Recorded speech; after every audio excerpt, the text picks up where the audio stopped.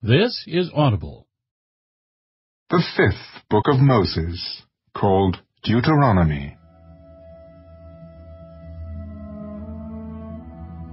These are the words which Moses spoke to all Israel on this side of the Jordan in the wilderness, in the plain opposite Suf, between Paran, Tophel, Laban, Hazirath, and Dizahab. It is 11 days' journey from Horeb by way of Mount Seir to Kadesh Barnea.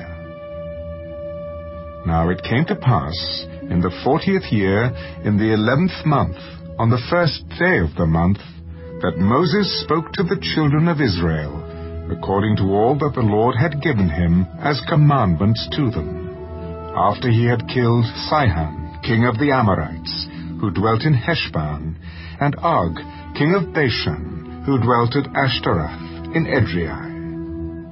On this side of the Jordan, in the land of Moab, Moses began to explain this law. The Lord our God spoke to us in Horeb, saying, "You have dwelt long enough at this mountain. Turn and take your journey, and go to the mountains of the Amorites, to all the neighboring places in the plain, in the mountains and in the lowland, in the south and on the seacoast, to the land of the Canaanites and to Lebanon, as far as the great river, the river Euphrates. See, I have set the land before you. Go in and possess the land, which the Lord swore to your fathers, to Abraham, Isaac, and Jacob, to give to them and their descendants after them. And I spoke to you at that time, saying, I alone am not able to bear you.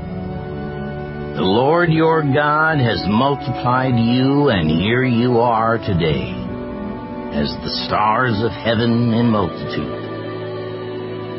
May the Lord God of your fathers make you 1,000 times more numerous than you are, and bless you as he has promised you. How can I alone bear your problems and your burdens and your complaints? Choose wise, understanding, and knowledgeable men from among your tribes, and I will make them heads over you. And you answered me and said, the thing which you have told us to do is good. So I took the heads of your tribes, wise and knowledgeable men, and made them heads over you, leaders of thousands, leaders of hundreds, leaders of 50s, leaders of 10s, and officers for your tribes. Then I commanded your judges at that time, saying, hear the cases between your brethren, and judge righteously between a man and his brother, or the stranger who is with him.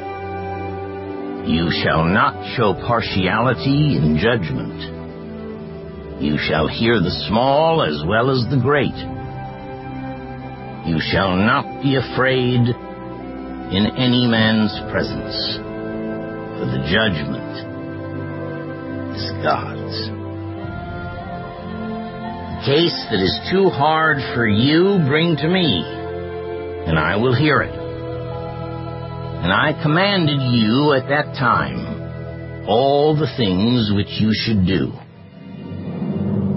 So we departed from Horeb, and went through all that great and terrible wilderness which you saw on the way to the mountains of the Amorites, as the Lord our God had commanded us. Then we came to Kadesh Barnea, and I said to you, you have come to the mountains of the Amorites, which the Lord our God is giving us. Look, The Lord your God has set the land before you. Go up and possess it, as the Lord God of your fathers has spoken to you. Do not fear or be discouraged. And every one of you came near to me and said, let us send men before us, and let them search out the land for us and bring back word to us of the way by which we should go up and of the cities into which we shall come. The plan pleased me well. So I took 12 of your men, one man from each tribe, and they departed and went up into the mountains and came to the valley of Eshcol and spied it out. They also took some of the fruit of the land in their hands and brought it down to us, and they brought back word to us, saying, it is a good land which the Lord our God is giving us. Nevertheless, you would not go up, but rebelled against the command of the Lord your God. And you complained in your tents and said, because the Lord hates us, he has brought us out of the land of Egypt to deliver us into the hand of the Amorites to destroy us. Where can we go up? Our brethren have discouraged our hearts, saying, the people are greater and taller than we. The cities are great and fortified up to heaven. Moreover, we have seen the sons of the Anakim there. Then I said to you, do not be terrified or afraid of them. The Lord your God who goes before you, he will fight for you according to all he did for you in Egypt before your eyes, and in the wilderness, where you saw how the Lord your God carried you, as a man carries his son, in all the way that you went until you came to this place. Yet for all that you did not believe the Lord your God, who went in the way before you to search out a place for you to pitch your tents, to show you the way you should go, in the fire by night and in the cloud by day.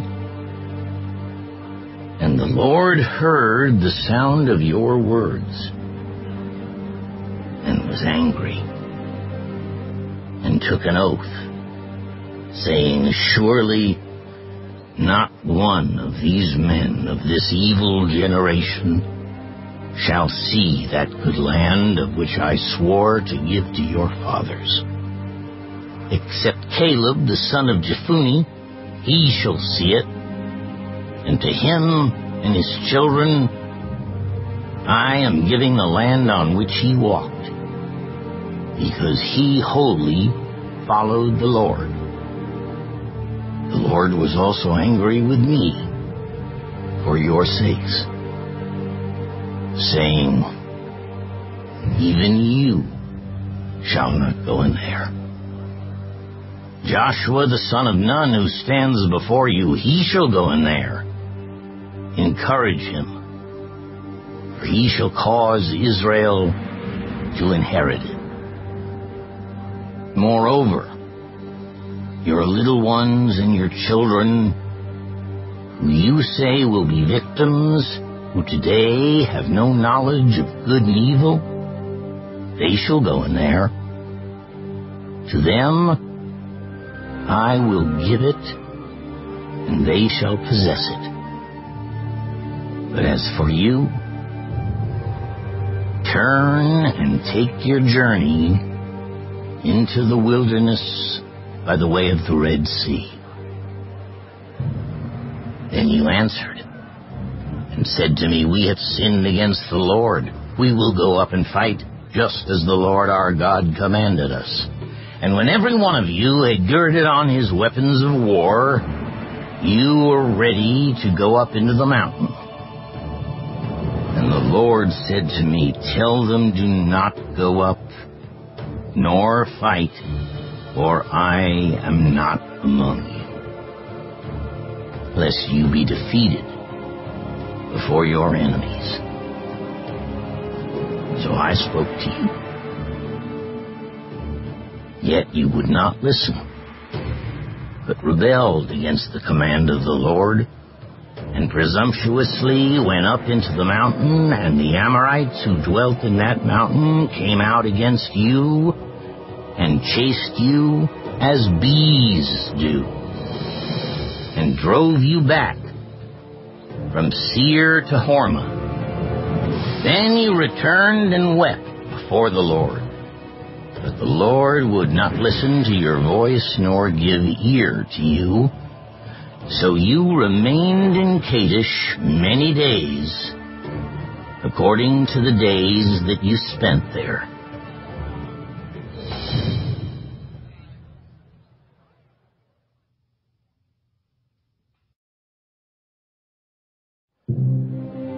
Then we turned and journeyed into the wilderness of the way of the Red Sea, as the Lord spoke to me. And we skirted Mount Seir for many days. And the Lord spoke to me, saying, You have skirted this mountain long enough. Turn northward, and command the people, saying, You are about to pass through the territory of your brethren, the descendants of Esau, who live in Seir, and they will be afraid of you. Therefore watch yourselves carefully. Do not meddle with them, for I will not give you any of their land, no, not so much as one footstep, because I have given Mount Seir to Esau as a possession. You shall buy food from them with money, that you may eat, and you shall also buy water from them with money, that you may drink. For the Lord your God has blessed you in all the work of your hand. He knows you're trudging through this great wilderness. These 40 years, the Lord your God has been with you. You have lacked nothing. And when we passed beyond our brethren, the descendants of Esau, who dwelt in Seir, away from the road of the plain, away from Elath and Ezion-Geber, we turned and passed by way of the wilderness of Moab. Then the Lord said to me, Do not harass Moab, nor contend with them in battle, for I will not give you any of their land as a possession, because I have given Ar to the descendants of Lot as a possession. The Emim had dwelt there in times past, a people as great and numerous and tall as the Anakim. They were also regarded as giants like the Anakim. But the Moabites called them Emim. The Horites formerly dwelt in Seir, but the descendants of Esau dispossessed them and destroyed them from before them, and dwelt in their place, just as Israel did to the land of their possession, which the Lord gave them. Now rise and cross over the valley of the Zered. So we crossed over the valley of the Zered, and the time we took to come from Kadesh Barnea until we crossed over the valley of the Zered was 38 years, until all the generation of the men of war was consumed from the midst of the camp, just as the Lord had sworn to them. For indeed the hand of the Lord was against them, to destroy them from the midst of the camp until they were consumed. So it was, when all the men of war had finally perished from among the people, that the Lord spoke to me, saying, This day you are to cross over at Ar, boundary of Moab. And when you come near the people of Ammon, do not harass them or meddle with them, for I will not give you any of the land of the people of Ammon as a possession, because I have given it to the descendants of Lot as a possession. That was also regarded as a land of giants. Giants formerly dwelt there, but the Amorites call them Zamzummim, a people as great and numerous and tall as the Anakim. But the Lord destroyed them before them, and they dispossessed them and dwelt in their place, just as he had done for the descendants of Esau who dwelt in Seir when he destroyed the Horites from before them. They dispossessed them and dwelt in their place even to this day. And the Avim, who dwelt in villages as far as Gaza. The Caphtorim, who came from Captor, destroyed them and dwelt in their place. Rise, take your journey, and cross over the river Arnon. Look, I have given into your hand Sihon, the Amorite, king of Heshbon, and his land. Begin to possess it and engage him in battle. This day I will begin to put the dread and fear of you upon the nations under the whole heaven, who shall hear the report of you and shall tremble and be in anguish because of you. And I sent messengers from the wilderness of Kedemoth to Sihon, king of Heshbon, with words of peace, saying, let me pass through your land. I will keep strictly to the road, and I will turn neither to the right nor to the left. You shall sell me food for money that I may eat, and give me water for money that I may drink. Only let me pass through on foot, just as the descendants of Esau who dwell in Seir, and the Moabites who dwell in Ar did for me, until I cross the Jordan to the land which the Lord our God is giving us. But Sihon, king of Heshbon, would not let us pass through. For the Lord your God hardened his spirit and made his heart obstinate, that he might deliver him into your hand, as it is this day. And the Lord said to me, see, I have begun to give Sihon and his land over to you. Begin to possess it, that you may inherit his land. Then Sihon and all his people came out against us to fight at Jahaz, and the Lord our God delivered him over to us. So we defeated him, his sons, and all his people. We took all his cities at that time, and we utterly destroyed the men, women, and little ones of every city. We left none remaining. We took only the livestock as plunder for ourselves, with the spoils of the cities which we took. From Aroer, which is on the bank of the river Arnon, and from the city that is in the ravine as far as Gilead, there was not one city too strong for us. The Lord our God delivered all to us. Only you did not go near the land of the people of Ammon. Anywhere along the river Jabbok, or to the cities of the mountains, or wherever the Lord our God had forbidden us.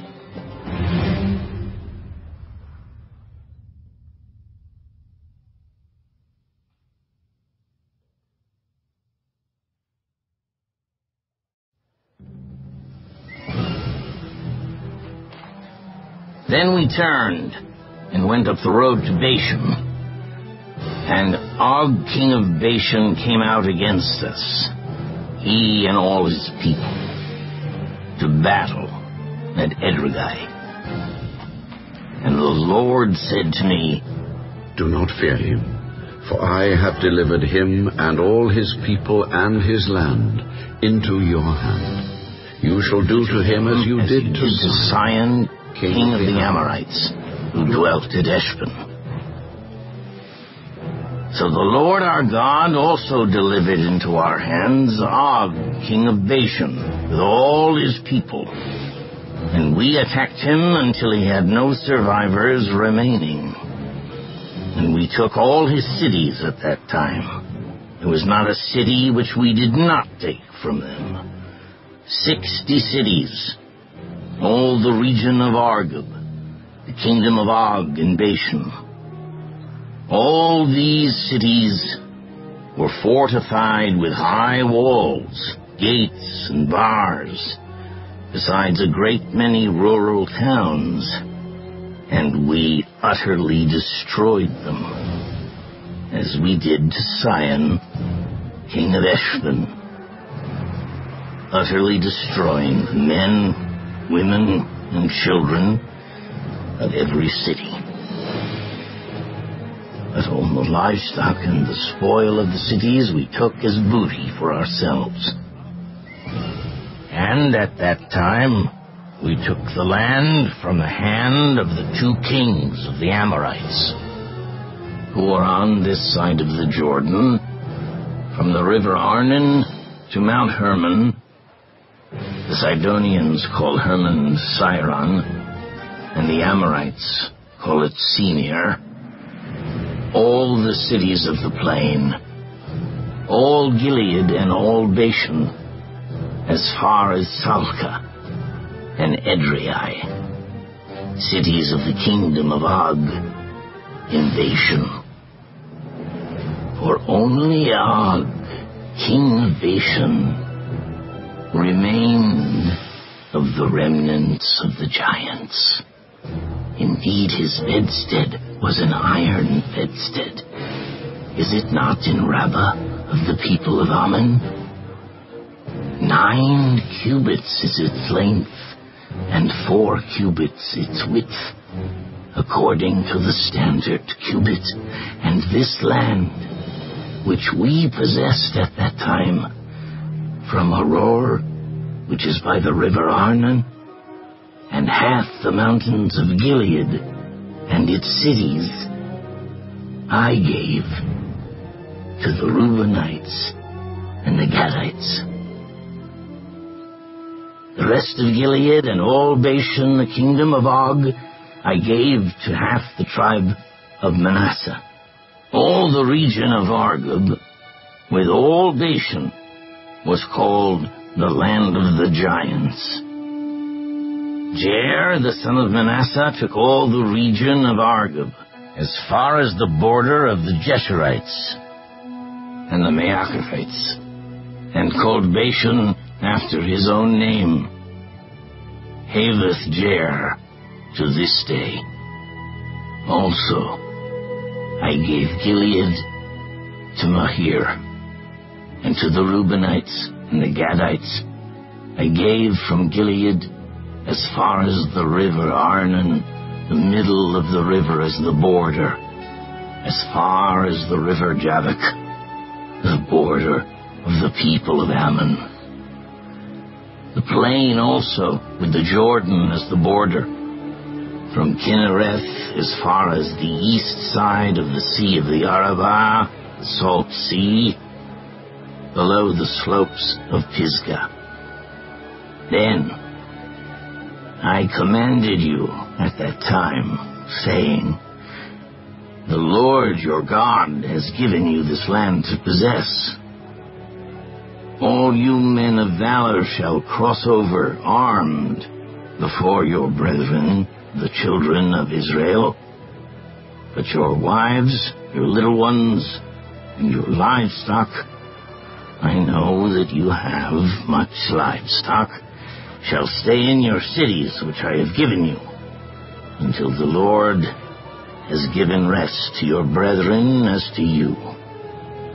And they also possess the land, which the Lord your God is giving them beyond the Jordan. Then each of you may return to his possession, which I have given you.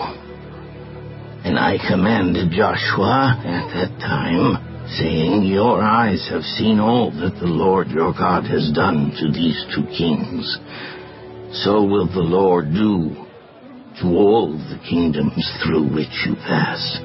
You must not fear them, for the Lord your God himself fights for you.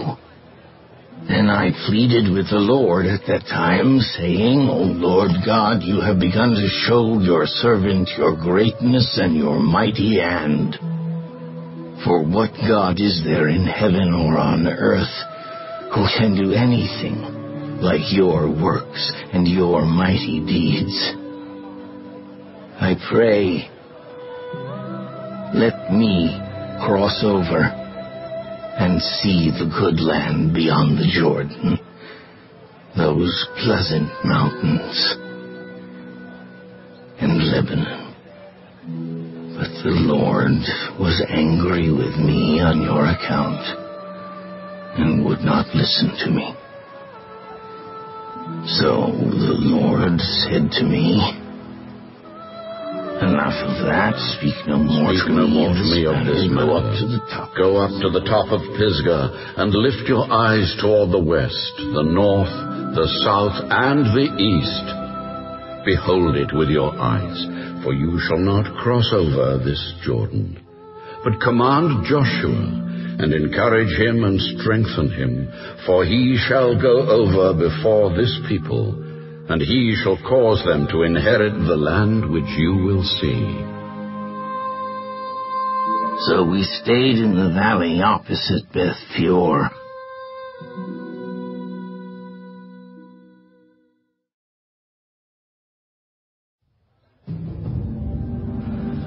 Now, O Israel,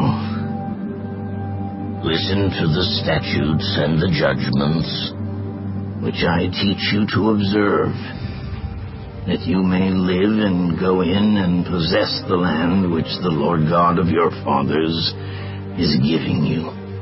You shall not add to the word which I command you, nor take from it, that you may keep the commandments of the Lord your God, which I command you.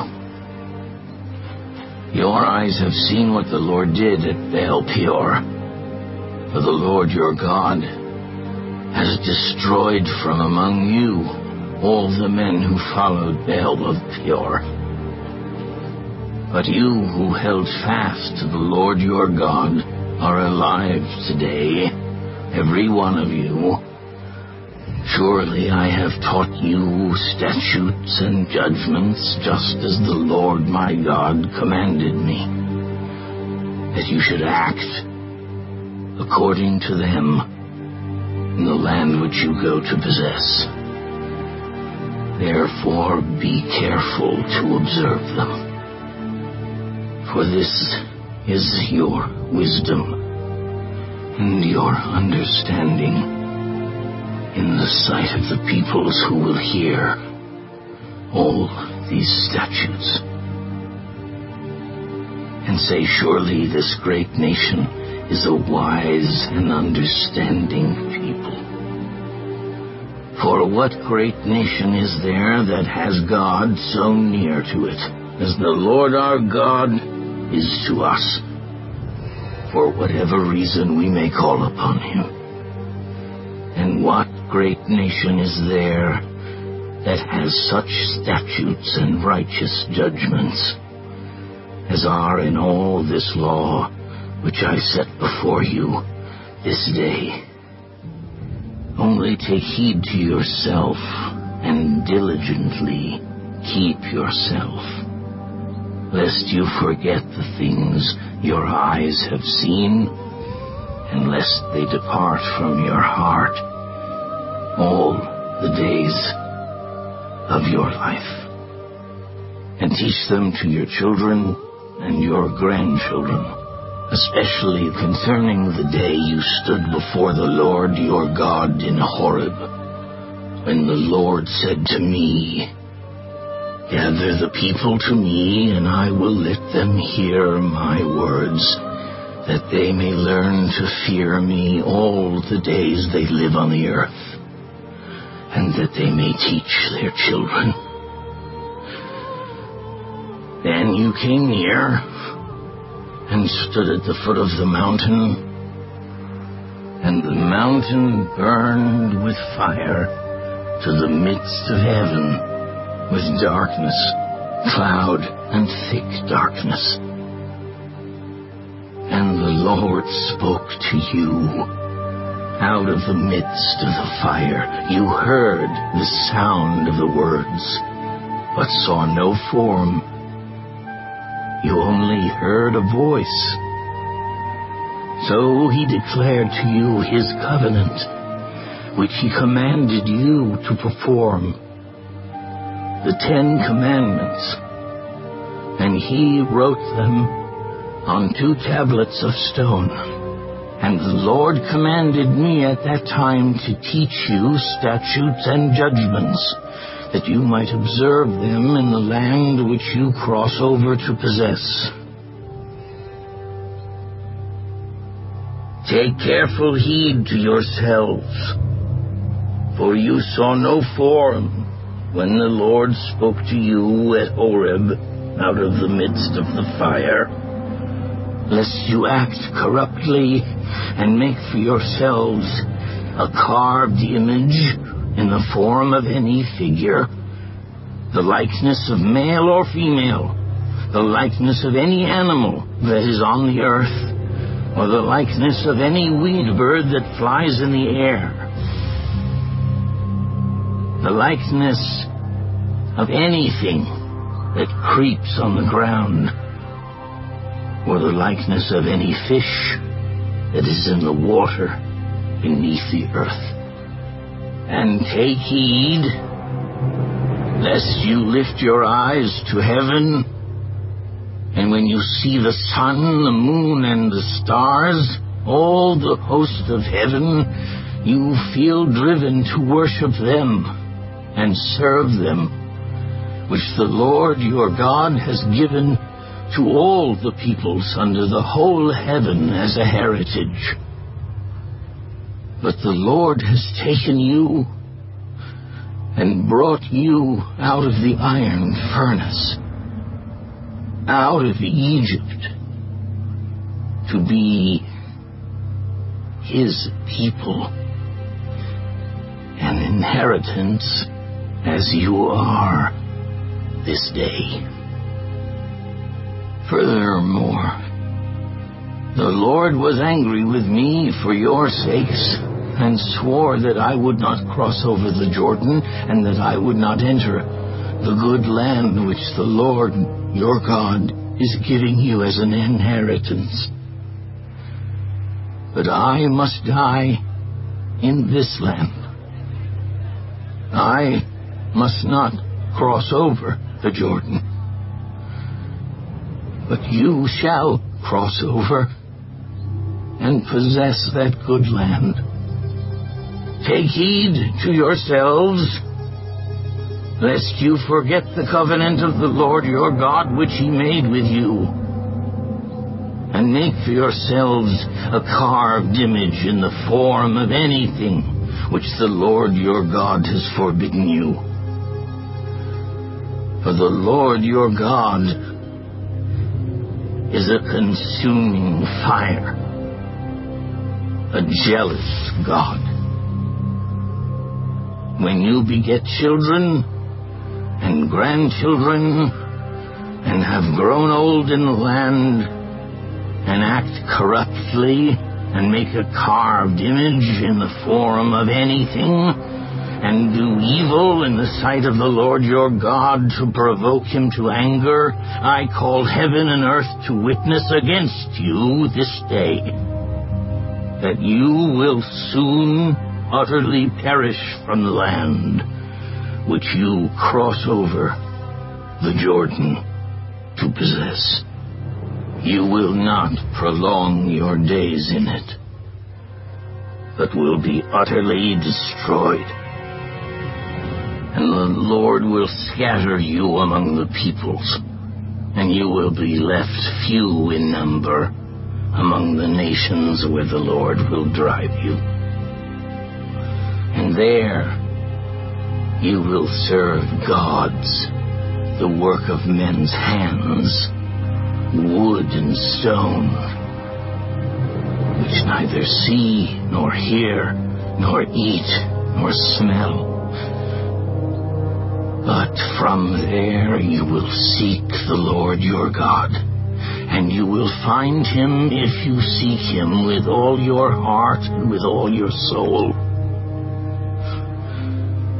When you are in distress, and all these things come upon you in the latter days, when you turn to the Lord your God and obey his voice, for the Lord your God is a merciful God.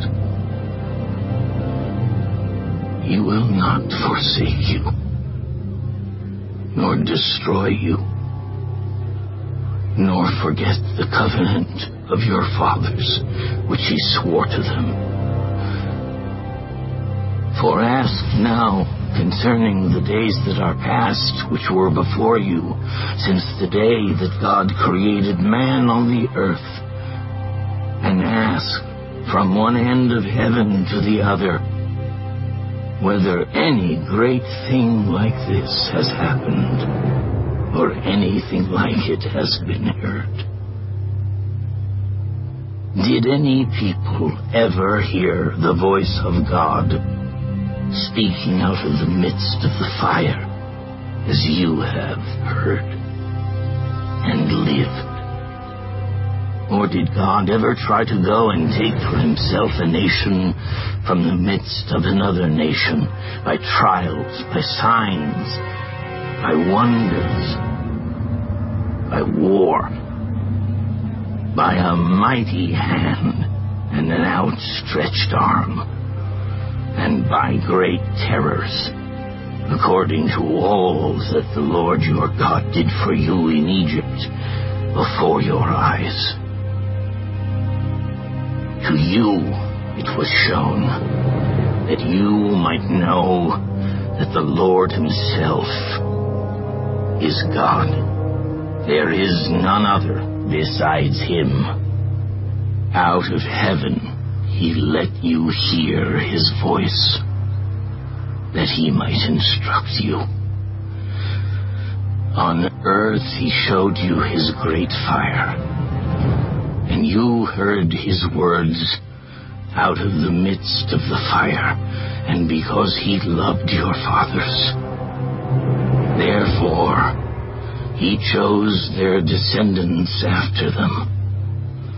And he brought you out of Egypt with his presence, with his mighty power, driving out from before you nations greater and mightier than you, to bring you in, to give you their land as an inheritance, as it is this day. Therefore, know this day, and consider it in your heart, that the Lord himself is God in heaven above, and on the earth beneath. There is no other. You shall therefore keep his statutes and his commandments, which I command you today, that it may go well with you and with your children after you, and that you may prolong your days in the land which the Lord your God is giving you for all time." Then Moses set apart 3 cities on this side of the Jordan toward the rising of the sun, that the manslayer might flee there who kills his neighbor unintentionally, without having hated him in time past, and that by fleeing to one of these cities he might live. Bezer in the wilderness on the plateau for the Reubenites, Ramoth in Gilead for the Gadites, and Golan in Bashan for the Manassites. Now this is the law which Moses set before the children of Israel. These are the testimonies, the statutes, and the judgments which Moses spoke to the children of Israel after they came out of Egypt, on this side of the Jordan, in the valley opposite Beth Peor, in the land of Sihon, king of the Amorites, who dwelt at Heshbon, whom Moses and the children of Israel defeated after they came out of Egypt. And they took possession of his land, and the land of Og, king of Bashan, 2 kings of the Amorites, who were on this side of the Jordan toward the rising of the sun, from Aroer, which is on the bank of the river Arnon, even to Mount Sion, that is Hermon, and all the plain on the east side of the Jordan, as far as the sea of Arabah, below the slopes of Pisgah.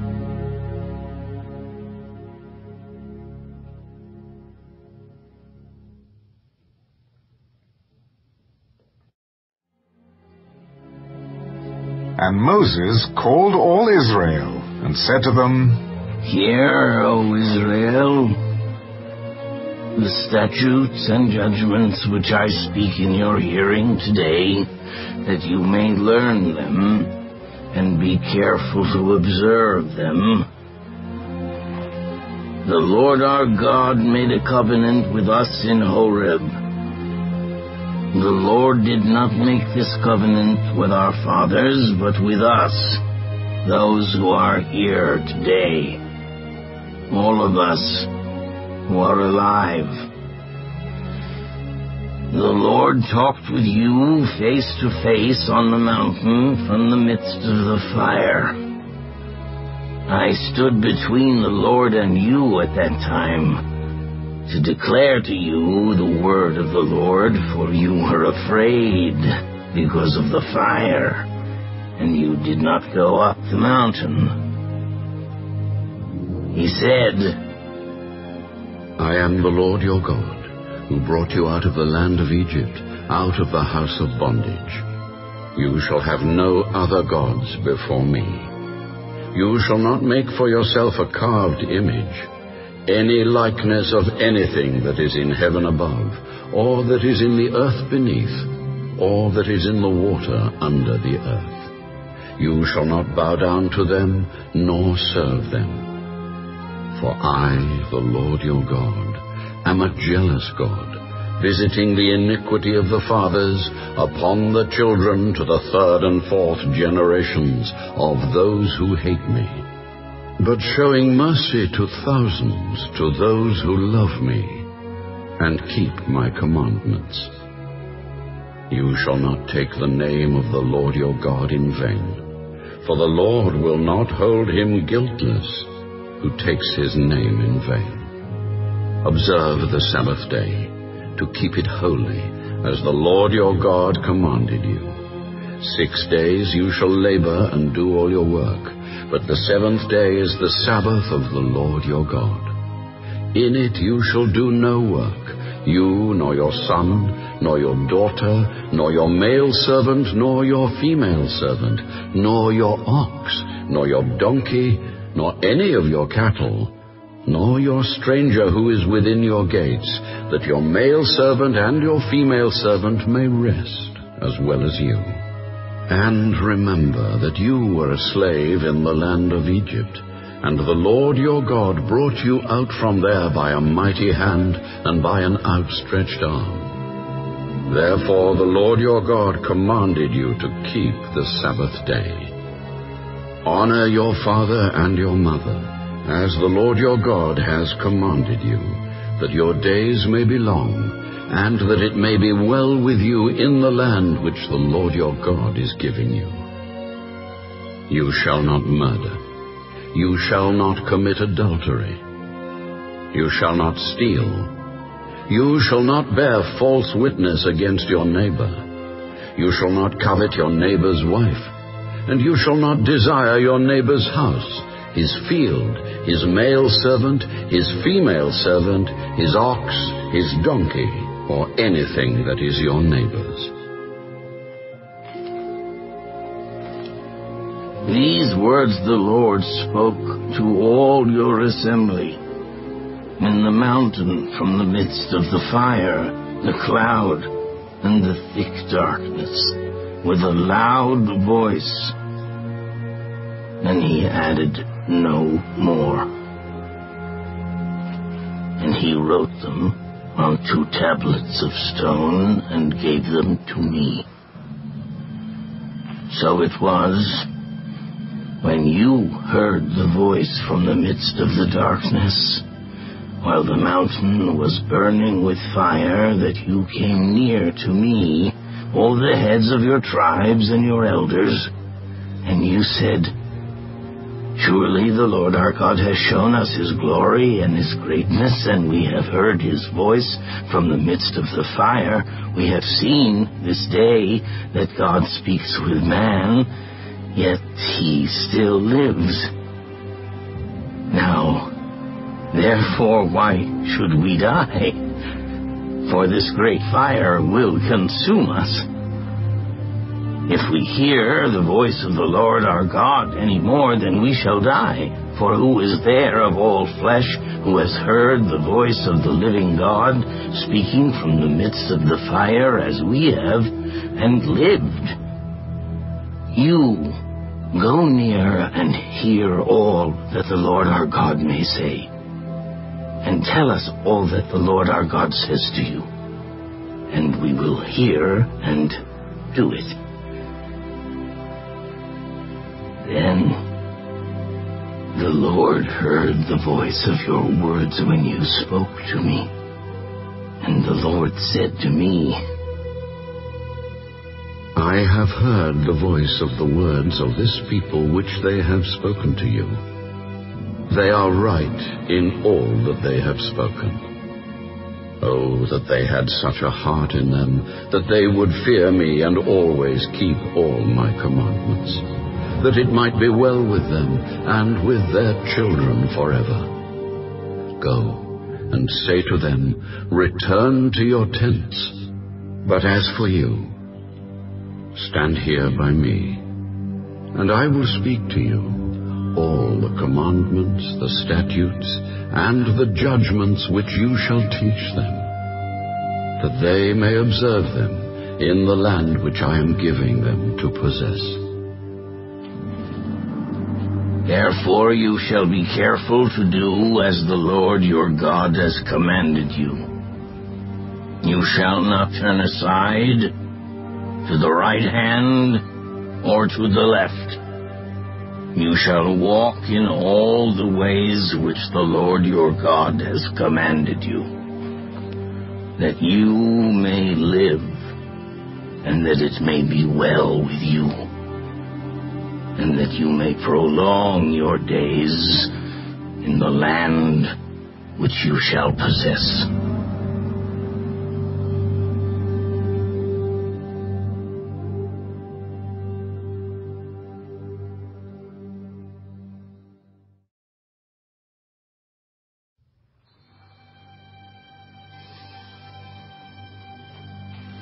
Now this is the commandment, and these are the statutes and judgments which the Lord your God has commanded to teach you, that you may observe them in the land which you are crossing over to possess, that you may fear the Lord your God, to keep all his statutes and his commandments which I command you, you and your son and your grandson, all the days of your life, and that your days may be prolonged. Therefore, hear, O Israel, and be careful to observe it, that it may be well with you, and that you may multiply greatly, as the Lord God of your fathers has promised you, a land flowing with milk and honey. Hear, O Israel, the Lord our God, the Lord is one.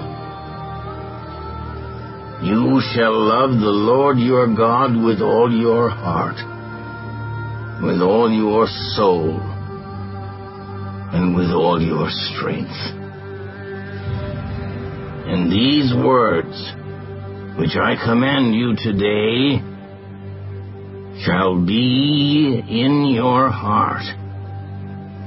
You shall teach them diligently to your children, and shall talk of them when you sit in your house, when you walk by the way, when you lie down, and when you rise up. You shall bind them as a sign on your hand. They shall be as frontlets between your eyes. You shall write them on the doorposts of your house and on your gates. So it shall be, when the Lord your God brings you into the land of which he swore to your fathers, to Abraham, Isaac, and Jacob, to give you large and beautiful cities which you did not build, houses full of all good things which you did not fill, hewn out wells which you did not dig, vineyards and olive trees which you did not plant.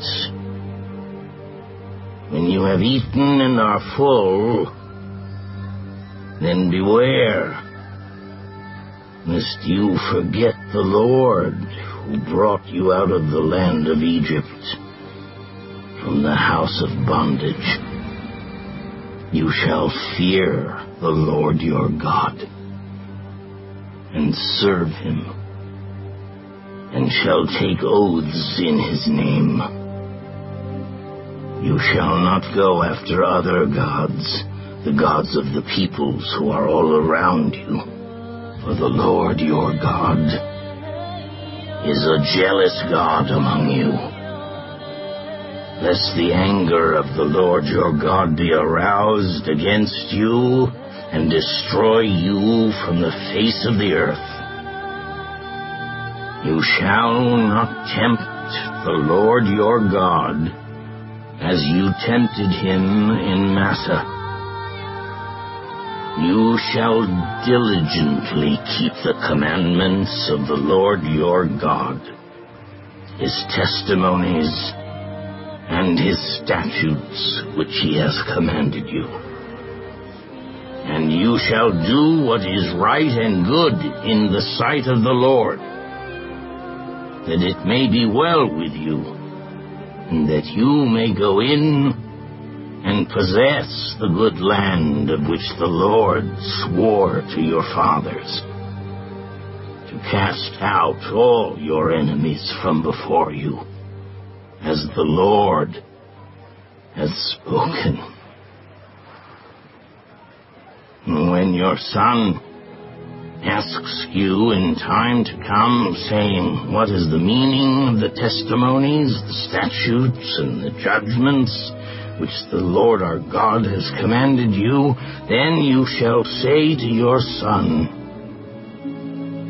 we were slaves of Pharaoh in Egypt, and the Lord brought us out of Egypt with a mighty hand.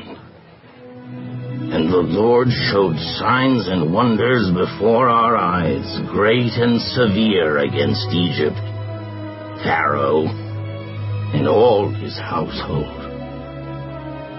Then he brought us out from there that he might bring us in, to give us the land of which he swore to our fathers.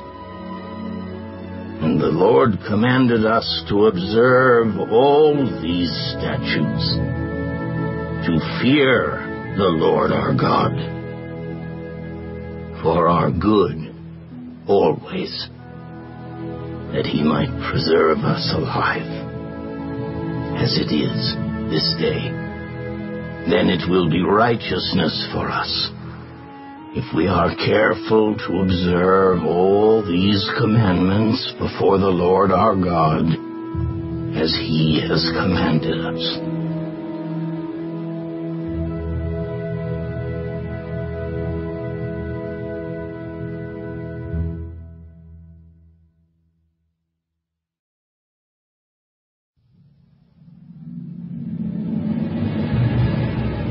When the Lord your God brings you into the land which you go to possess, and has cast out many nations before you, the Hittites, and the Girgashites, and the Amorites, and the Canaanites, and the Perizzites, and the Hivites, and the Jebusites, 7 nations greater and mightier than you. And when the Lord your God delivers them over to you, you shall conquer them and utterly destroy them.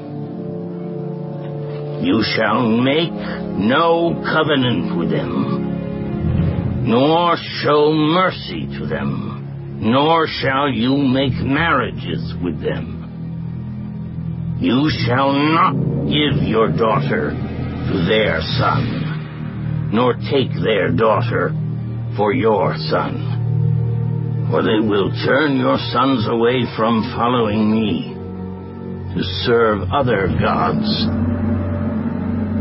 So the anger of the Lord will be aroused against you, and destroy you suddenly.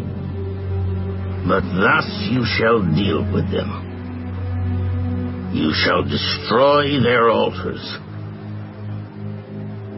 and break down their sacred pillars, and cut down their wooden images, and burn their carved images with fire. For you are a holy people to the Lord your God. The Lord your God has chosen you to be a people for himself, a special treasure above all the peoples on the face of the earth. The Lord did not set his love on you, nor choose you, because you were more in number than any other people, for you were the least of all peoples. But because the Lord loves you, and because he would keep the oath which he swore to your fathers, the Lord has brought you out with a mighty hand, and redeemed you from the house of bondage, from the hand of Pharaoh, king of Egypt. Therefore, know that the Lord your God, he is God, the faithful God, who keeps covenant and mercy for 1,000 generations with those who love him and keep his commandments. And he repays those who hate him to their face, to destroy them. He will not be slack with him who hates him. He will repay him to his face. Therefore you shall keep the commandment, the statutes and the judgments which I command you today to observe them. Then it shall come to pass, because you listen to these judgments and keep and do them, that the Lord your God will keep with you the covenant and the mercy which he swore to your fathers. And he will love you and bless you and multiply you. He will also bless the fruit of your womb and the fruit of your land, your grain and your new wine and your oil, the increase of your cattle and the offspring of your flock, in the land of which he swore to your fathers to give you. You shall be blessed above all peoples. There shall not be a male or female barren among you, or among your livestock. And the Lord will take away from you all sickness, and will afflict you with none of the terrible diseases of Egypt which you have known, but will lay them on all those who hate you. Also you shall destroy all the peoples whom the Lord your God delivers over to you. Your eye shall have no pity on them, nor shall you serve their gods, for that will be a snare to you. If you should say in your heart, these nations are greater than I, how can I dispossess them? You shall not be afraid of them, but you shall remember well what the Lord your God did to Pharaoh and to all Egypt. The great trials which your eyes saw, the signs and the wonders, the mighty hand and the outstretched arm by which the Lord your God brought you out, so shall the Lord your God do to all the peoples of whom you are afraid. Moreover, the Lord your God will send the hornet among them, until those who are left to hide themselves from you are destroyed. You shall not be terrified of them, for the Lord your God, the great and awesome God, is among you. And the Lord your God will drive out those nations before you little by little. You will be unable to destroy them at once, lest the beasts of the field become too numerous for you. But the Lord your God will deliver them over to you, and will inflict defeat upon them, until they are destroyed. And he will deliver their kings into your hand, and you will destroy their name from under heaven. No one shall be able to stand against you until you have destroyed them. You shall burn the carved images of their gods with fire. You shall not covet the silver or gold that is on them, nor take it for yourselves, lest you be snared by it. For it is an abomination to the Lord your God. Nor shall you bring an abomination into your house, lest you be doomed to destruction like it. You shall utterly detest it, and utterly abhor it, for it is an accursed thing.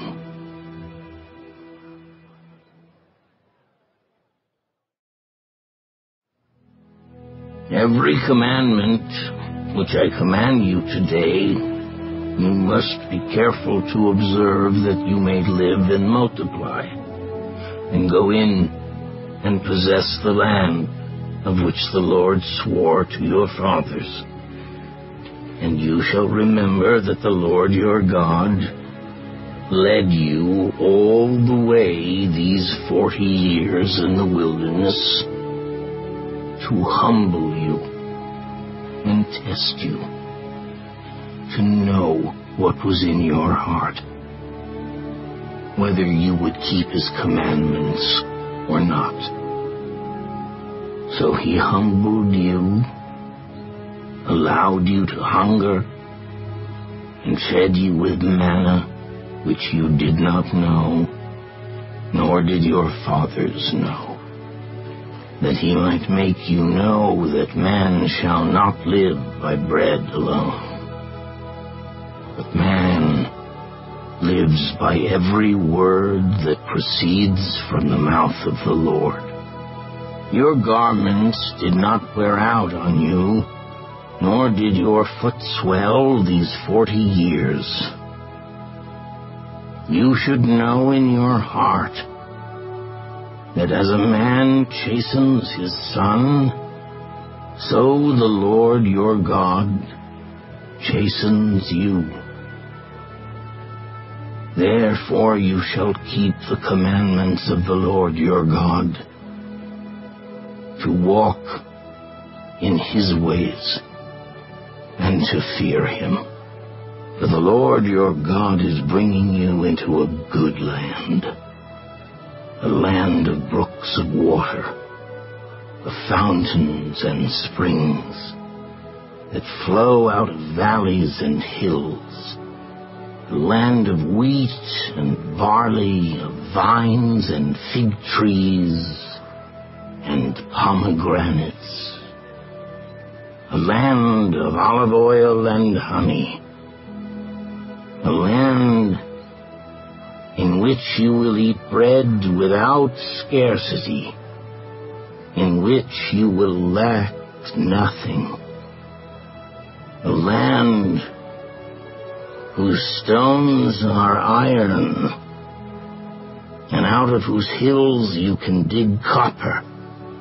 When you have eaten and are full, then you shall bless the Lord your God for the good land which he has given you.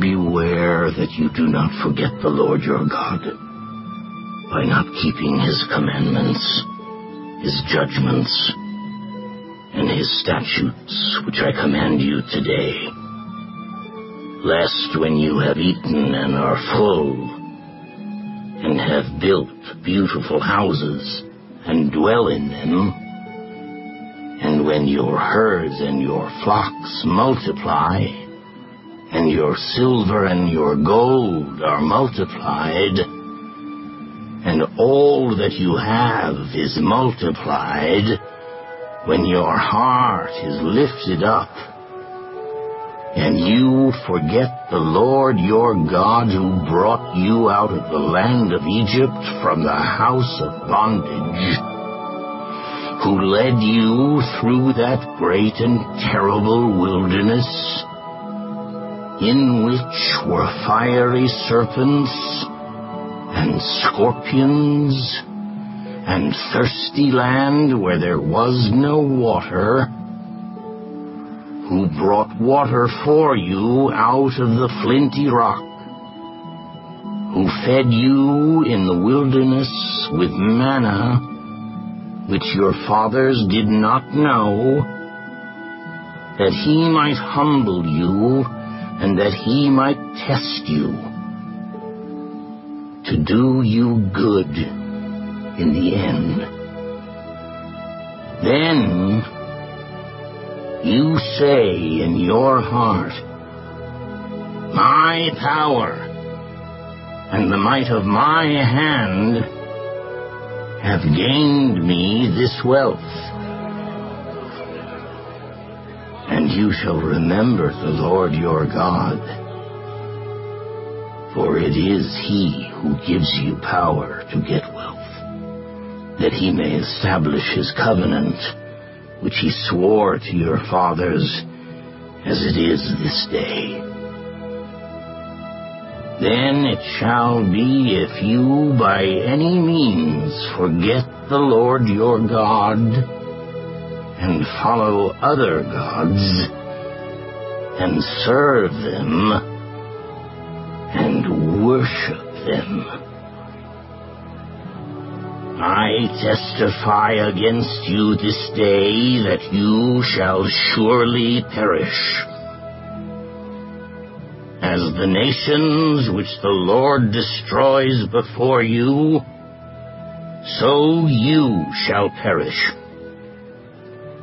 because you would not be obedient to the voice of the Lord your God.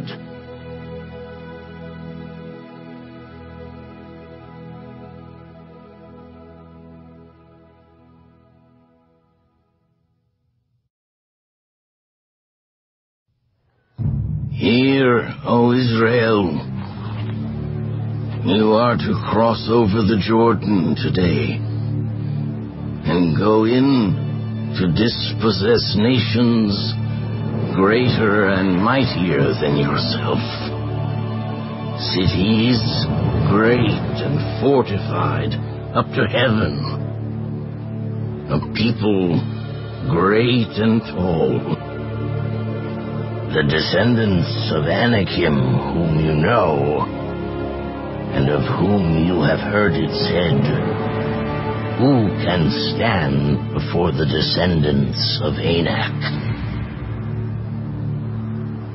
Therefore understand today that the Lord your God is he who goes over before you as a consuming fire.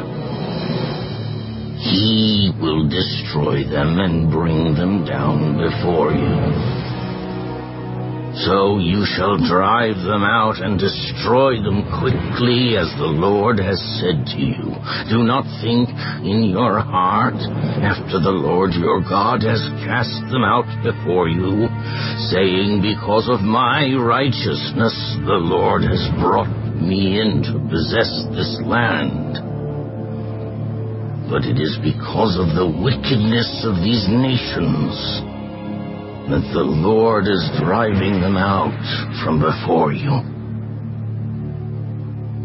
It is not because of your righteousness or the uprightness of your heart that you go in to possess their land, but because of the wickedness of these nations that the Lord your God drives them out from before you, and that he may fulfill the word which the Lord swore to your fathers, to Abraham, Isaac, and Jacob. Therefore understand that the Lord your God is not giving you this good land to possess because of your righteousness. For you are a stiff-necked people. Remember, do not forget how you provoked the Lord your God to wrath in the wilderness. From the day that you departed from the land of Egypt until you came to this place, you have been rebellious against the Lord. Also in Horeb you provoked the Lord to wrath, so that the Lord was angry enough with you to have destroyed you. When I went up into the mountain to receive the tablets of stone, the tablets of the covenant which the Lord made with you, then I stayed on the mountain 40 days and 40 nights. I neither ate bread nor drank water. And the Lord delivered to me 2 tablets of stone, written with the finger of God. And on them were all the words which the Lord had spoken to you on the mountain from the midst of the fire in the day of the assembly. And it came to pass at the end of 40 days and 40 nights that the Lord gave me the 2 tablets of stone, the tablets of the covenant. And the Lord said to me, Arise, go down quickly from here, for your people whom you brought out of Egypt have acted corruptly. They have quickly turned aside from the way which I commanded them. They have made themselves a molded image. Furthermore, the Lord spoke to me. I have seen this people, and indeed they are a stiff-necked people. Let me alone, that I may destroy them and blot out their name from under heaven. And I will make of you a nation mightier and greater than they. So I turned and came down from the mountain, and the mountain burned with fire, and the 2 tablets of the covenant were in my 2 hands. And I looked, and behold, you had sinned against the Lord your God, and made for yourselves a molded calf. You had turned aside quickly from the way which the Lord had commanded you. Then I took the 2 tablets and threw them out of my 2 hands and broke them before your eyes. And I fell down before the Lord, as at the first 40 days and 40 nights. I neither ate bread nor drank water because of all your sin, which you committed in doing wickedly in the sight of the Lord, to provoke him to anger. For I was afraid of the anger and hot displeasure with which the Lord was angry with you to destroy you. But the Lord listened to me at that time also. And the Lord was very angry with Aaron and would have destroyed him.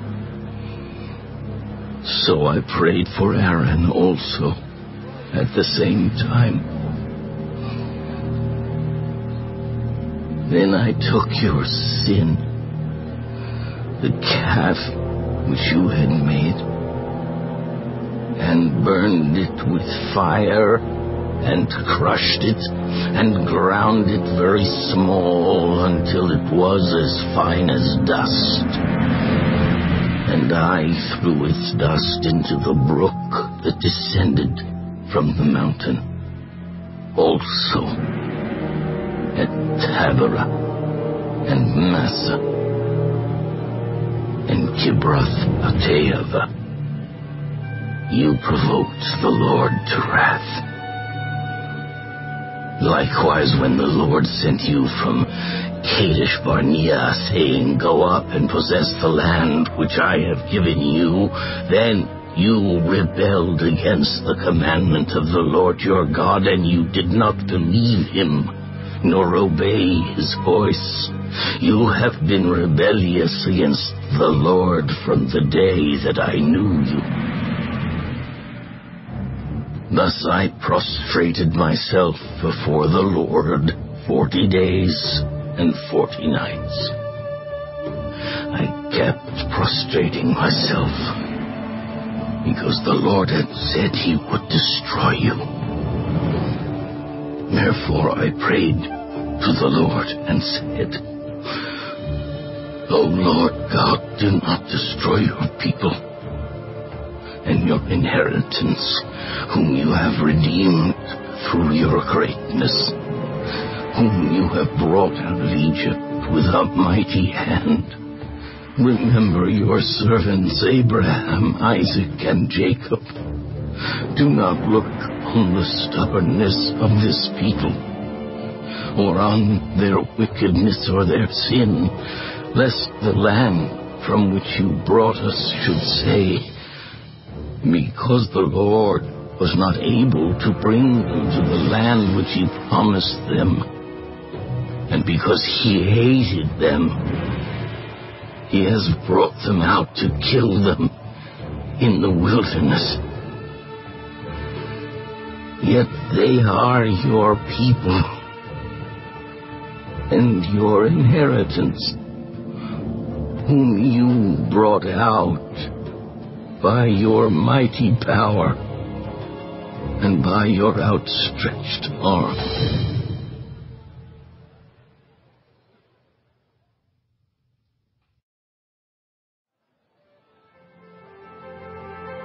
At that time, the Lord said to me, Hew for yourself 2 tablets of stone like the first, and come up to me on the mountain, and make yourself an ark of wood. And I will write on the tablets the words that were on the first tablets which you broke, and you shall put them in the ark. So I made an ark of acacia wood, hewed 2 tablets of stone like the first, and went up the mountain, having the 2 tablets in my hand. And he wrote on the tablets according to the first writing the 10 commandments which the Lord had spoken to you in the mountain from the midst of the fire in the day of the assembly. And the Lord gave them to me. Then I turned and came down from the mountain and put the tablets in the ark which I had made, and there they are, just as the Lord commanded me. Now the children of Israel journeyed from the wells of Beni-Jaakon to Masirah, where Aaron died, and where he was buried. And Eleazar his son ministered as priest in his stead. From there they journeyed to Gudgodah, and from Gudgodah to Jotbatha, a land of rivers of water. At that time the Lord separated the tribe of Levi to bear the ark of the covenant of the Lord, to stand before the Lord to minister to him, and to bless in his name to this day. Therefore Levi has no portion nor inheritance with his brethren. The Lord is his inheritance, just as the Lord your God promised him. As at the first time, I stayed in the mountain 40 days and 40 nights. The Lord also heard me at that time, and the Lord chose not to destroy you. And the Lord said to me, Arise, begin your journey before the people, that they may go in and possess the land which I swore to their fathers to give them. And now, Israel, what does the Lord your God require of you but to fear the Lord your God, to walk in all his ways and to love him, to serve the Lord your God with all your heart and with all your soul, and to keep the commandments of the Lord and his statutes which I command you today, for your good. Indeed, heaven and the highest heavens belong to the Lord your God. Also the earth with all that is in it. The Lord delighted only in your fathers, to love them, and he chose their descendants after them, you above all peoples, as it is this day. Therefore, circumcise the foreskin of your heart, and be stiff-necked no longer, for the Lord your God is God of gods and Lord of lords, the great God, mighty and awesome, who shows no partiality, nor takes a bribe. He administers justice for the fatherless and the widow, and loves the stranger, giving him food and clothing. Therefore, love the stranger, for you were strangers in the land of Egypt. You shall fear the Lord your God. You shall serve him, and to him you shall hold fast and take oaths in his name. He is your praise, and he is your God, who has done for you these great and awesome things which your eyes have seen. Your fathers went down to Egypt with 70 persons, and now the Lord your God has made you as the stars of heaven in multitude.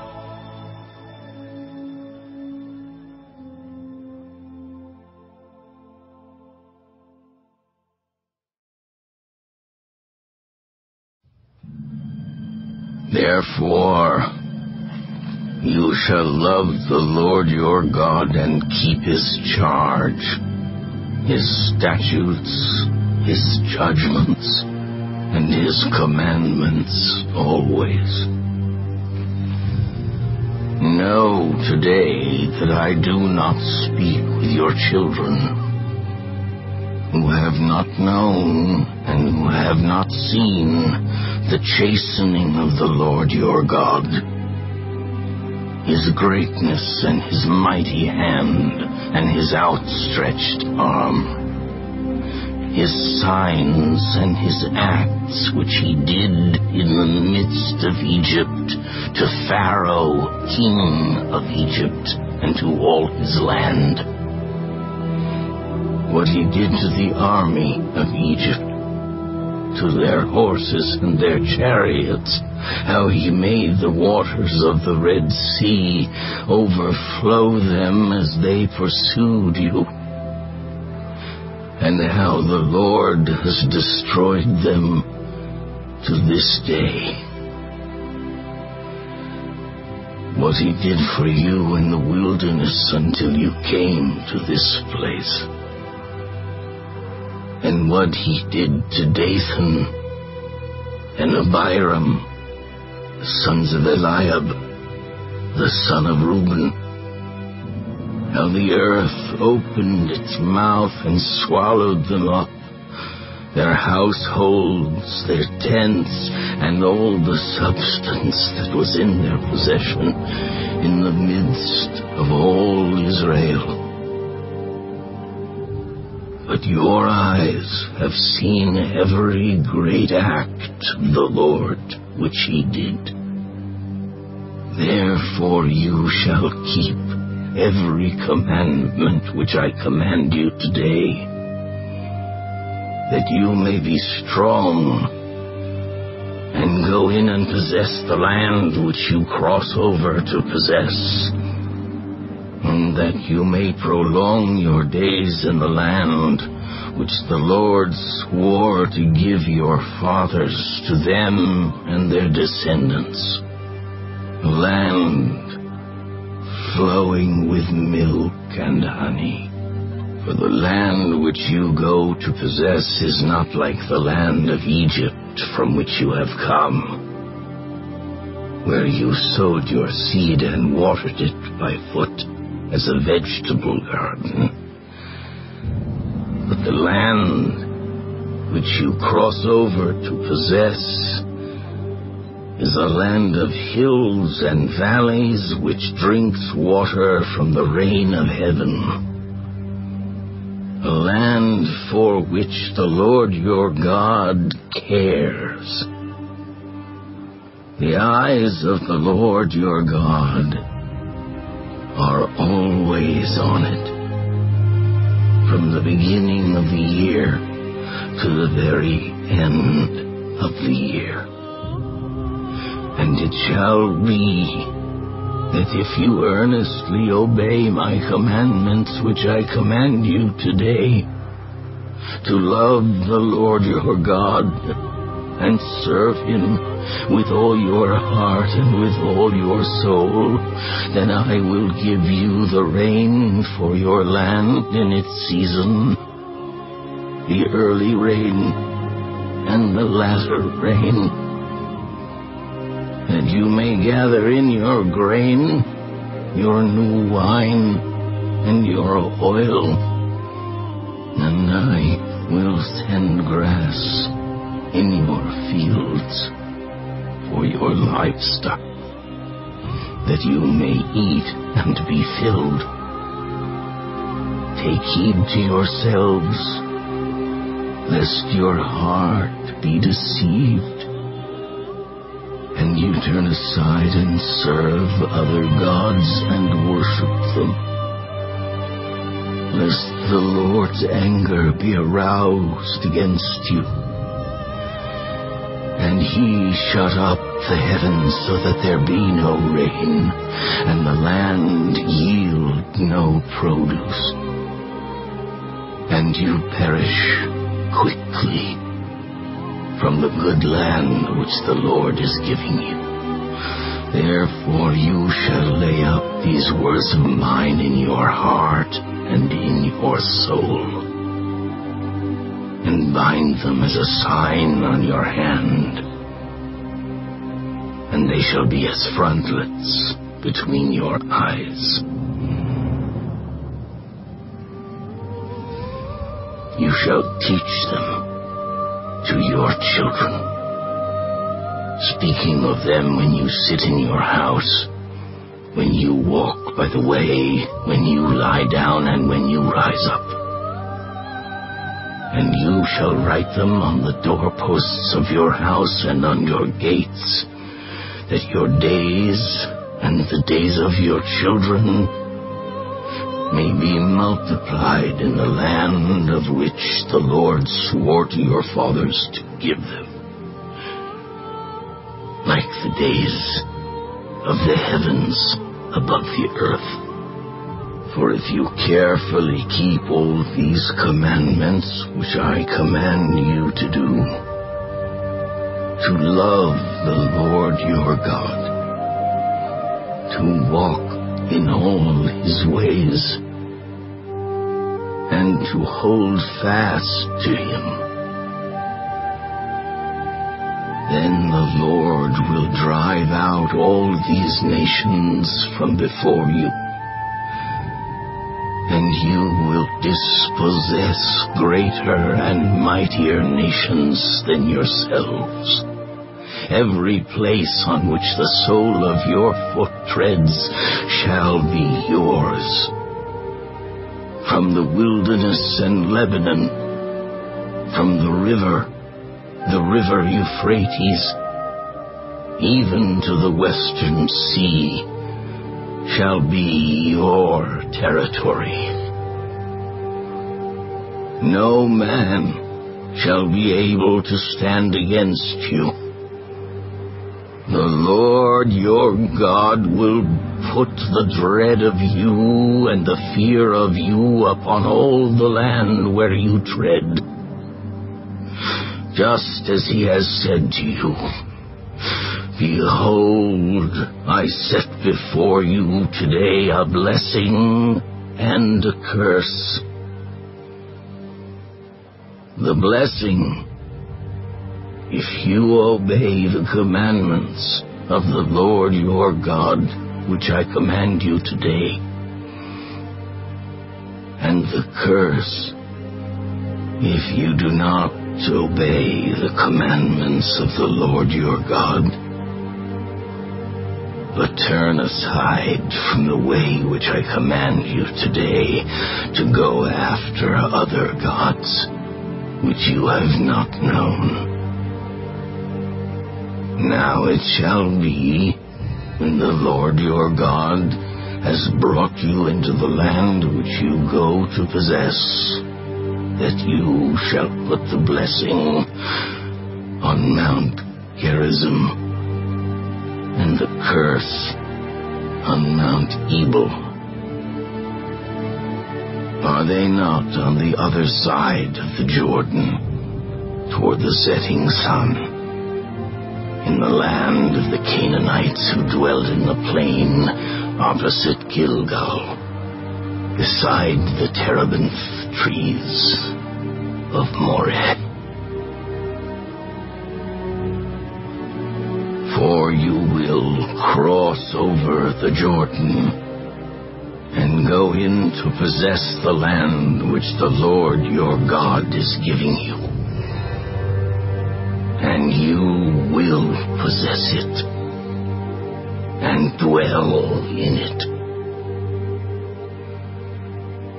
And you shall be careful to observe all the statutes and judgments which I set before you today.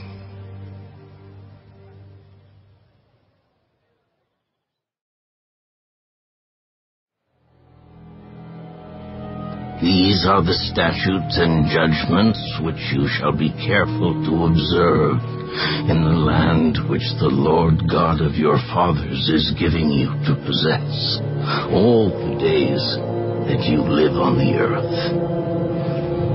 You shall utterly destroy all the places where the nations which you shall dispossess served their gods, on the high mountains, and on the hills, and under every green tree.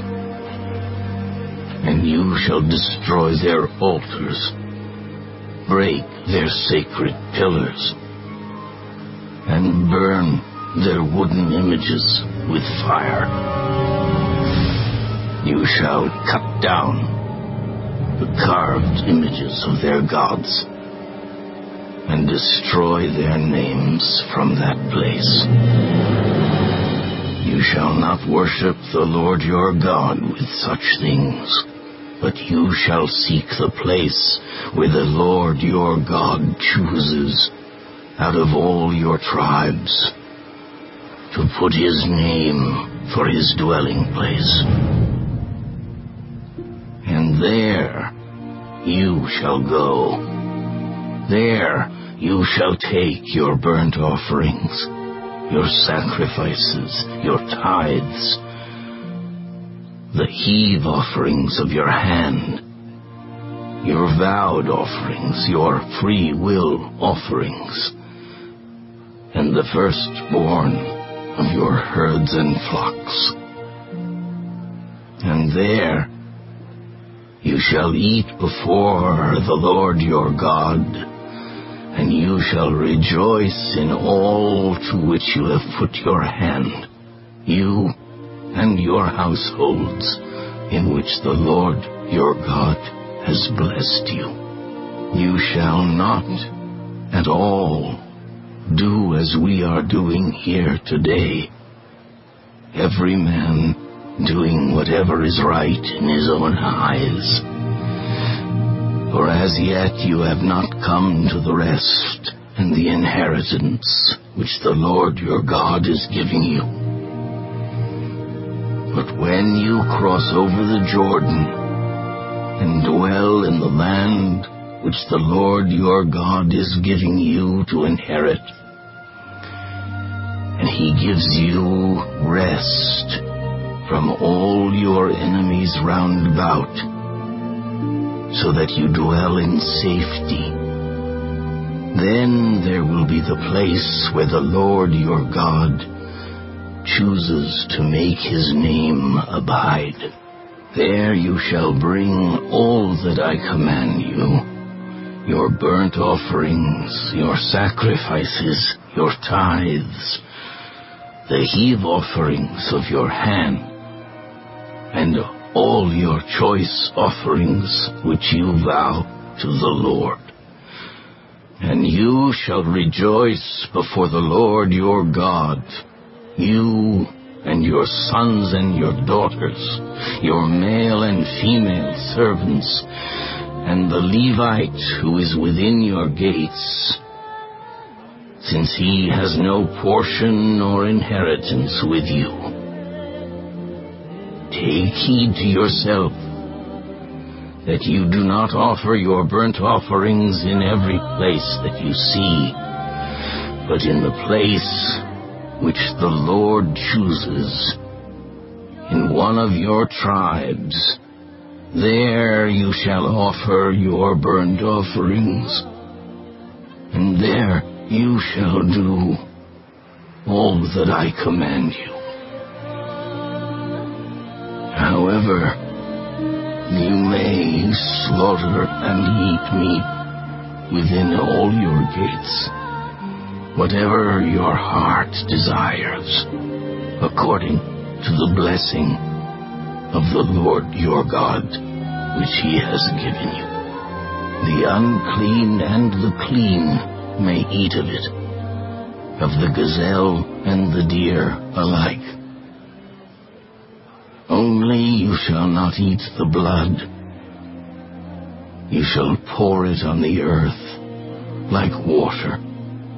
You may not eat within your gates the tithe of your grain, or your new wine, or your oil, of the firstborn of your herd or your flock, of any of your offerings which you vow, of your free will offerings, or of the heave offering of your hand. But you must eat them before the Lord your God in the place which the Lord your God chooses. You and your son and your daughter, your male servant and your female servant, and the Levite who is within your gates. And you shall rejoice before the Lord your God in all to which you put your hands.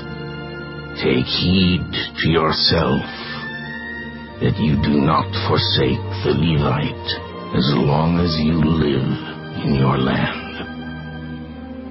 When the Lord your God enlarges your border as he has promised you, and you say, "Let me eat meat," because you long to eat meat, you may eat as much meat as your heart desires. If the place where the Lord your God chooses to put his name is too far from you, then you may slaughter from your herd and from your flock which the Lord has given you, just as I have commanded you. And you may eat within your gates as much as your heart desires. Just as the gazelle and the deer are eaten, so you may eat them. The unclean and the clean alike may eat them. Only be sure that you do not eat the blood, for the blood is the life. You may not eat the life with the meat. You shall not eat it, You shall pour it on the earth like water. You shall not eat it, that it may go well with you and your children after you, when you do what is right in the sight of the Lord. Only the holy things which you have, and your vowed offerings, you shall take and go to the place which the Lord chooses. And you shall offer your burnt offerings, the meat and the blood, on the altar of the Lord your God. And the blood of your sacrifices shall be poured out on the altar of the Lord your God. And you shall eat the meat. Observe and obey all these words which I command you, that it may go well with you and your children after you forever, when you do what is good and right in the sight of the Lord your God. When the Lord your God cuts off from before you the nations which you go to dispossess, and you displace them and dwell in their land, take heed to yourself that you are not ensnared to follow them after they are destroyed from before you, and that you do not inquire after their gods, saying, how did these nations serve their gods? I also will do likewise. You shall not worship the Lord your God in that way. For every abomination to the Lord which he hates, they have done to their gods. For they burn even their sons and daughters in the fire to their gods. Whatever I command you, be careful to observe it. You shall not add to it, nor take away from it.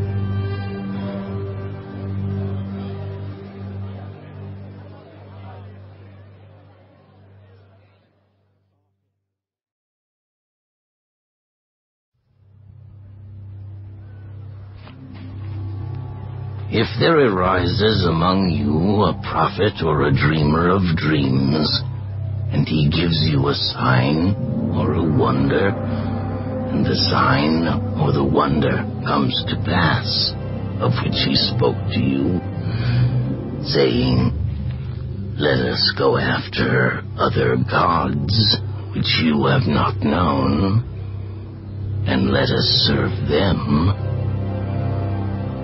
you shall not listen to the words of that prophet or that dreamer of dreams.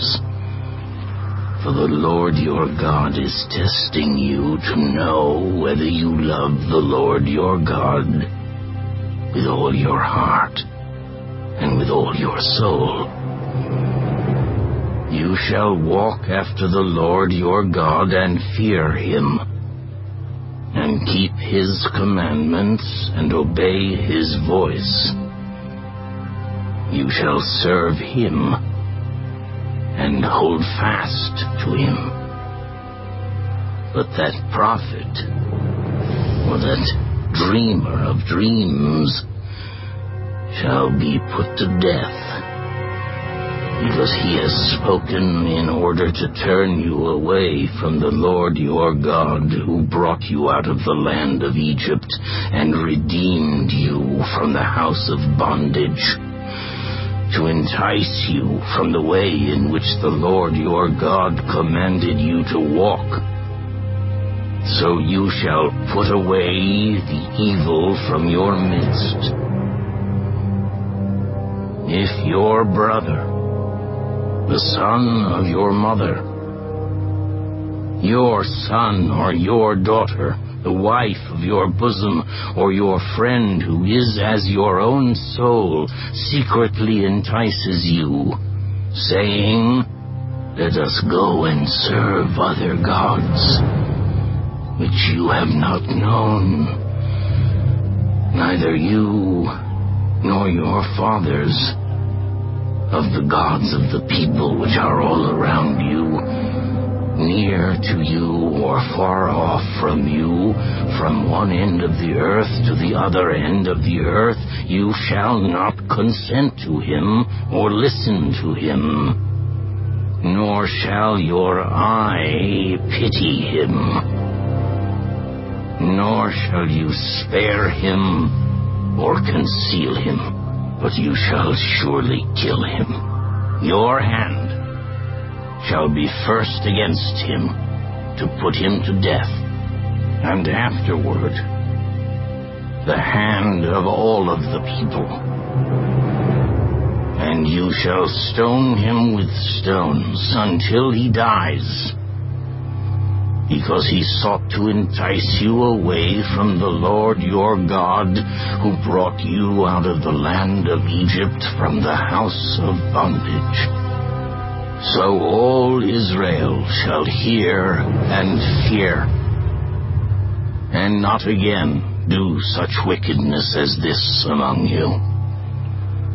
If you hear someone in one of your cities, which the Lord your God gives you to dwell in, saying, corrupt men have gone out from among you and enticed the inhabitants of their city, saying, let us go and serve other gods, which you have not known, then you shall inquire, search out, and ask diligently.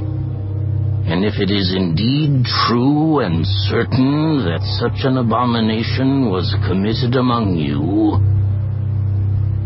you shall surely strike the inhabitants of that city with the edge of the sword, utterly destroying it, all that is in it and its livestock, with the edge of the sword. And you shall gather all its plunder into the middle of the street and completely burn with fire the city and all its plunder for the Lord your God. It shall be a heap forever. It shall not be built again. So none of the accursed things shall remain in your hand, that the Lord may turn from the fierceness of his anger and show you mercy, have compassion on you, and multiply you, just as he swore to your fathers, because you have listened to the voice of the Lord your God, to keep all his commandments which I command you today, to do what is right in the eyes of the Lord your God.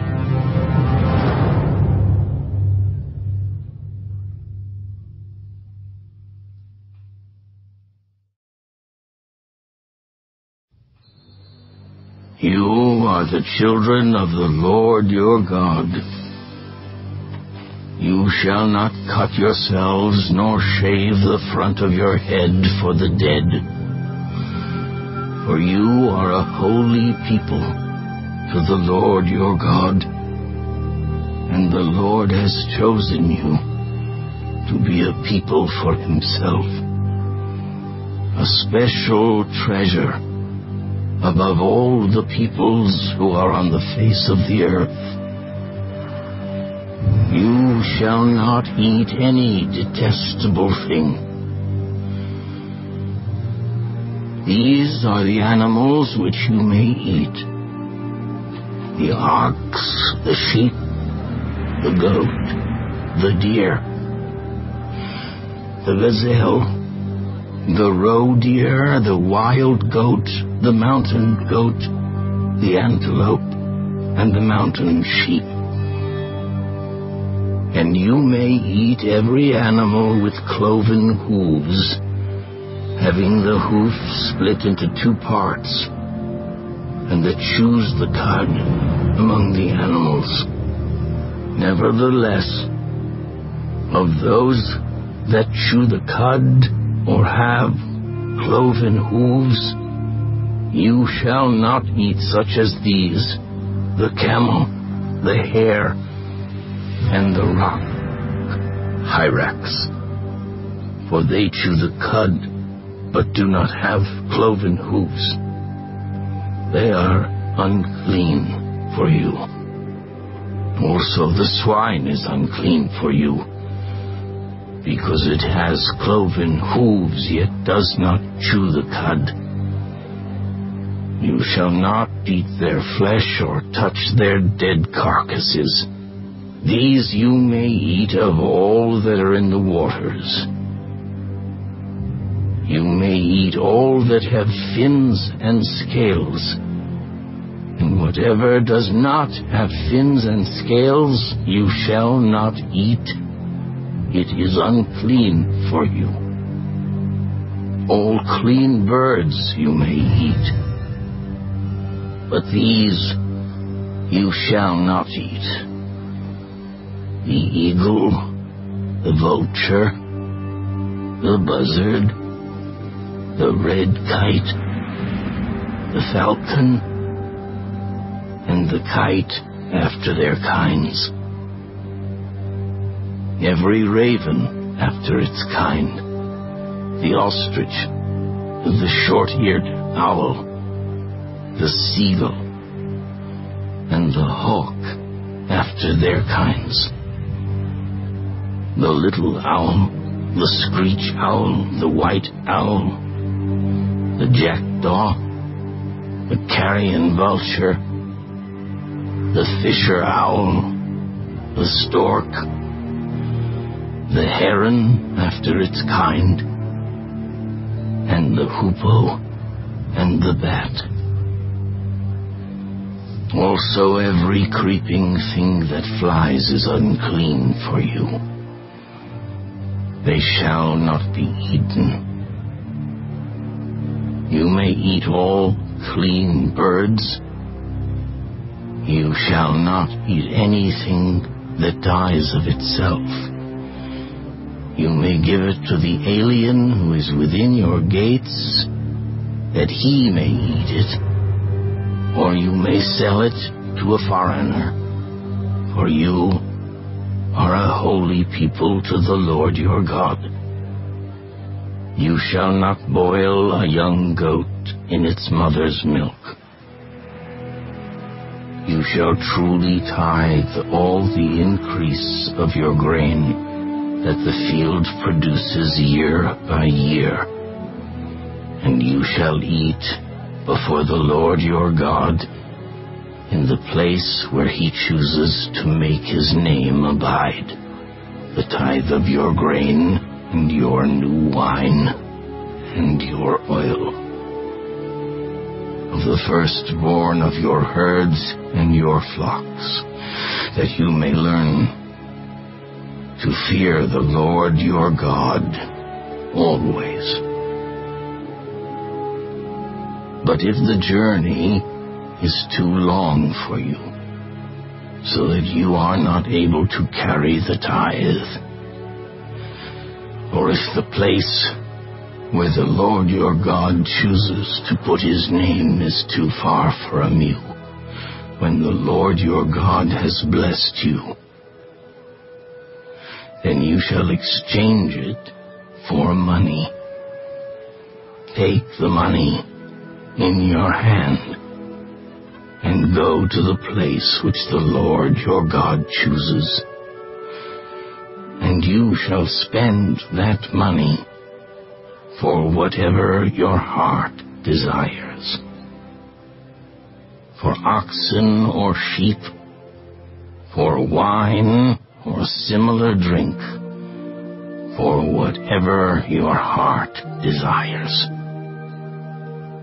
You shall eat there before the Lord your God, and you shall rejoice, you and your household. You shall not forsake the Levite who is within your gates, for he has no part nor inheritance with you. At the end of every 3rd year you shall bring out the tithe of your produce of that year and store it up within your gates. And the Levite, because he has no portion nor inheritance with you, and the stranger, and the fatherless, and the widow who are within your gates, may come and eat and be satisfied, that the Lord your God may bless you in all the work of your hand which you do.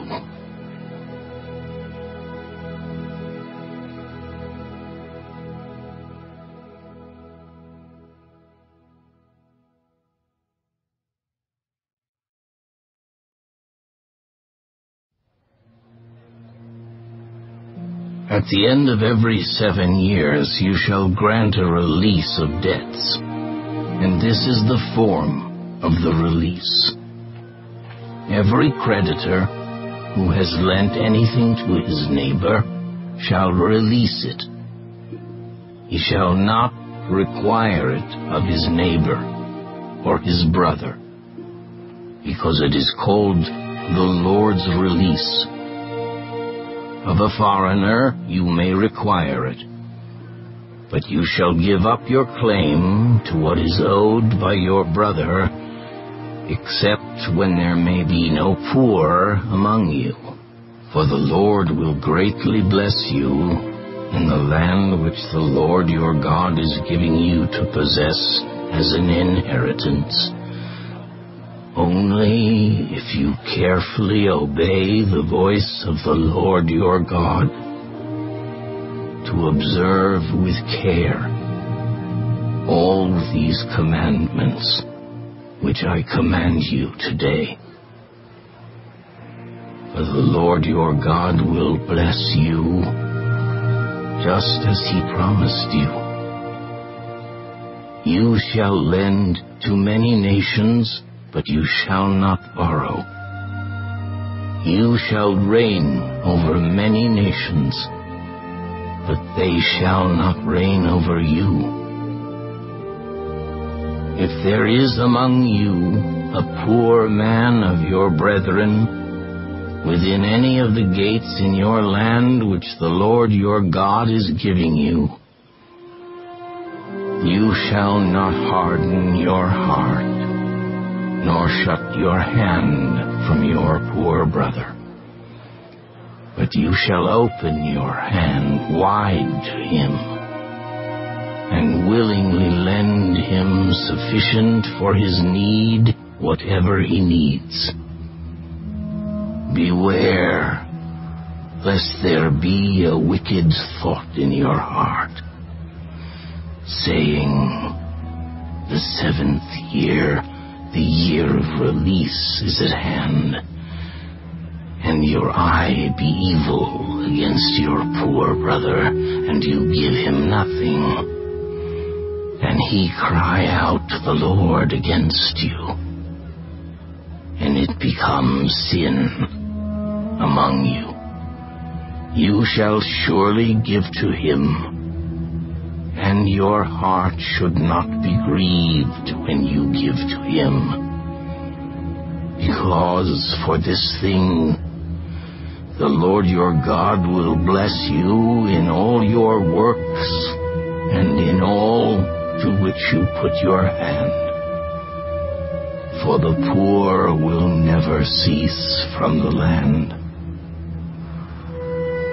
Therefore I command you, saying, you shall open your hand wide to your brother, to your poor and your needy in your land. If your brother, a Hebrew man or a Hebrew woman, is sold to you and serves you 6 years, then in the 7th year you shall let him go free from you. And when you send him away free from you, you shall not let him go away empty-handed. You shall supply him liberally from your flock, from your threshing floor, and from your winepress. From what the Lord your God has blessed you with, you shall give to him. You shall remember that you were a slave in the land of Egypt, and the Lord your God redeemed you. Therefore I command you this thing today, and if it happens that he says to you, I will not go away from you, because he loves you and your house, since he prospers with you, then you shall take an awl and thrust it through his ear to the door, and he shall be your servant forever. Also to your female servant you shall do likewise. It shall not seem hard to you when you send him away free from you, for he has been worth a double hired servant in serving you 6 years. Then the Lord your God will bless you in all that you do. All the firstborn males that come from your herd and your flock you shall sanctify to the Lord your God. You shall do no work with the firstborn of your herd, nor shear the firstborn of your flock. You and your household shall eat it before the Lord your God year by year in the place which the Lord chooses. But if there is a defect in it, if it is lame or blind or has any serious defect, you shall not sacrifice it to the Lord your God. You may eat it within your gates. The unclean and the clean person alike may eat it, as if it were a gazelle or a deer. Only you shall not eat its blood. You shall pour it on the ground like water.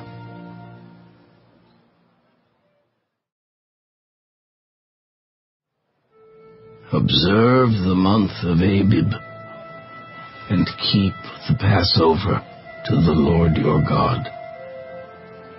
For in the month of Abib, the Lord your God brought you out of Egypt by night. Therefore you shall sacrifice the Passover to the Lord your God from the flock and the herd in the place where the Lord chooses to put his name. You shall eat no leavened bread with it. 7 days you shall eat unleavened bread with it.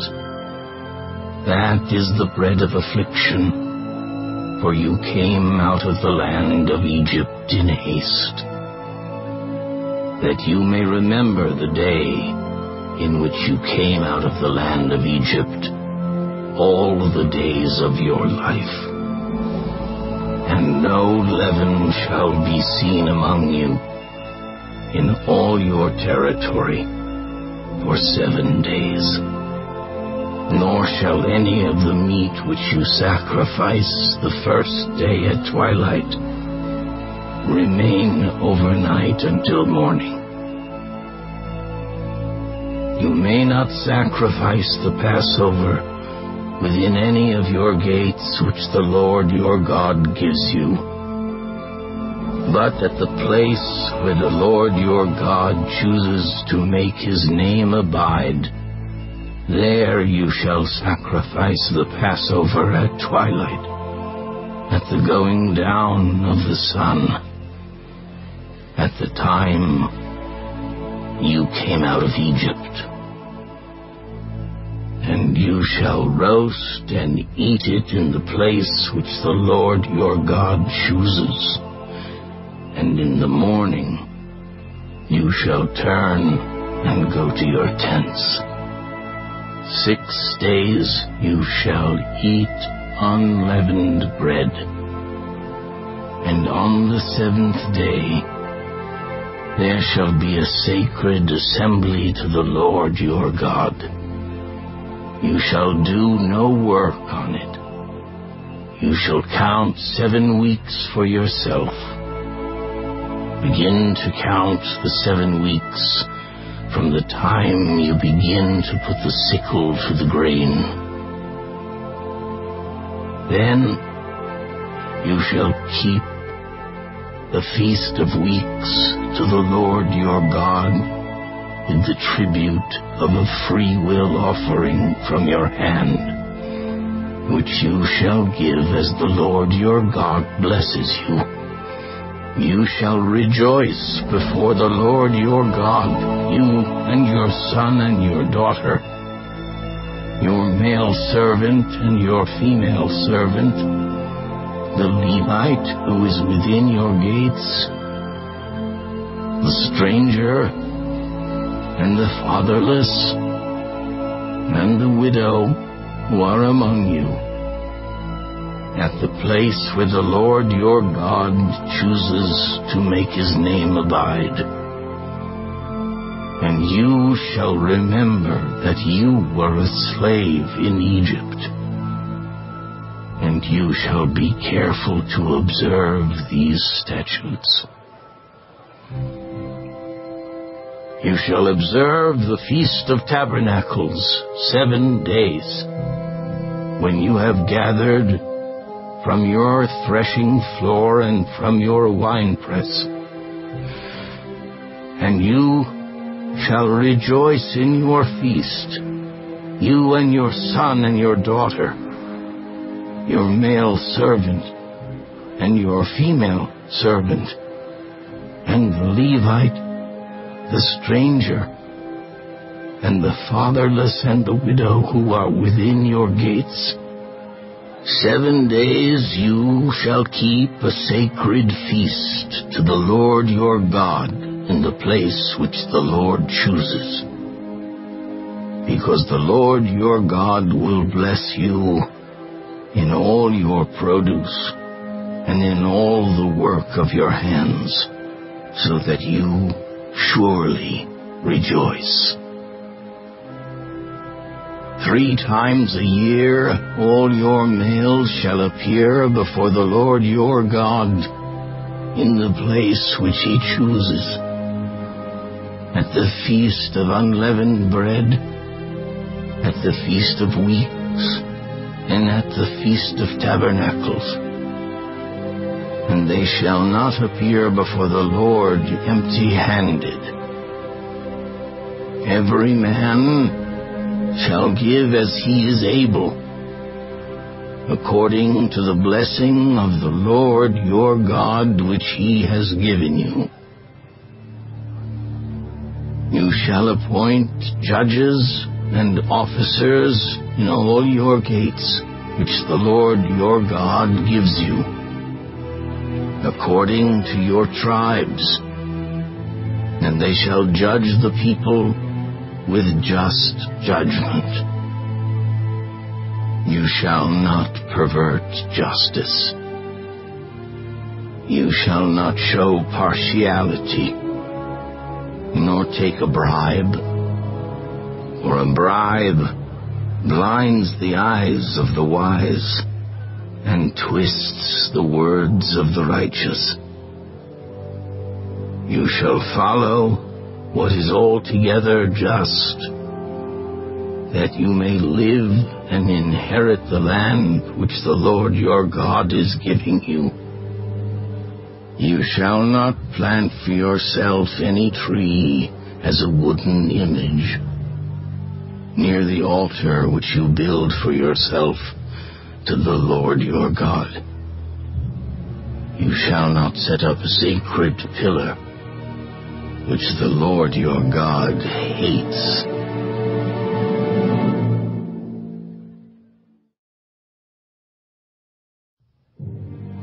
You shall not sacrifice to the Lord your God a bull or sheep which has any blemish or defect, for that is an abomination to the Lord your God.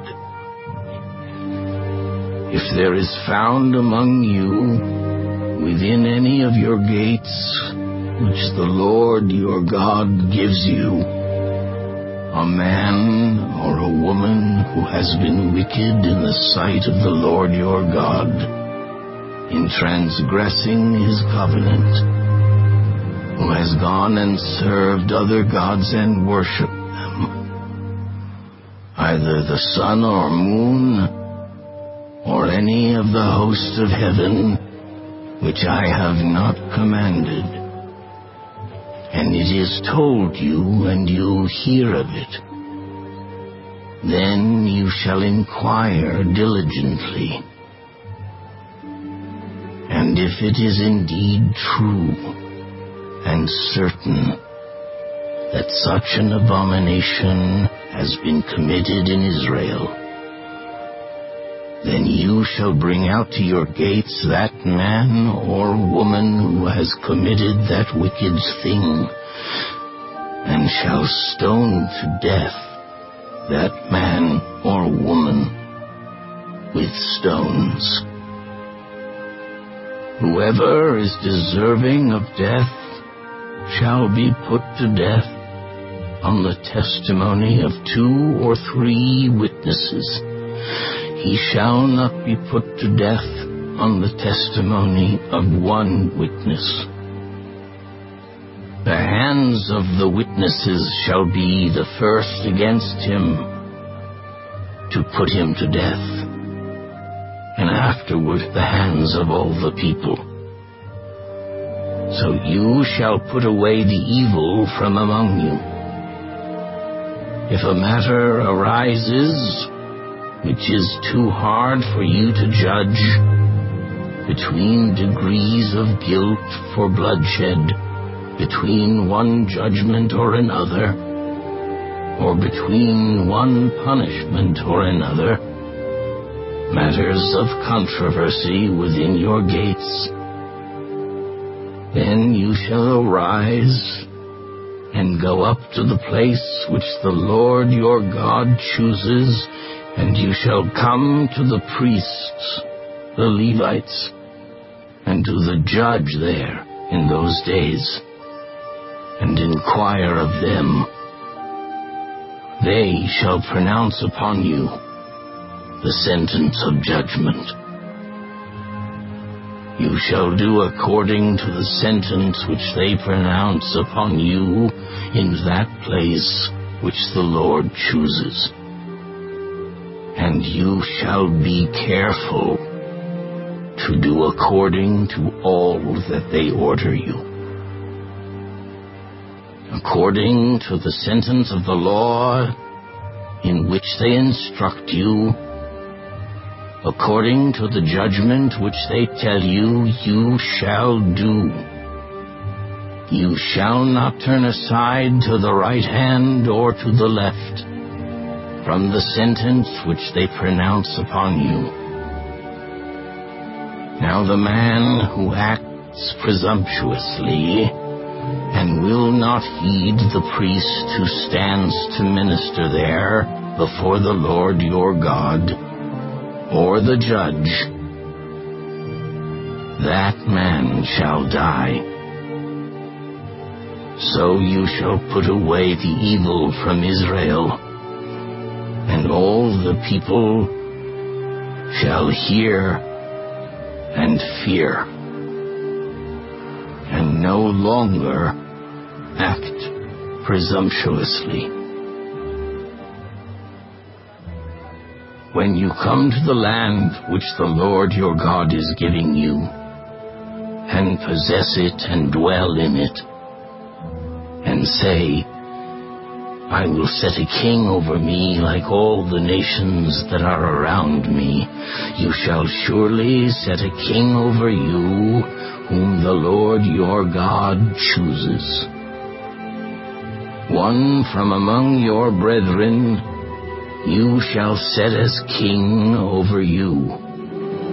You may not set a foreigner over you, who is not your brother.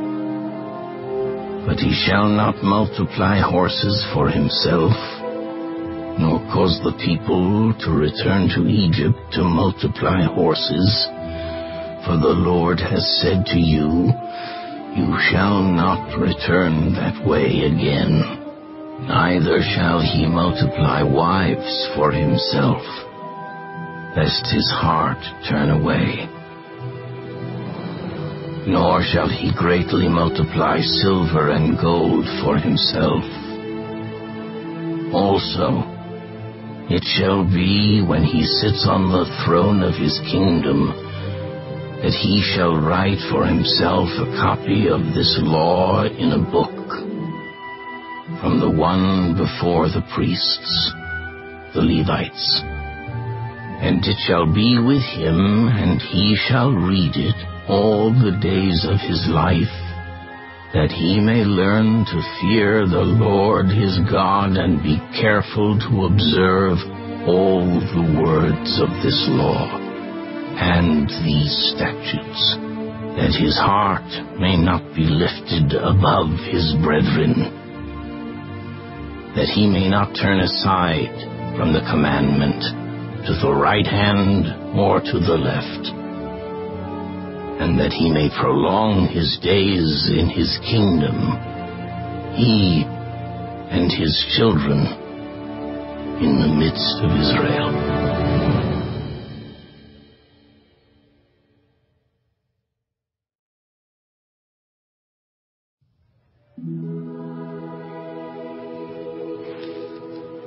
The priests, the Levites, all the tribe of Levi, shall have no part nor inheritance with Israel. They shall eat the offerings of the Lord made by fire, and his portion. Therefore they shall have no inheritance among their brethren. The Lord is their inheritance, as he said to them. And this shall be the priest's due from the people, from those who offer a sacrifice, whether it is bull or sheep.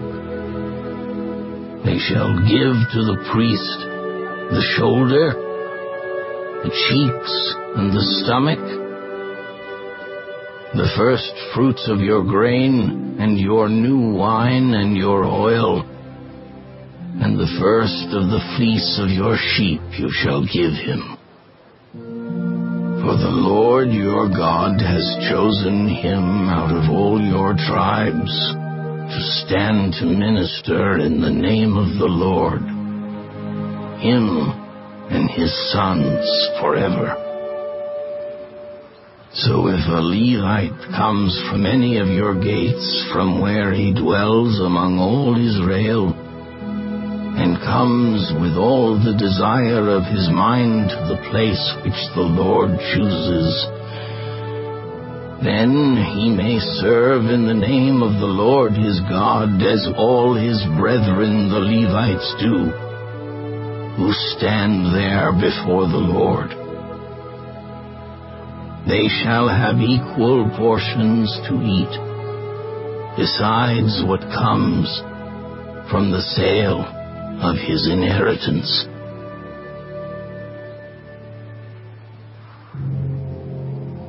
When you come into the land which the Lord your God is giving you, you shall not learn to follow the abominations of those nations. There shall not be found among you anyone who makes his son or his daughter pass through the fire, or one who practices witchcraft, or a soothsayer, or one who interprets omens, or a sorcerer, or one who conjures spells, or a medium, or a spiritist, or one who calls up the dead. For all who do these things are an abomination to the Lord. And because of these abominations, the Lord your God drives them out from before you. You shall be blameless before the Lord your God. For these nations which you will dispossess listened to soothsayers and diviners. But as for you, the Lord your God has not appointed such for you. The Lord your God will raise up for you a prophet like me from your midst, from your brethren. Him you shall hear, according to all you desired of the Lord your God in Horeb, in the day of the assembly, saying, Let me not hear again the voice of the Lord my God, nor let me see this great fire any more, lest I die. And the Lord said to me, What they have spoken is good. I will raise up for them a prophet like you from among their brethren, and will put my words in his mouth. And he shall speak to them all that I command him. And it shall be that whoever will not hear my words, which he speaks in my name, I will require it of him. But the prophet who presumes to speak a word in my name, which I have not commanded him to speak, or who speaks in the name of other gods, that prophet shall die. And if you say in your heart, How shall we know the word which the Lord has not spoken? When a prophet speaks in the name of the Lord, if the thing does not happen or come to pass, that is the thing which the Lord has not spoken. The prophet has spoken it presumptuously. You shall not be afraid of him.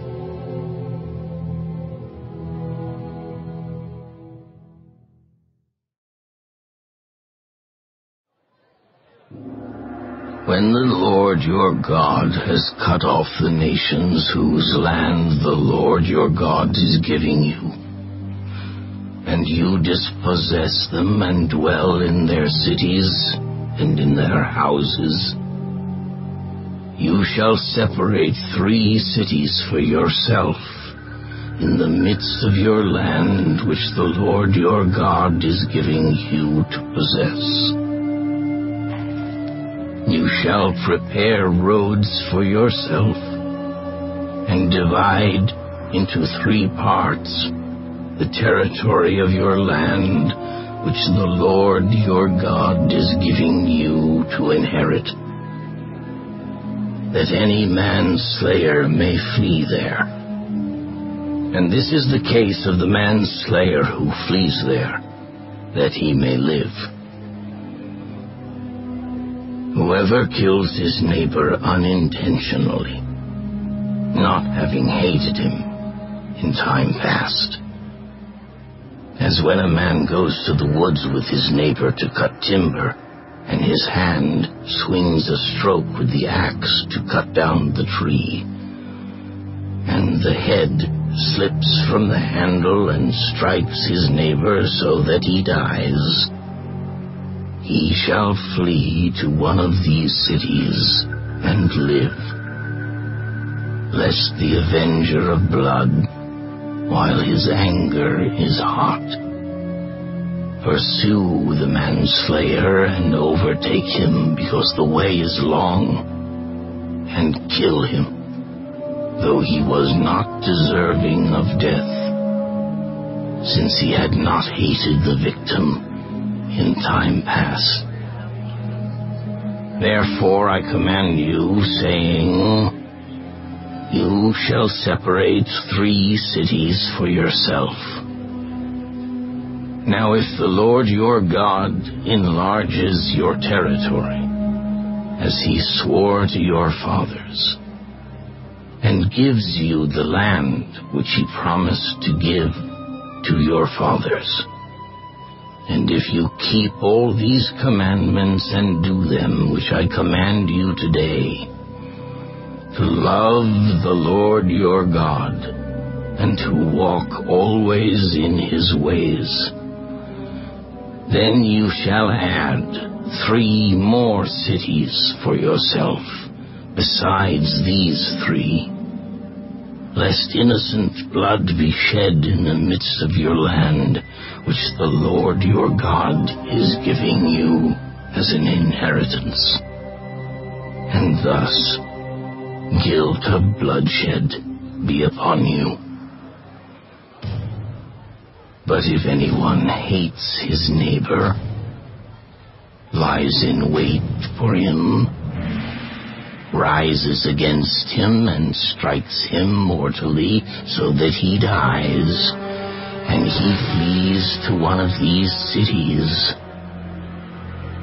then the elders of his city shall send and bring him from there, and deliver him over to the hand of the avenger of blood, that he may die. Your eye shall not pity him, but you shall put away the guilt of innocent blood from Israel, that it may go well with you.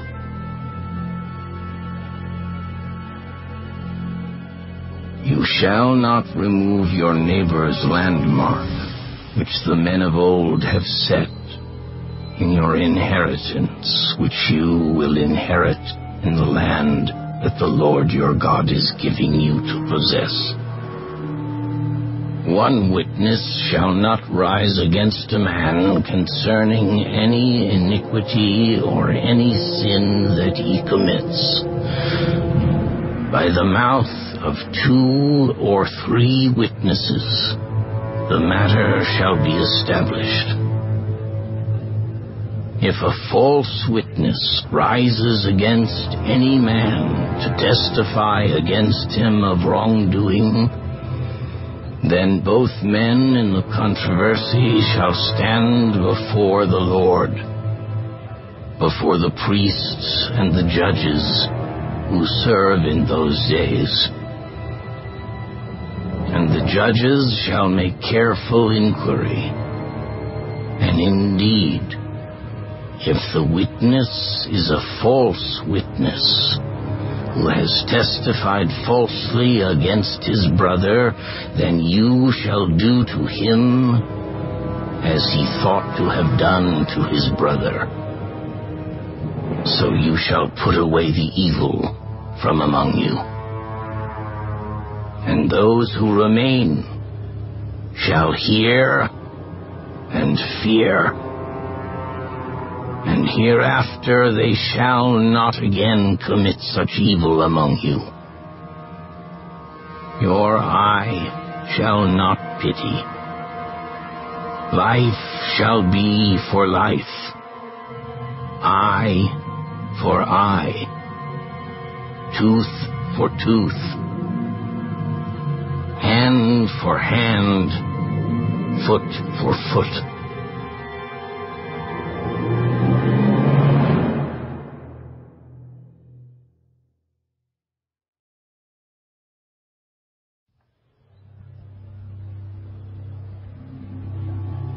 When you go out to battle against your enemies, and see horses and chariots and people more numerous than you, do not be afraid of them. For the Lord your God is with you, who brought you up from the land of Egypt. So it shall be when you are on the verge of battle, that the priest shall approach and speak to the people. And he shall say to them, Hear, O Israel, today you are on the verge of battle with your enemies. Do not let your heart faint. Do not be afraid. And do not tremble or be terrified because of them. For the Lord your God is He who goes with you to fight for you against your enemies, to save you. Then the officers shall speak to the people, saying, What man is there who has built a new house and has not dedicated it? Let him go and return to his house, lest he die in the battle and another man dedicate it. Also, what man is there who has planted a vineyard and has not eaten of it? Let him go and return to his house, lest he die in the battle, and another man eat of it. And what man is there who is betrothed to a woman and has not married her? Let him go and return to his house, lest he die in the battle, and another man marry her. The officer shall speak further to the people and say, What man is there who is fearful and faint-hearted? Let him go and return to his house, lest the heart of his brethren faint like his heart. And so it shall be, when the officers have finished speaking to the people, that they shall make captains of the armies to lead the people. When you go near a city to fight against it, then proclaim and offer a peace to it. And it shall be that if they accept your offer of peace and open to you, then all the people who are found in it shall be placed under tribute to you and serve you. Now if the city will not make peace with you, but makes war against you, then you shall besiege it. And when the Lord your God delivers it into your hands, you shall strike every male in it with the edge of the sword. But the women, the little ones, the livestock, and all that is in the city, all its spoil you shall plunder for yourself, and you shall eat the enemy's plunder, which the Lord your God gives you. Thus you shall do to all the cities which are very far from you, which are not of the cities of these nations, but of the cities of these peoples which the Lord your God gives you as an inheritance. You shall let nothing that breathes remain alive, but you shall utterly destroy them. The Hittite and the Amorite and the Canaanite and the Perizzite and the Hivite and the Jebusite, just as the Lord your God has commanded you, lest they teach you to do according to all their abominations which they have done for their gods, and you sin against the Lord your God.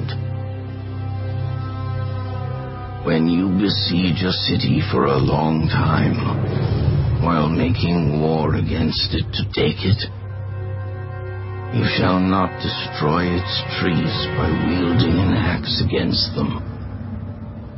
If you can eat of them, do not cut them down to use in the siege, for the tree of the field is man's food. Only the trees which you know are not trees for food you may destroy and cut down, to build siege works against the city that makes war with you, until it is subdued.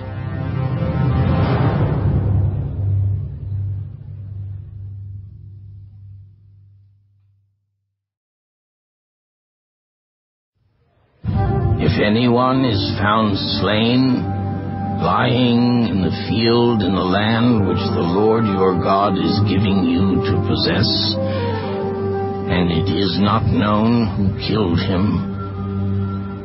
then your elders and your judges shall go out and measure the distance from the slain man to the surrounding cities. And it shall be that the elders of the city nearest to the slain man will take a heifer which has not been worked, and which has not pulled with a yoke. The elders of that city shall bring the heifer down to a valley with flowing water, which is neither plowed nor sown, and they shall break the heifer's neck there in the valley. Then the priests, the sons of Levi, shall come near, for the Lord your God has chosen them to minister to him and to bless in the name of the Lord. By their word, every controversy and every assault shall be settled. And all the elders of that city nearest to the slain man shall wash their hands over the heifer whose neck was broken in the valley. Then they shall answer and say, Our hands have not shed this blood, nor have our eyes seen it. Provide atonement, O Lord, for your people Israel, whom you have redeemed, and do not lay innocent blood to the charge of your people Israel. And atonement shall be provided on their behalf for the blood. So you shall put away the guilt of innocent blood from among you, when you do what is right in the sight of the Lord. When you go out to war against your enemies, and the Lord your God delivers them into your hand, and you take them captive, and you see among the captives a beautiful woman, and desire her, and would take her for your wife, then you shall bring her home to your house, and she shall shave her head and trim her nails. She shall put off the clothes of her captivity, remain in your house, and mourn her father and her mother a full month. After that you may go into her and be her husband, and she shall be your wife. And it shall be, if you have no delight in her, then you shall set her free. But you certainly shall not sell her for money. You shall not treat her brutally, because you have humbled her. If a man has two wives, one loved and the other unloved, And they have borne him children, both the loved and the unloved. And if the firstborn son is of her who is unloved, then it shall be on the day he bequeaths his possessions to his sons, that he must not bestow firstborn status on the son of the loved wife, in preference to the son of the unloved, the true firstborn. But he shall acknowledge the son of the unloved wife as the firstborn, by giving him a double portion of all that he has, for he is the beginning of his strength.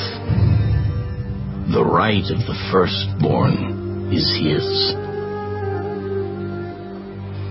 If a man has a stubborn and rebellious son, who will not obey the voice of his father or the voice of his mother, and who, when they have chastened him, will not heed them, then his father and his mother shall take hold of him and bring him out to the elders of his city, to the gate of his city. And they shall say to the elders of his city, "This son of ours is stubborn and rebellious. He will not obey our voice. He is a glutton and a drunkard." Then all the men of his city shall stone him to death with stones, so you shall put away the evil from among you, and all Israel shall hear and fear. If a man has committed a sin deserving of death, and he is put to death, and you hang him on a tree, his body shall not remain overnight on the tree, but you shall surely bury him that day, so that you do not defile the land which the Lord your God is giving you as an inheritance. For he who is hanged is accursed of God.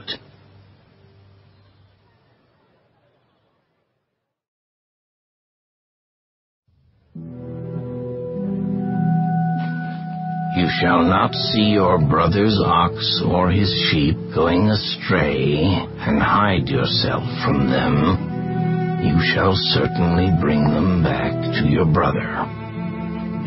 And if your brother is not near you, or if you do not know him, then you shall bring it to your own house, and it shall remain with you until your brother seeks it. Then you shall restore it to him. You shall do the same with his donkey, and so shall you do with his garment, with any lost thing of your brother's, which he has lost and you have found. You shall do likewise. You must not hide yourself.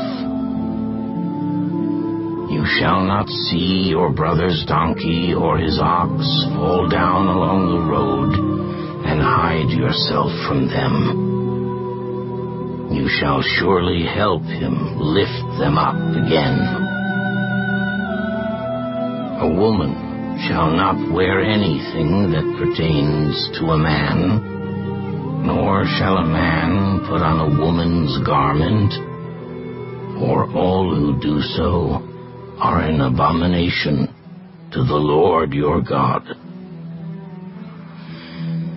If a bird's nest happens to be before you along the way, in any tree or on the ground, with young ones or eggs, with the mother sitting on the young or on the eggs, you shall not take the mother with the young. You shall surely let the mother go and take the young for yourself, that it may be well with you, and that you may prolong your days. When you build a new house, then you shall make a parapet for your roof, that you may not bring guilt of bloodshed on your household, if anyone falls from it. You shall not sow your vineyard with different kinds of seed, lest the yield of the seed which you have sown and the fruit of your vineyard be defiled. You shall not plow with an ox and a donkey together. You shall not wear a garment of different sorts, such as wool and linen mixed together. You shall make tassels on the four corners of the clothing with which you cover yourself.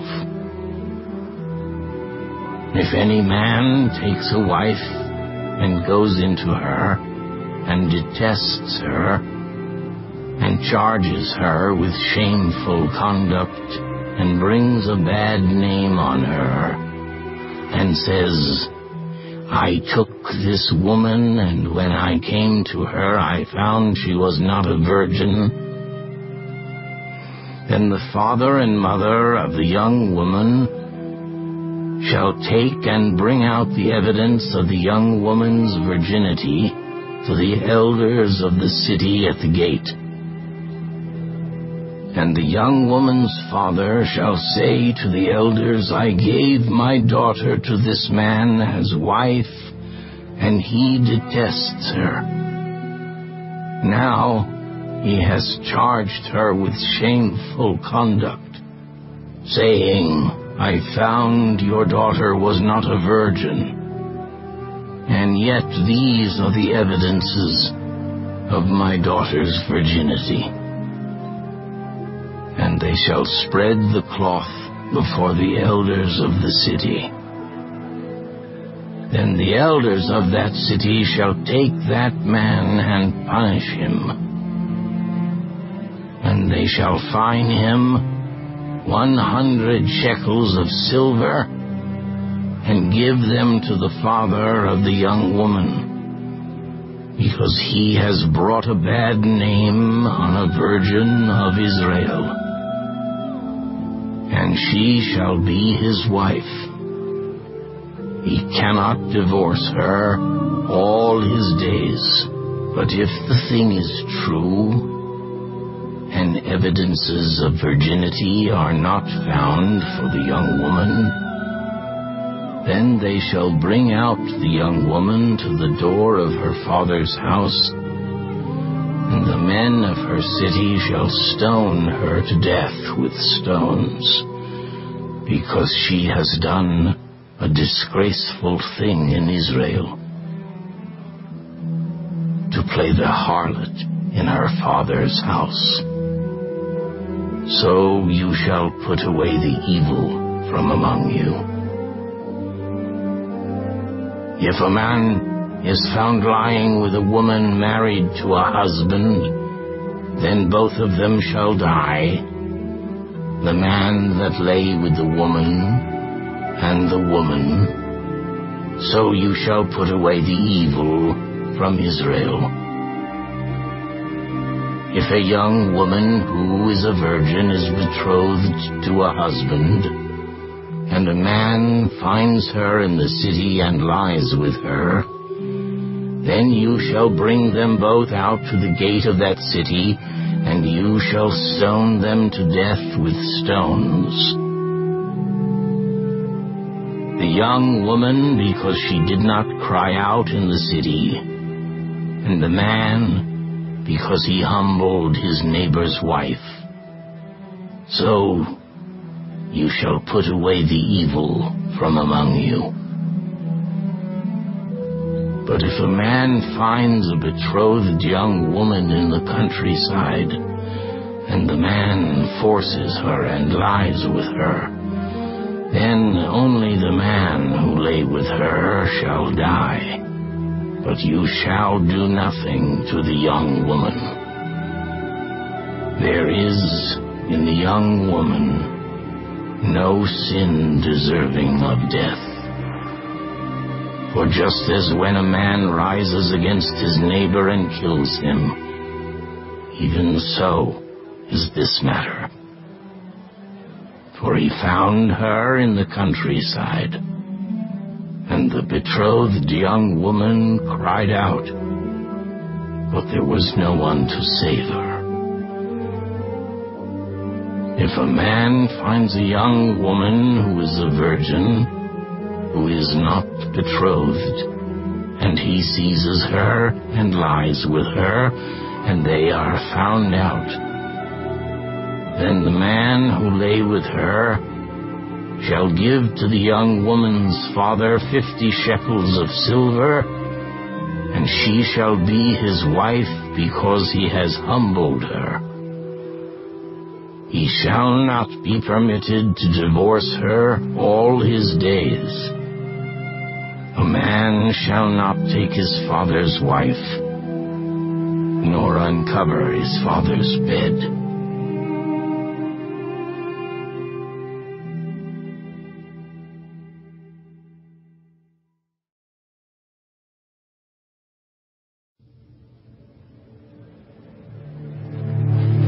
He who is emasculated by crushing or mutilation shall not enter the assembly of the Lord.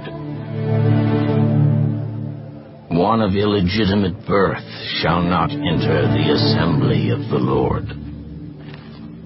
Even to the 10th generation, none of his descendants shall enter the assembly of the Lord.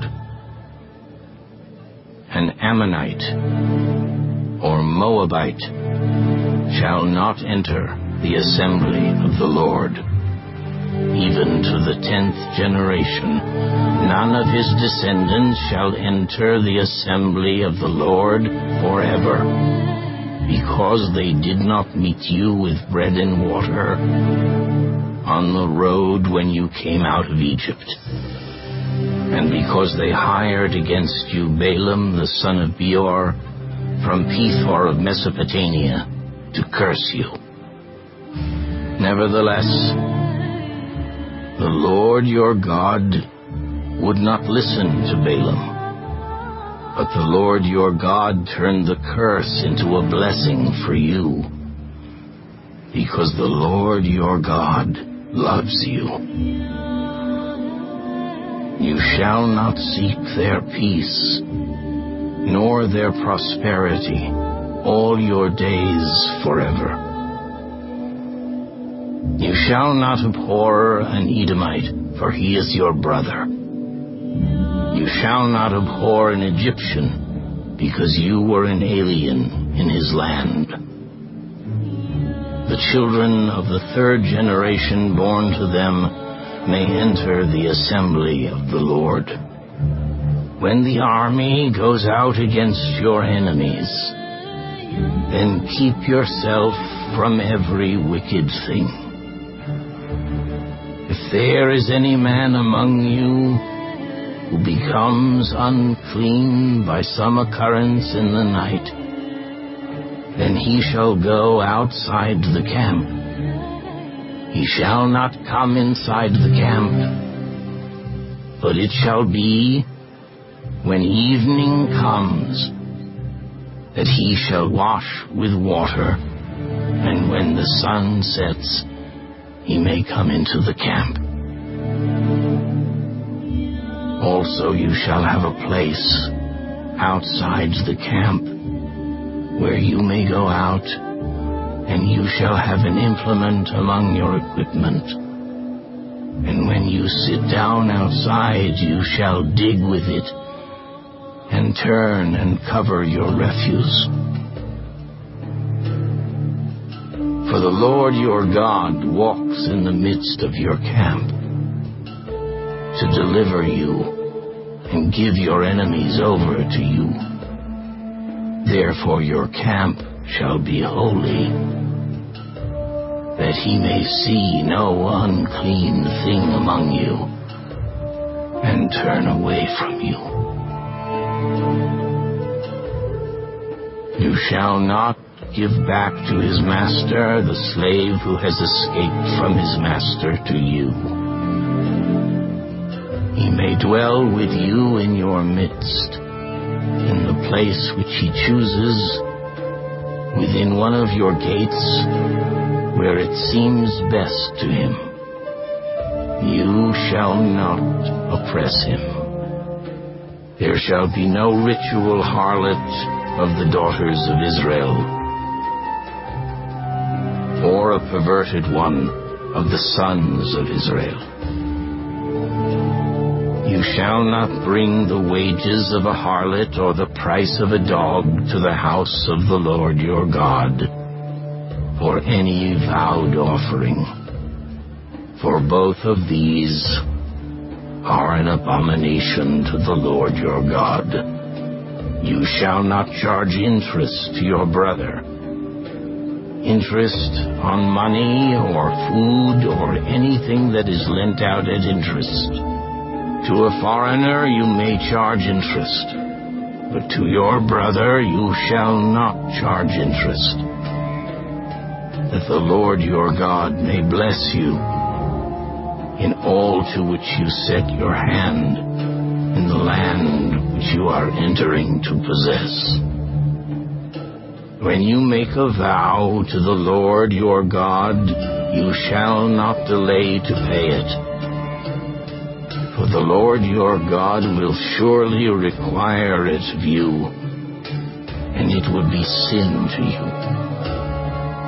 But if you abstain from vowing, it shall not be sin to you.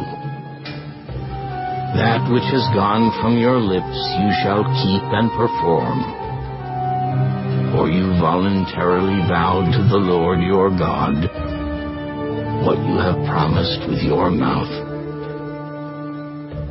When you come into your neighbor's vineyard, you may eat your fill of grapes at your pleasure, but you shall not put any in your container.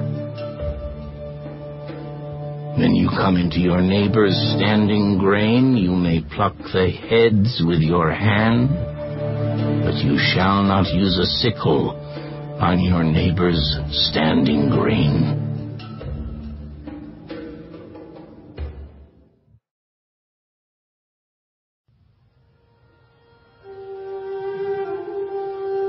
When a man takes a wife and marries her, and it happens that she finds no favor in his eyes because he has found some uncleanness in her, and he writes her a certificate of divorce, puts it in her hand, and sends her out of his house, when she has departed from his house and goes and becomes another man's wife, if the latter husband detests her and writes her a certificate of divorce, puts it in her hand, and sends her out of his house, or if the latter husband dies who took her as his wife, then her former husband, who divorced her, must not take her back to be his wife after she has been defiled, for that is an abomination before the Lord. And you shall not bring sin on the land which the Lord your God is giving you as an inheritance. When a man has taken a new wife, he shall not go out to war or be charged with any business. He shall be free at home 1 year and bring happiness to his wife whom he has taken. No man shall take the lower or the upper millstone in pledge, for he takes one's living in pledge. If a man is found kidnapping any of his brethren of the children of Israel and mistreats him or sells him, then that kidnapper shall die, and you shall put away the evil from among you. Take heed in an outbreak of leprosy that you carefully observe and do according to all that the priests, the Levites, shall teach you. Just as I commanded them, so you shall be careful to do. Remember what the Lord your God did to Miriam on the way when you came out of Egypt. When you lend your brother anything, you shall not go into his house to get his pledge. You shall stand outside, and the man to whom you lend shall bring the pledge out to you. And if the man is poor, you shall not keep his pledge overnight. You shall in any case return the pledge to him again when the sun goes down, that he may sleep in his own garment and bless you. And it shall be righteousness to you before the Lord your God. You shall not oppress a hired servant who is poor and needy, whether one of your brethren or one of the aliens who is in your land within your gates. Each day you shall give him his wages, and not let the sun go down on it, for he is poor and has set his heart on it, lest he cry out against you to the Lord, and it be sin to you. Fathers shall not be put to death for their children, nor shall children be put to death for their fathers. A person shall be put to death for his own sin. You shall not pervert justice, do the stranger or the fatherless, nor take a widow's garment as a pledge, but you shall remember that you were a slave in Egypt, and the Lord your God redeemed you from there. Therefore I command you to do this thing.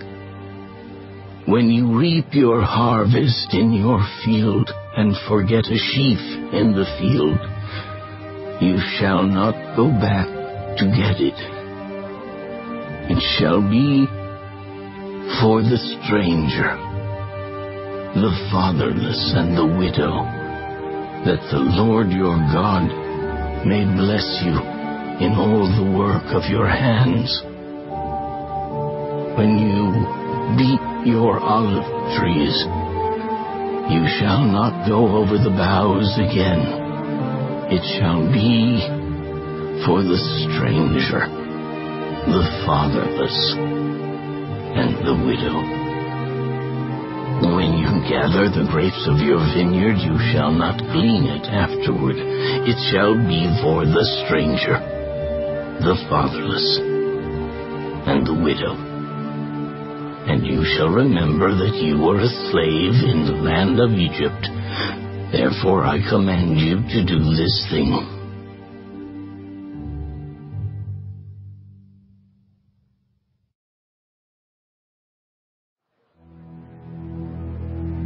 If there is a dispute between men and they come to court that the judges may judge them, and they justify the righteous and condemn the wicked, then it shall be, if the wicked man deserves to be beaten, that the judge will cause him to lie down and be beaten in his presence, according to his guilt, with a certain number of blows. 40 blows he may give him, and no more, lest he should exceed this and beat him with many blows above these, and your brother be humiliated in your sight. You shall not muzzle an ox while it treads out the grain. If brothers dwell together and one of them dies and has no son, the widow of the dead man shall not be married to a stranger outside the family. Her husband's brother shall go into her, take her as his wife, and perform the duty of a husband's brother to her. And it shall be that the firstborn son which she bears will succeed to the name of his dead brother, that his name may not be blotted out of Israel. But if the man does not want to take his brother's wife, then let his brother's wife go up to the gate to the elders and say, my husband's brother refuses to raise up a name to his brother in Israel. He will not perform the duty of my husband's brother. Then the elders of his city shall call him and speak to him. But if he stands firm and says, I do not want to take her, then his brother's wife shall come to him in the presence of the elders, remove his sandal from his foot, spit in his face, and answer, and say, so shall it be done to the man who will not build up his brother's house. And his name shall be called in Israel, the house of him who had his sandal removed. If two men fight together, and the wife of one draws near to rescue her husband from the hand of the one attacking him, and puts out her hand and seizes him by the genitals, then you shall cut off her hand. Your eye shall not pity her. You shall not have in your bag differing weights, a heavy and a light. You shall not have in your house differing measures, a large and a small. You shall have a perfect and just weight, a perfect and just measure, that your days may be lengthened in the land which the Lord your God is giving you. For all who do such things, all who behave unrighteously, are an abomination to the Lord your God. Remember what Amalek did to you on the way as you were coming out of Egypt.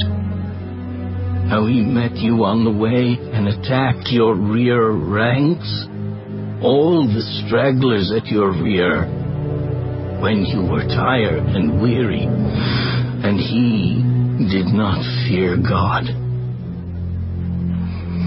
Therefore, it shall be, when the Lord your God has given you rest from your enemies all around, in the land which the Lord your God is giving you to possess as an inheritance, that you will blot out the remembrance of Amalek from under heaven. You shall not forget.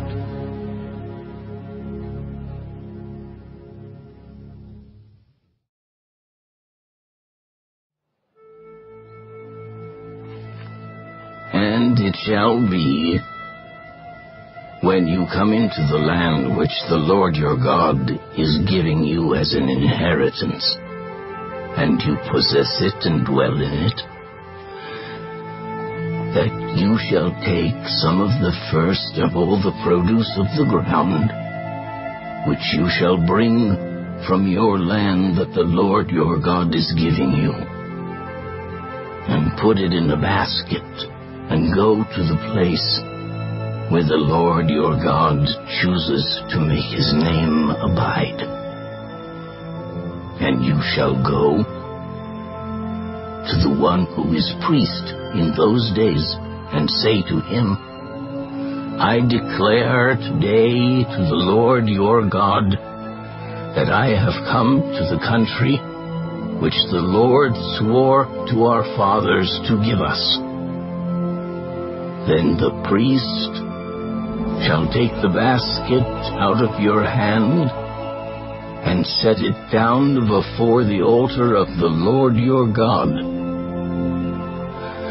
And you shall answer and say before the Lord your God, my father was a Syrian, about to perish, and he went down to Egypt and dwelt there, few in number, and there he became a nation, great, mighty, and populous. But the Egyptians mistreated us, afflicted us, and laid hard bondage on us. Then we cried out to the Lord God of our fathers, and the Lord heard our voice and looked on our affliction and our labor and our oppression. So the Lord brought us out of Egypt with a mighty hand and with an outstretched arm, with great terror and with signs and wonders. He has brought us to this place and has given us this land, a land flowing with milk and honey. And now, behold, I have brought the first fruits of the land which you, O Lord, have given me. Then you shall set it before the Lord your God, and worship before the Lord your God. So you shall rejoice in every good thing which the Lord your God has given to you and your house, you and the Levite and the stranger who is among you.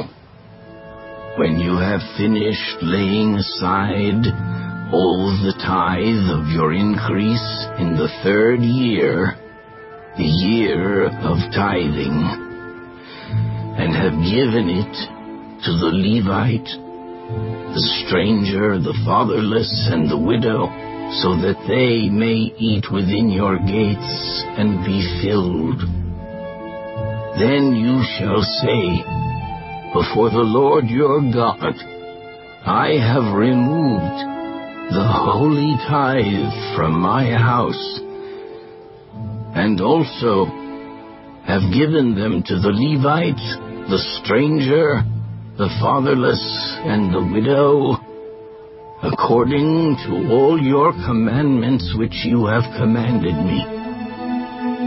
I have not transgressed your commandments, nor have I forgotten them.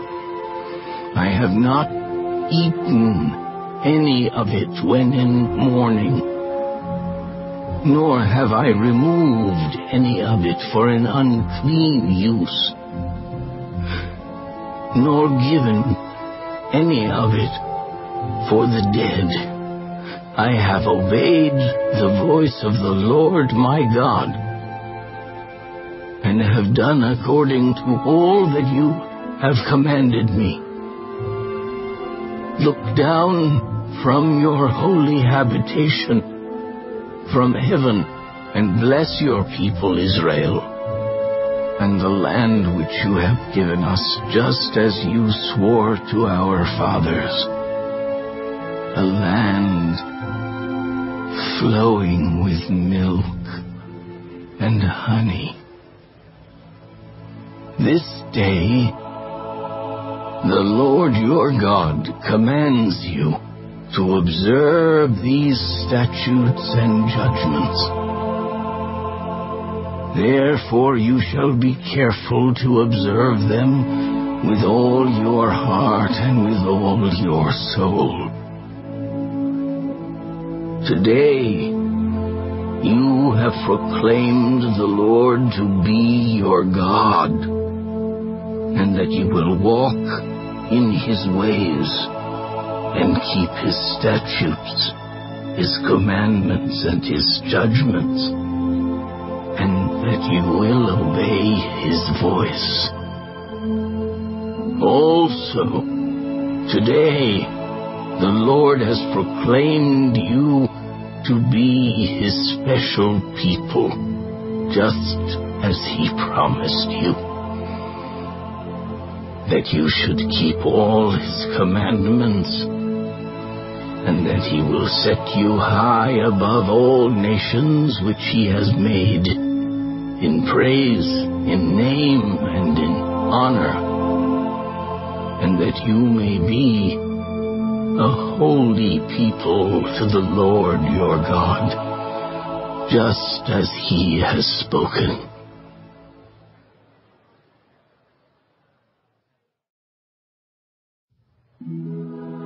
Now Moses, with the elders of Israel, commanded the people, Keep all the commandments which I command you today, and it shall be on the day when you cross over the Jordan to the land which the Lord your God is giving you, that you shall set up for yourselves large stones, and whitewash them with lime. You shall write on them all the words of this law when you have crossed over, that you may enter the land which the Lord your God is giving you, a land flowing with milk and honey, just as the Lord God of your fathers promised you. Therefore it shall be, when you have crossed over the Jordan, that on Mount Ebal you shall set up these stones, which I command you today, and you shall whitewash them with lime. And there you shall build an altar to the Lord your God, an altar of stones. You shall not use an iron tool on them. You shall build with whole stones the altar of the Lord your God, and offer burnt offerings on it to the Lord your God. You shall offer peace offerings, and shall eat there, and rejoice before the Lord your God. And you shall write very plainly on the stones all the words of this law. Then Moses and the priests, the Levites, spoke to all Israel. Take heed and listen, O Israel. This day you have become the people of the Lord your God. Therefore you shall obey the voice of the Lord your God, and observe his commandments and his statutes, which I command you today. And Moses commanded the people on the same day, saying, These shall stand on Mount Gerizim to bless the people when you have crossed over the Jordan. Simeon, Levi, Judah, Issachar, Joseph, and Benjamin. and these shall stand on Mount Ebal to curse: Reuben, Gad, Asher, Zebulun, Dan, and Naphtali. And the Levites shall speak with a loud voice, and say to all the men of Israel, Cursed is the one who makes a carved or molded image, an abomination to the Lord, the work of the hands of the craftsman, and sets it up in secret. And all the people shall answer and say, Amen. Cursed is the one who treats his father or his mother with contempt. And all the people shall say, Amen. Cursed is the one who moves his neighbor's landmark. And all the people shall say, Amen. Cursed is the one who makes the blind to wander off the road. And all the people shall say, Amen. Cursed is the one who perverts the justice due the stranger, the fatherless, and widow. And all the people shall say, Amen. Cursed is the one who lies with his father's wife, because he has uncovered his father's bed. And all the people shall say, Amen. Cursed is the one who lies with any kind of animal. And all the people shall say, Amen. Cursed is the one who lies with his sister, the daughter of his father or the daughter of his mother. And all the people shall say, Amen. Cursed is the one who lies with his mother-in-law. And all the people shall say, Amen. Cursed is the one who attacks his neighbor secretly. And all the people shall say, Amen. Cursed is the one who takes a bribe to slay an innocent person. And all the people shall say, Amen. Cursed is the one who does not confirm all the words of this law by observing them. And all the people shall say, Amen.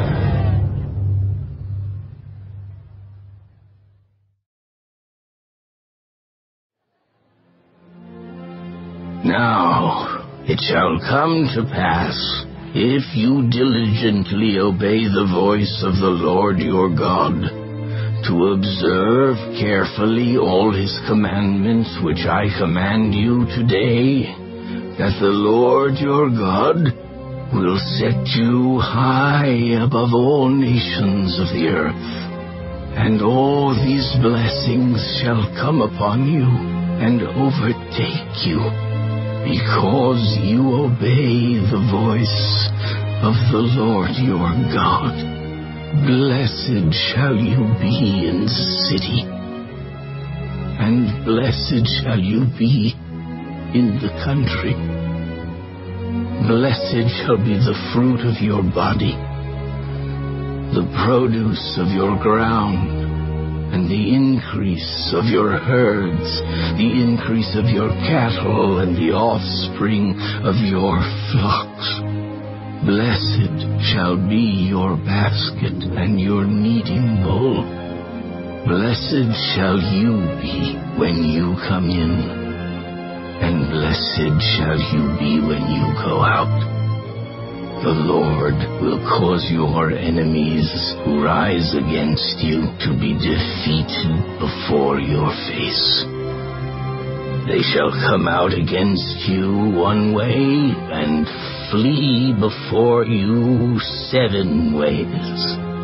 The Lord will command the blessing on you in your storehouses and in all to which you set your hand. And He will bless you in the land which the Lord your God is giving you.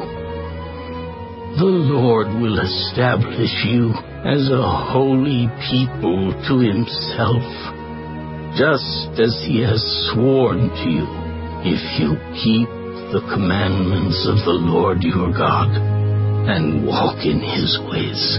Then all peoples of the earth shall see that you are called by the name of the Lord, and they shall be afraid of you.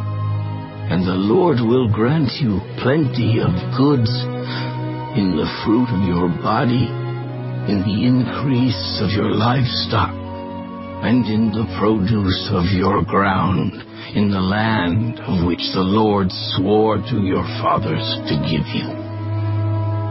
The Lord will open to you His good treasure, the heavens, to give the rain to your land in its season, and to bless all the work of your hand. You shall lend to many nations, but you shall not borrow, and the Lord will make you the head and not the tail. You shall be above only, and not be beneath, if you heed the commandments of the Lord your God, which I command you today, and are careful to observe them. So you shall not turn aside from any of the words which I command you this day, to the right or the left, to go after other gods to serve them. But it shall come to pass, if you do not obey the voice of the Lord your God, to observe carefully all His commandments and His statutes, which I command you today, that all these curses will come upon you and overtake you. Cursed shall you be in the city, and cursed shall you be in the country. Cursed shall be your basket and your kneading bowl. Cursed shall be the fruit of your body and the produce of your land, the increase of your cattle and the offspring of your flocks. Cursed shall you be when you come in, and cursed shall you be when you go out. The Lord will send on you cursing, confusion, and rebuke in all that you set your hand to do, until you are destroyed, and until you perish quickly, because of the wickedness of your doings in which you have forsaken me. The Lord will make the plague cling to you until He has consumed you from the land which you are going to possess. The Lord will strike you with consumption, with fever, with inflammation, with severe burning fever, with the sword, with scorching, and with mildew. They shall pursue you until you perish. And your heavens, which are over your head, shall be bronze, and the earth which is under you shall be iron. The Lord will change the rain of your land to powder and dust. From the heaven it shall come down on you until you are destroyed. The Lord will cause you to be defeated before your enemies. You shall go out one way against them, and flee 7 ways before them. And you shall become troublesome to all the kingdoms of the earth. Your carcasses shall be food for all the birds of the air and the beasts of the earth, and no one shall frighten them away. The Lord will strike you with the boils of Egypt, with tumors, with the scab, and with the itch from which you cannot be healed. The Lord will strike you with madness and blindness and confusion of heart. And you shall grope at noonday as a blind man gropes in darkness. You shall not prosper in your ways. You shall be only oppressed and plundered continually, and no one shall save you. You shall betroth a wife, but another man shall lie with her. You shall build a house, but you shall not dwell in it. You shall plant a vineyard, but shall not gather its grapes. Your ox shall be slaughtered before your eyes, but you shall not eat of it. Your donkey shall be violently taken away from before you, and shall not be restored to you. Your sheep shall be given to your enemies, and you shall have no one to rescue them. Your sons and your daughters shall be given to another people, and your eyes shall look and fail with longing for them all day long, and there shall be no strength in your hand. A nation whom you have not known shall eat the fruit of your land and the produce of your labor. And you shall be only oppressed and crushed continually.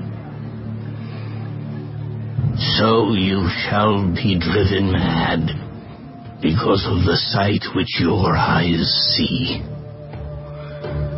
The Lord will strike you in the knees and on the legs with severe boils which cannot be healed, and from the sole of your foot to the top of your head.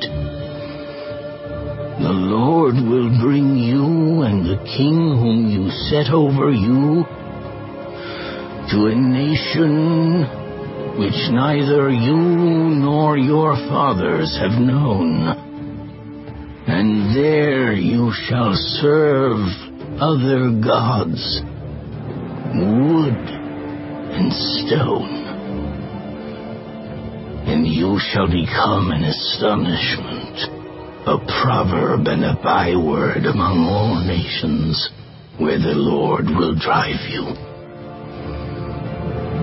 You shall carry much seed out to the field, but gather little in, for the locust shall consume it, your land, and the produce of your labor. And you shall be only oppressed and crushed continually. So you shall be driven mad because of the sight which your eyes see. The Lord will strike you in the knees and on the legs with severe boils which cannot be healed, and from the sole of your foot to the top of your head. The Lord will bring you and the king whom you set over you to a nation which neither you nor your fathers have known. And there you shall serve other gods, wood and stone. And you shall become an astonishment, a proverb and a byword among all nations, where the Lord will drive you. You shall carry much seed out to the field, but gather little in, for the locust shall consume it. You shall plant vineyards and tend them, but you shall neither drink of the wine nor gather the grapes, for the worms shall eat them. You shall have olive trees throughout all your territory, but you shall not anoint yourself with the oil, for your olives shall drop off. You shall beget sons and daughters, but they shall not be yours, for they shall go into captivity. Locusts shall consume all your trees and the produce of your land. The alien who is among you shall rise higher and higher above you, and you shall come down lower and lower. He shall lend to you, but you shall not lend to him. He shall be the head, and you shall be the tail.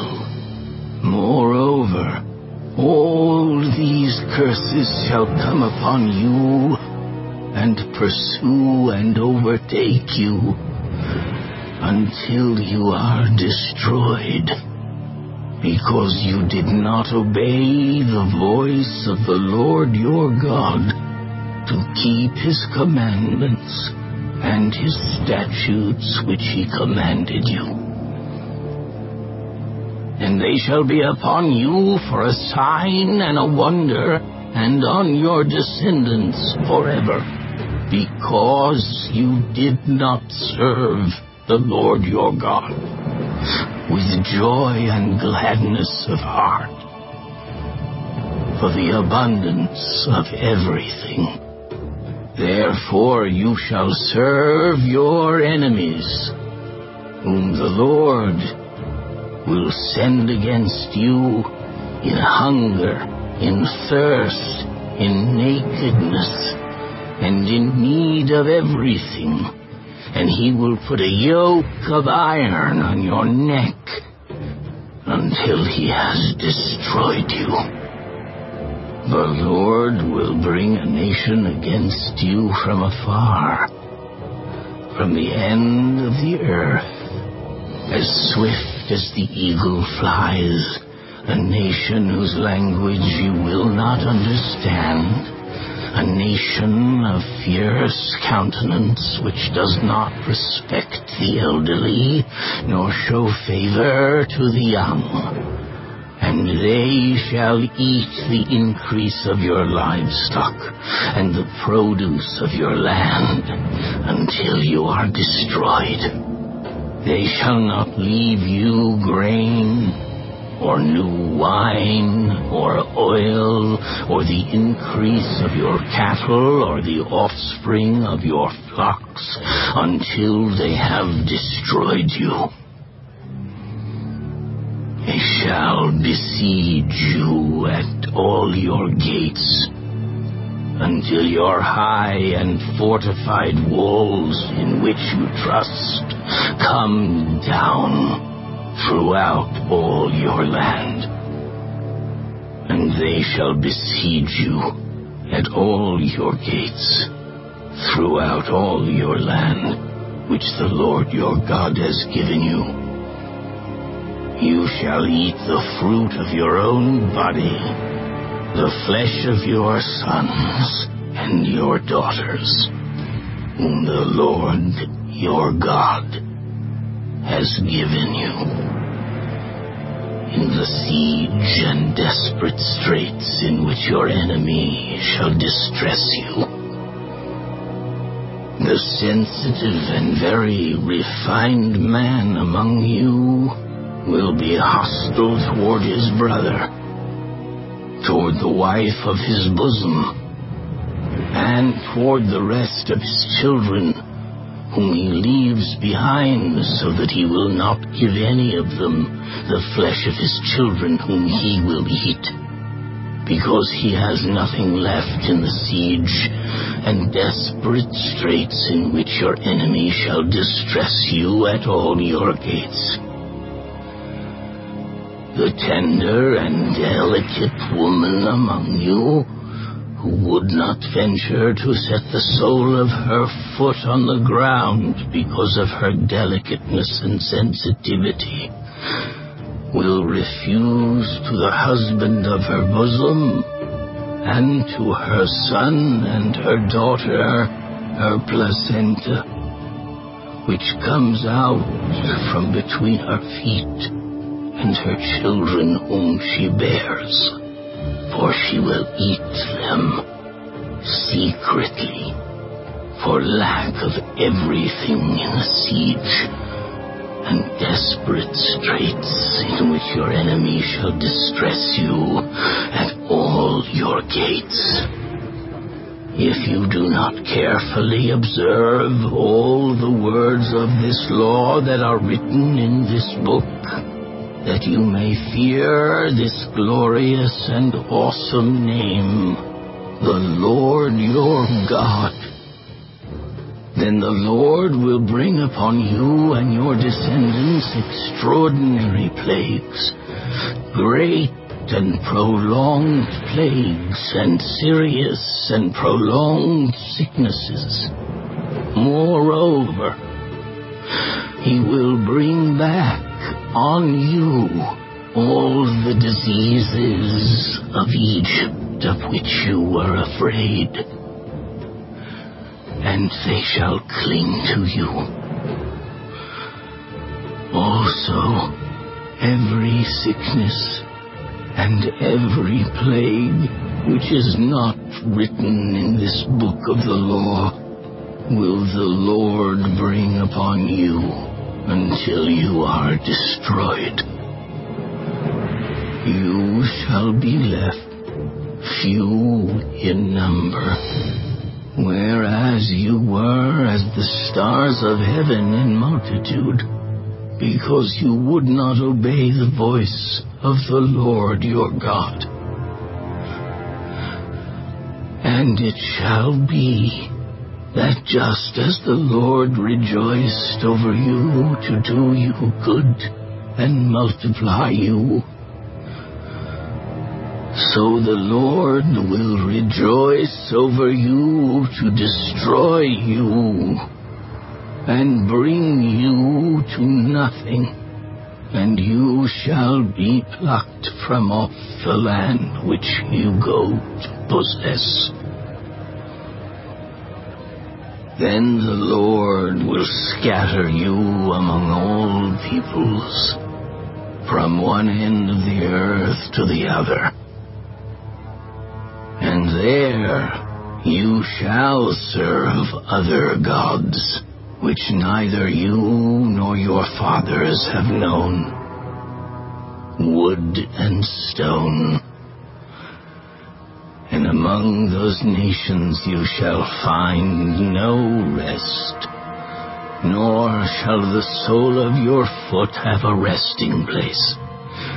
But there the Lord will give you a trembling heart, failing eyes, and anguish of soul. Your life shall hang in doubt before you. You shall fear day and night, and have no assurance of life. In the morning you shall say, oh, that it were evening. And at evening you shall say, Oh, that it were morning, because of the fear which terrifies your heart, and because of the sight which your eyes see. And the Lord will take you back to Egypt in ships, by the way of which I said to you, you shall never see it again. And there you shall be offered for sale to your enemies, as male and female slaves. But no one will buy you.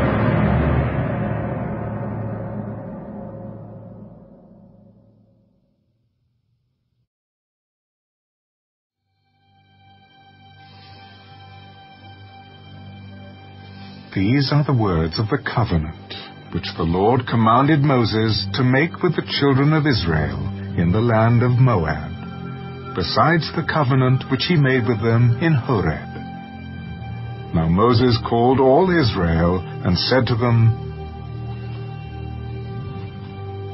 You have seen all that the Lord did before your eyes in the land of Egypt, to Pharaoh, and to all his servants, and to all his land. The great trials which your eyes have seen, the signs, and those great wonders. Yet the Lord has not given you a heart to perceive, and eyes to see, and ears to hear, to this very day. And I have led you 40 years in the wilderness. Your clothes have not worn out on you, and your sandals have not worn out on your feet. You have not eaten bread, nor have you drunk wine or similar drink, that you may know that I am the Lord your God. And when you came to this place, Sihon, king of Heshbon, and Og, king of Bashan, came out against us to battle, and we conquered them. We took their land and gave it as an inheritance to the Reubenites, to the Gadites, and to half the tribe of Manasseh. Therefore, keep the words of this covenant and do them, that you may prosper in all that you do. All of you stand today before the Lord your God, your leaders and your tribes and your elders and your officers, all the men of Israel, your little ones and your wives, also the stranger who is in your camp, from the one who cuts your wood to the one who draws your water, that you may enter into covenant with the Lord your God, and into his oath, which the Lord your God makes with you today, that he may establish you today as a people for himself, and that he may be God to you, just as he has spoken to you, and just as he has sworn to your fathers, to Abraham, Isaac, and Jacob. I make this covenant and this oath not with you alone, but with him who stands here with us today before the Lord our God, as well as with him who is not here with us today. For you know that we dwelt in the land of Egypt, and that we came through the nations which you passed by, and you saw their abominations and their idols which were among them, wood and stone and silver and gold, so that there may not be among you man or woman or family or tribe whose heart turns away today from the Lord our God to go and serve the gods of these nations, and that there may not be among you a root bearing bitterness or wormwood. And so it may not happen, when he hears the words of this curse, that he blesses himself in his heart, saying, I shall have peace, even though I follow the dictates of my heart, as though the drunkard could be included with the sober. The Lord would not spare him, for then the anger of the Lord and his jealousy would burn against that man. And every curse that is written in this book would settle on him, and the Lord would blot out his name from under heaven. And the Lord would separate him from all the tribes of Israel for adversity, according to all the curses of the covenant that are written in this book of the law, so that the coming generation of your children, who rise up after you, and the foreigner who comes from a far land, would say, when they see the plagues of that land and the sicknesses which the Lord has laid on it, the whole land is brimstone, salt, and burning. It is not sown, nor does it bear, nor does any grass grow there, like the overthrow of Sodom and Gomorrah, Admah, and Zeboim, which the Lord overthrew in his anger and his wrath. All nations would say, why has the Lord done so to this land? What does the heat of this great anger mean?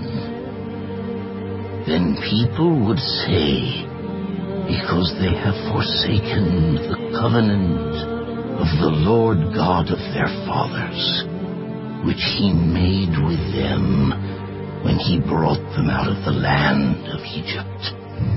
For they went and served other gods and worshipped them, gods that they did not know and that he had not given to them. Then the anger of the Lord was aroused against this land to bring on it every curse that is written in this book, and the Lord uprooted them from their land in anger, in wrath, and in great indignation, and cast them into another land as it is this day. The secret things belong to the Lord our God, but those things which are revealed belong to us and to our children forever, that we may do all the words of this law.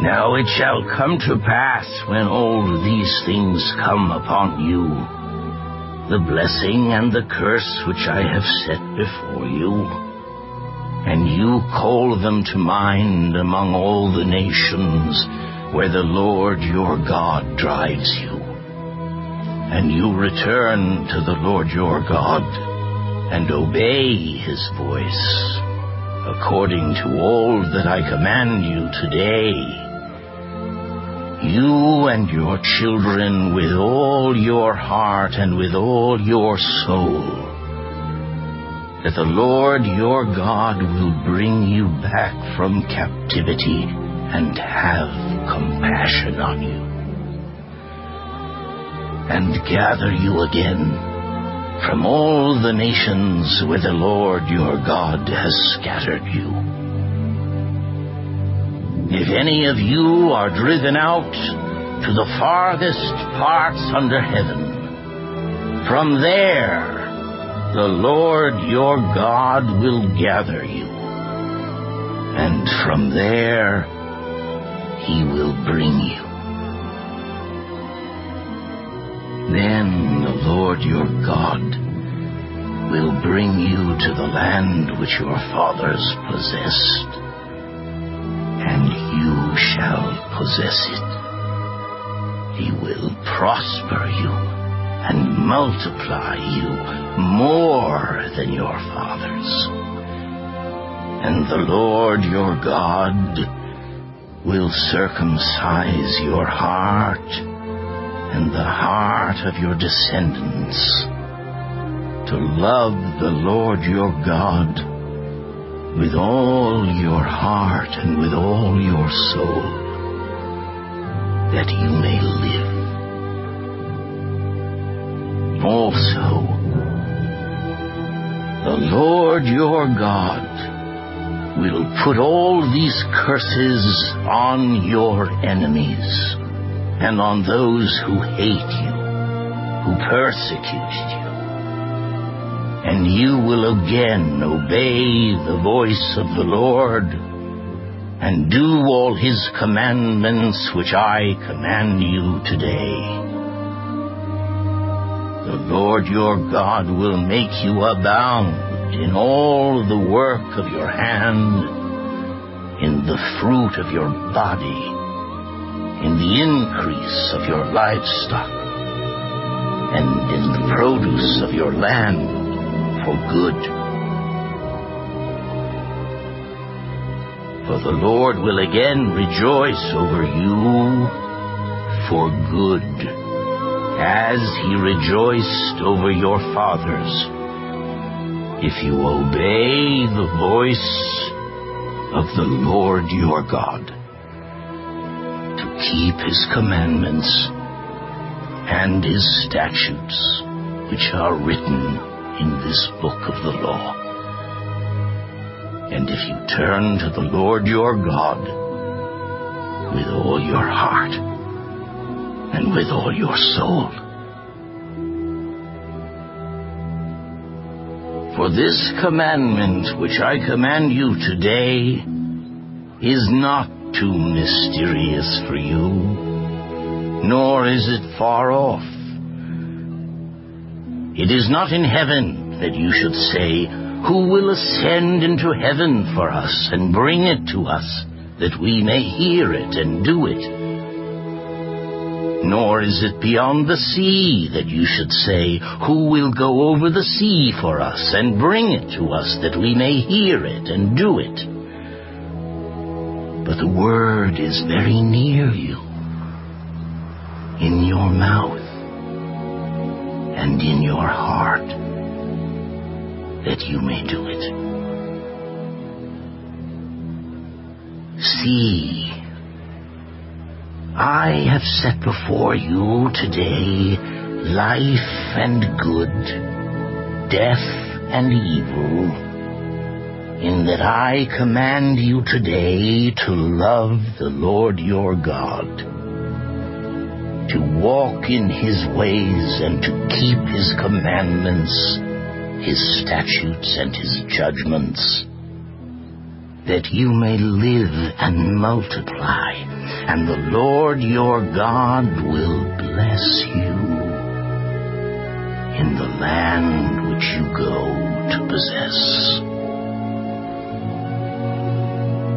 But if your heart turns away so that you do not hear, and are drawn away and worship other gods and serve them, I announce to you today that you shall surely perish. You shall not prolong your days in the land which you cross over the Jordan to go in and possess. I call heaven and earth as witnesses today against you that I have set before you life and death, blessing and cursing.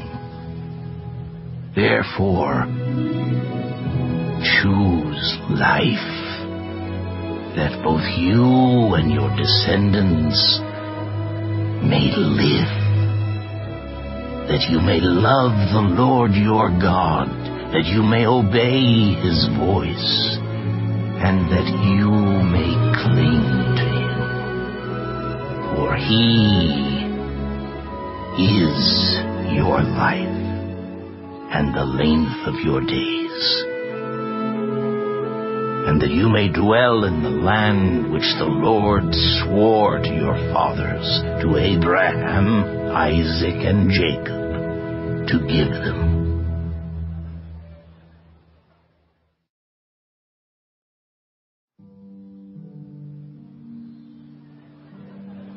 Then Moses went and spoke these words to all Israel. I am 120 years old today. I can no longer go out and come in. Also, the Lord has said to me, you shall not cross over this Jordan. The Lord your God himself crosses over before you. He will destroy these nations from before you, and you shall dispossess them. Joshua himself crosses over before you, just as the Lord has said. And the Lord will do to them as he did to Sihon and Og, the kings of the Amorites and their land, when he destroyed them. The Lord will give them over to you, that you may do to them according to every commandment which I have commanded you. Be strong and of good courage. Do not fear, nor be afraid of them. For the Lord your God, he is the one who goes with you. He will not leave you, nor forsake you. Then Moses called Joshua and said to him in the sight of all Israel, Be strong and of good courage, for you must go with this people to the land which the Lord has sworn to their fathers to give them, and you shall cause them to inherit it. And the Lord, he is the one who goes before you. He will be with you. He will not leave you, nor forsake you. Do not fear, nor be dismayed. So Moses wrote this law and delivered it to the priests, the sons of Levi, who bore the ark of the covenant of the Lord, and to all the elders of Israel.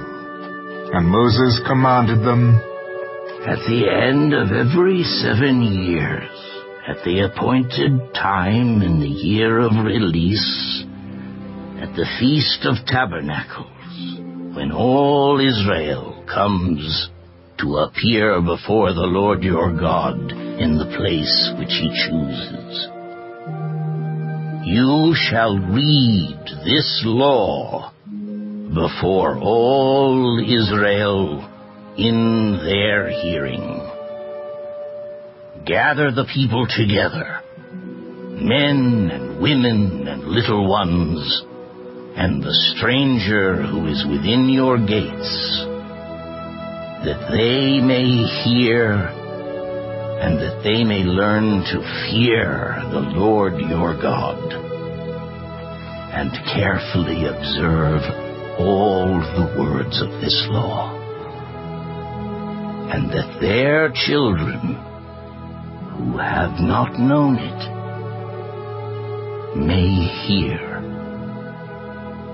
and learn to fear the Lord your God as long as you live in the land which you cross the Jordan to possess." Then the Lord said to Moses, "Behold, the days approach when you must die. Call Joshua and present yourselves in the tabernacle of meeting, that I may inaugurate him."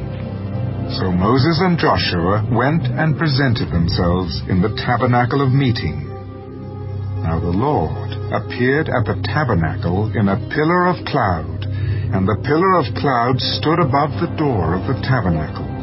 And the Lord said to Moses, "Behold, you will rest with your fathers, and this people will rise and play the harlot with the gods of the foreigners of the land, where they go to be among them. And they will forsake me, and break my covenant which I have made with them. Then my anger shall be aroused against them in that day, and I will forsake them, and I will hide my face from them, and they shall be devoured. And many evils and troubles shall befall them, so that they will say in that day, 'Have not these evils come upon us, because our God is not among us?' And I will surely hide my face in that day, because of all the evil which they have done, in that they have turned to other gods. Now therefore, write down this song for yourselves, and teach it to the children of Israel. Put it in their mouths, that this song may be a witness for me against the children of Israel. When I have brought them to the land flowing with milk and honey, of which I swore to their fathers, and they have eaten and filled themselves, and grown fat, then they will turn to other gods, and serve them, and they will provoke me, and break my covenant.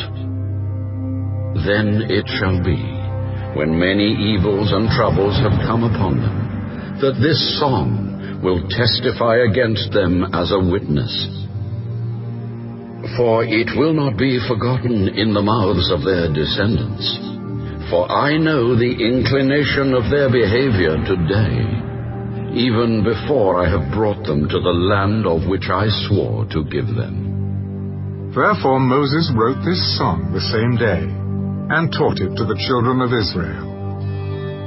Then he inaugurated Joshua, the son of Nun. "Be strong and of good courage, for you shall bring the children of Israel into the land of which I swore to them, and I will be with you."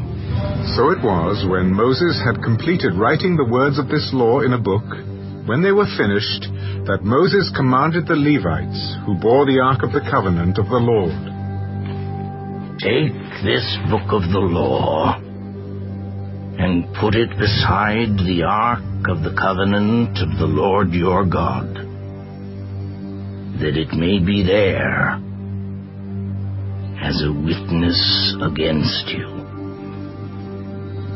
For I know your rebellion and your stiff neck. If today, while I am yet alive with you, you have been rebellious against the Lord, then how much more after my death? Gather to me all the elders of your tribes and your officers, that I may speak these words in their hearing, and call heaven and earth to witness against them. For I know that after my death you will become utterly corrupt, and turn aside from the way which I have commanded you, and evil will befall you in the latter days, because you will do evil in the sight of the Lord, to provoke him to anger through the work of your hands. Then Moses spoke in the hearing of all the assembly of Israel the words of this song until they were ended.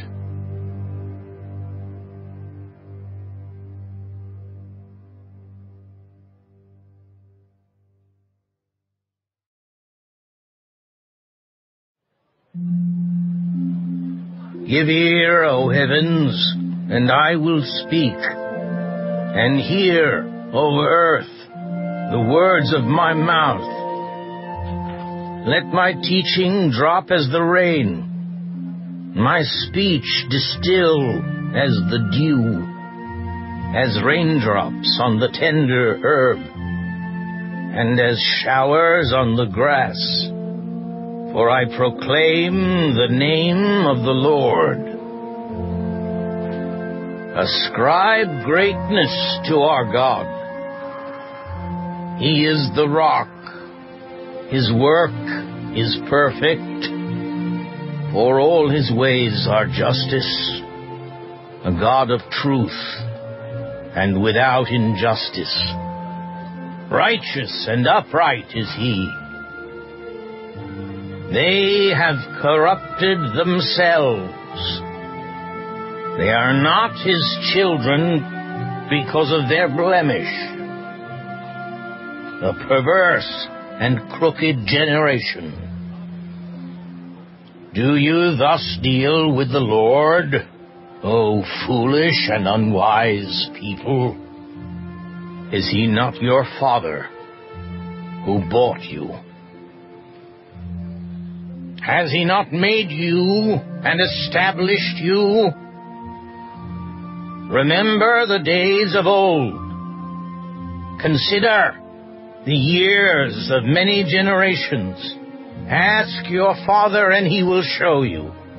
Your elders, and they will tell you. When the Most High divided their inheritance to the nations, when he separated the sons of Adam, he set the boundaries of the peoples according to the number of the children of Israel, for the Lord's portion is his people. Jacob is the place of his inheritance. He found him in a desert land, and in the wasteland a howling wilderness. He encircled him. He instructed him. He kept him as the apple of his eye. As an eagle stirs up its nest, hovers over its young, spreading out its wings, taking them up, carrying them on its wings. So the Lord alone led him, and there was no foreign god with him. He made him ride in the heights of the earth, that he might eat the produce of the fields. He made him draw honey from the rock, and oil from the flinty rock, curds from the cattle, and milk of the flock, with fat of lambs, and rams of the breeds of Bashan, and goats with the choicest wheat. And you drank wine, the blood of the grapes. But Jeshurun grew fat and kicked. You grew fat, you grew thick, you are obese. Then he forsook God who made him, and scornfully esteemed the rock of his salvation. They provoked him to jealousy with foreign gods. With abominations they provoked him to anger. They sacrificed to demons, not to God. To gods they did not know, to new gods, new arrivals that your fathers did not fear. Of the rock who begot you, you are unmindful, and have forgotten the God who fathered you. And when the Lord saw it, he spurned them because of the provocation of his sons and his daughters. And he said, I will hide my face from them. I will see what their end will be, for they are a perverse generation, children in whom is no faith. They have provoked me to jealousy by what is not God. They have moved me to anger by their foolish idols. But I will provoke them to jealousy by those who are not a nation. I will move them to anger by a foolish nation. For a fire is kindled in my anger, and shall burn to the lowest hell. It shall consume the earth with her increase, and set on fire the foundations of the mountains. I will heap disasters on them. I will spend my arrows on them. They shall be wasted with hunger, devoured by pestilence and bitter destruction. I will also send against them the teeth of beasts, with the poison of serpents of the dust. The sword shall destroy outside. There shall be terror within. For the young man and virgin, the nursing child with a man of gray hairs. I would have said, I will dash them in pieces. I will make the memory of them to cease from among men, had I not feared the wrath of the enemy, lest their adversaries should misunderstand, lest they should say, our hand is high, and it is not the Lord who has done all this. For they are a nation void of counsel, nor is there any understanding in them. Oh, that they were wise, that they understood this, that they would consider their latter end. How could one chase 1,000, and 2 put 10,000 to flight, unless their rock had sold them, and the Lord had surrendered them? For their rock is not like our rock, even our enemies themselves being judges. For their vine is of the vine of Sodom, and of the fields of Gomorrah. Their grapes are grapes of gall. Their clusters are bitter.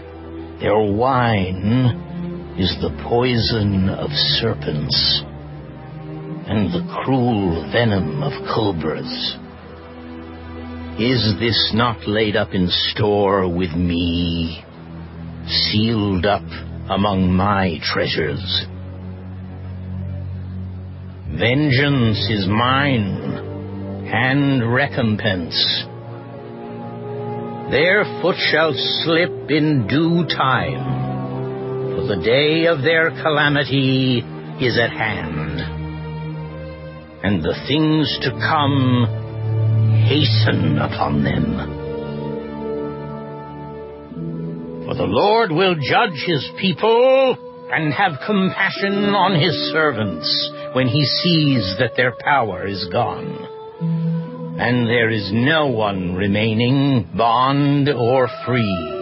He will say, "Where are their gods, the rock in which they sought refuge? Who ate the fat of their sacrifices and drank the wine of their drink offering? Let them rise and help you and be your refuge. Now see that I, even I, am He, and there is no God besides me. I kill and I make alive. I wound and I heal. Nor is there any who can deliver from my hand.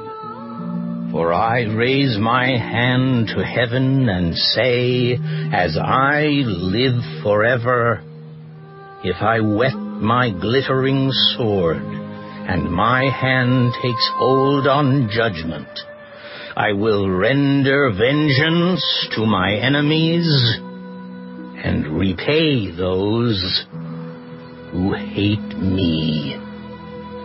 I will make my arrows drunk with blood, and my sword shall devour flesh with the blood of the slain and the captives from the heads of the leaders of the enemy.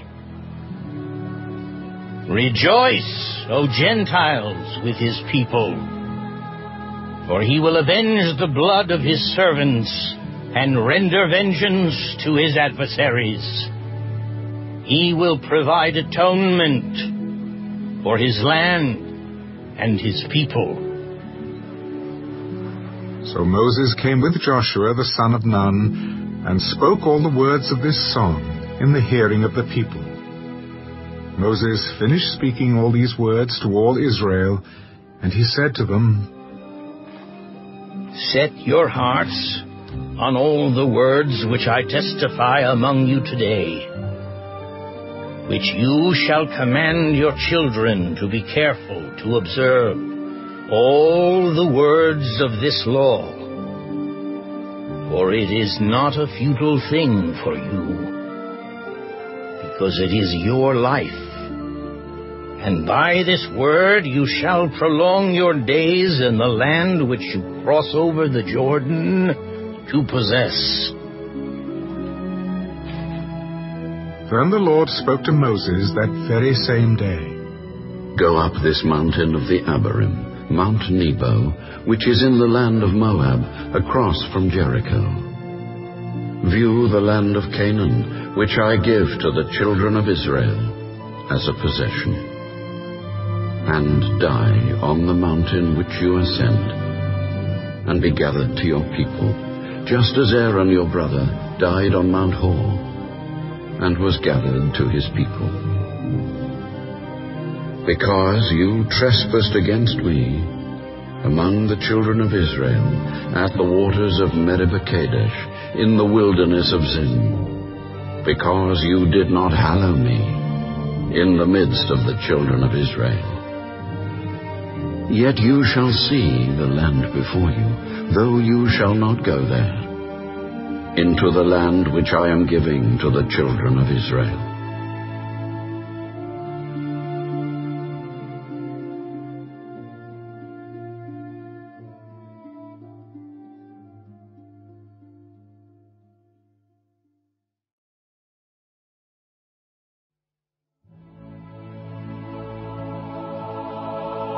Now this is the blessing with which Moses, the man of God, blessed the children of Israel before his death. The Lord came from Sinai and dawned on them from Seir. He shone forth from Mount Paran, and he came with 10,000s of saints. From his right hand came a fiery law for them. Yes, he loves the people. All his saints are in your hand. they sit down at your feet. Everyone receives your words. Moses commanded a law for us, a heritage of the congregation of Jacob. And he was king in Jeshurun when the leaders of the people were gathered, all the tribes of Israel together. Let Reuben live and not die, nor let his men be few. And this he said of Judah, Hear, Lord, the voice of Judah, and bring him to his people. Let his hands be sufficient for him, and may you be a help against his enemies. And of Levi he said, Let your Thummim and your Urim be with your Holy One, whom you tested at Massah, and with whom you contended at the waters of Meribah, who says of his father and mother, I have not seen them. Nor did he acknowledge his brothers or know his own children, for they have observed your word and kept your covenant. They shall teach Jacob your judgments, and Israel your law. They shall put incense before you, and a whole burnt sacrifice on your altar. Bless his substance, Lord, and accept the work of his hands. Strike the loins of those who rise against him, and of those who hate him, that they rise not again.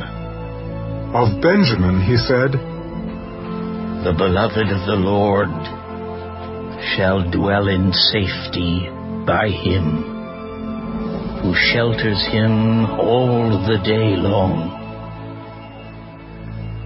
And he shall dwell between his shoulders. And of Joseph he said, Blessed of the Lord is his land, with the precious things of heaven, with the dew and the deep lying beneath, with the precious fruits of the sun,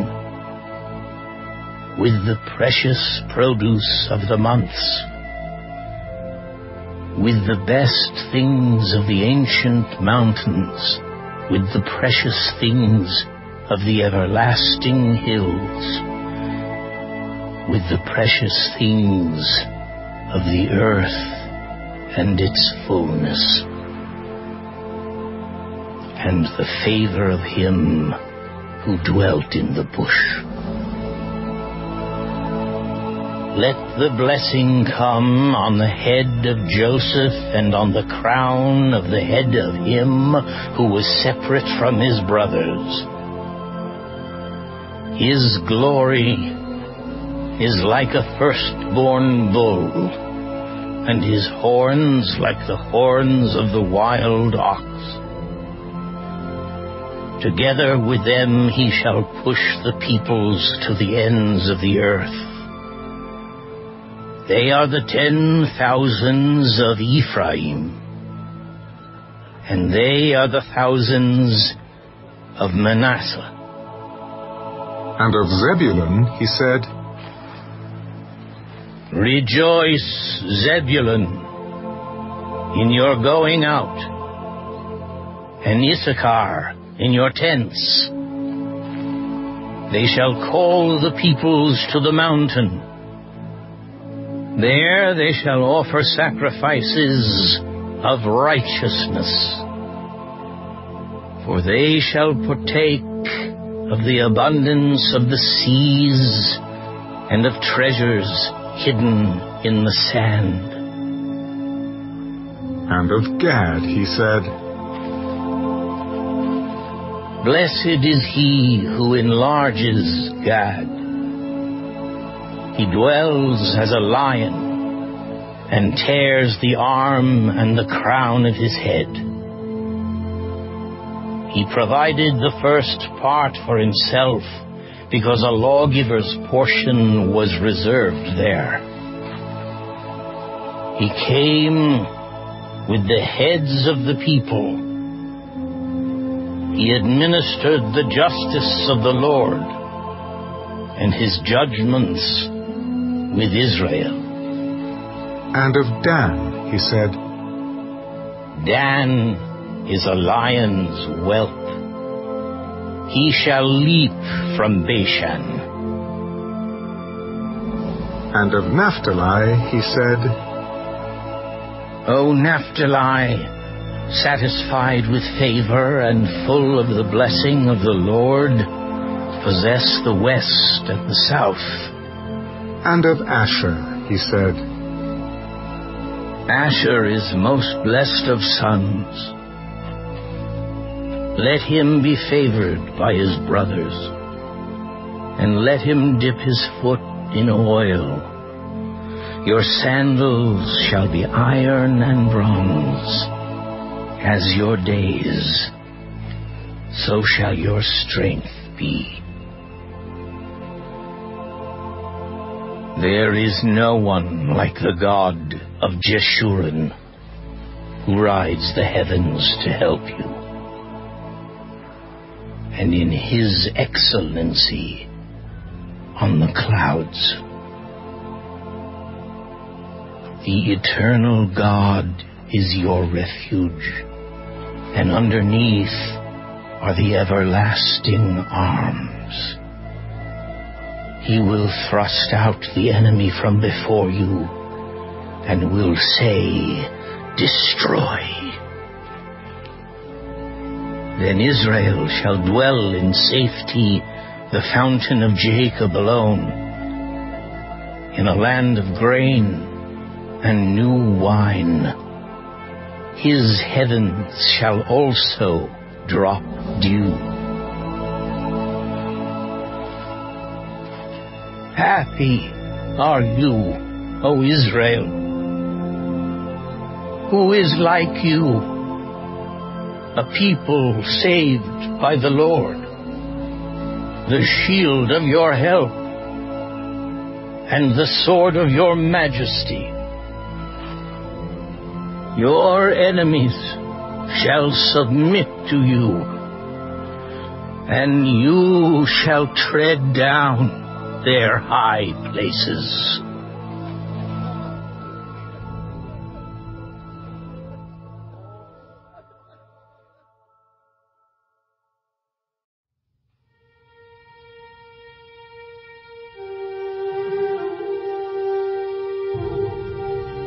Then Moses went up from the plains of Moab to Mount Nebo, to the top of Pisgah, which is across from Jericho.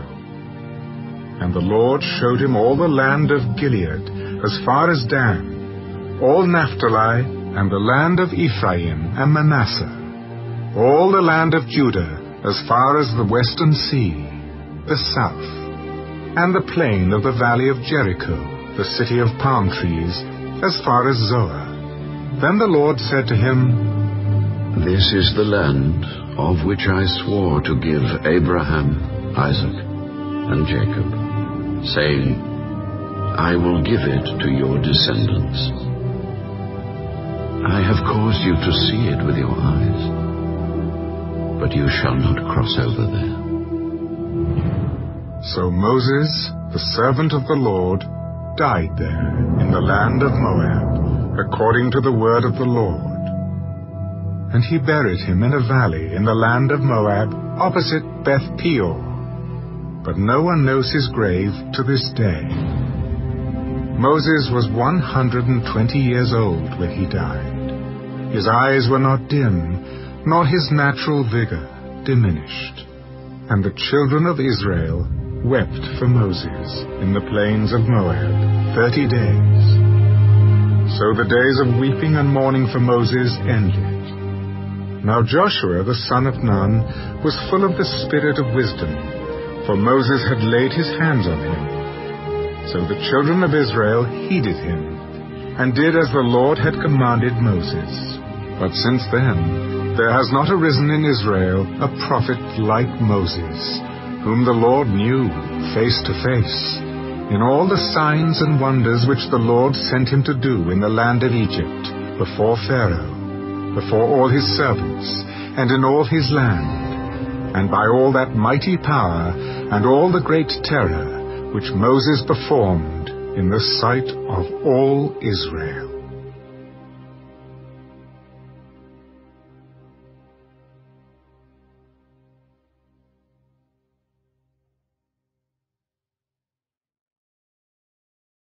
The Book of Joshua.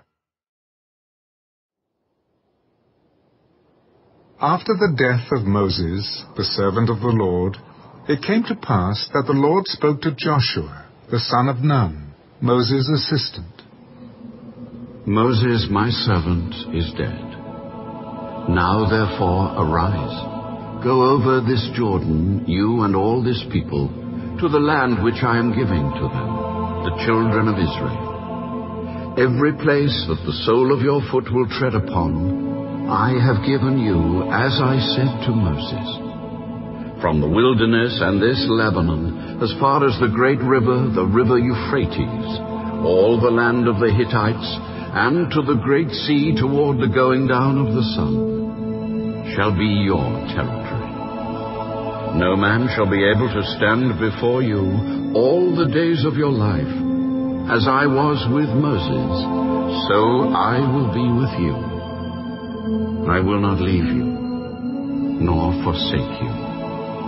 Be strong and of good courage, for to this people you shall divide as an inheritance the land which I swore to their fathers to give them. Only be strong and very courageous, that you may observe to do according to all the law which Moses my servant commanded you. Do not turn from it to the right hand or to the left, that you may prosper wherever you go. This book of the law shall not depart from your mouth, but you shall meditate in it day and night, that you may observe to do according to all that is written in it. For then you will make your way prosperous, and then you will have good success. Have I not commanded you? Be strong and of good courage.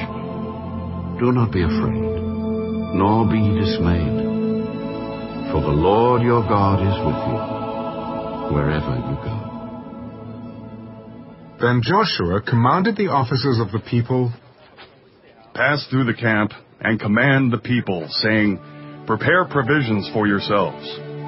For within 3 days you will cross over this Jordan, to go in to possess the land which the Lord your God is giving you to possess. And to the Reubenites, the Gadites, and half the tribe of Manasseh, Joshua spoke. Remember the word which Moses, the servant of the Lord, commanded you, saying, The Lord your God is giving you rest, and is giving you this land. Your wives, your little ones, and your livestock shall remain in the land which Moses gave you on this side of the Jordan. But you shall pass before your brethren armed, all your mighty men of valor, and help them, until the Lord has given your brethren rest, as he gave you, and they also have taken possession of the land which the Lord your God is giving them. Then you shall return to the land of your possession, and enjoy it, which Moses, the Lord's servant, gave you on this side of the Jordan, toward the sunrise. So they answered Joshua, All that you command us we will do, and wherever you send us we will go. Just as we heeded Moses in all things, so we will heed you. Only the Lord your God be with you, as he was with Moses. Whoever rebels against your command and does not heed your words in all that you command him shall be put to death. Only be strong and of good courage.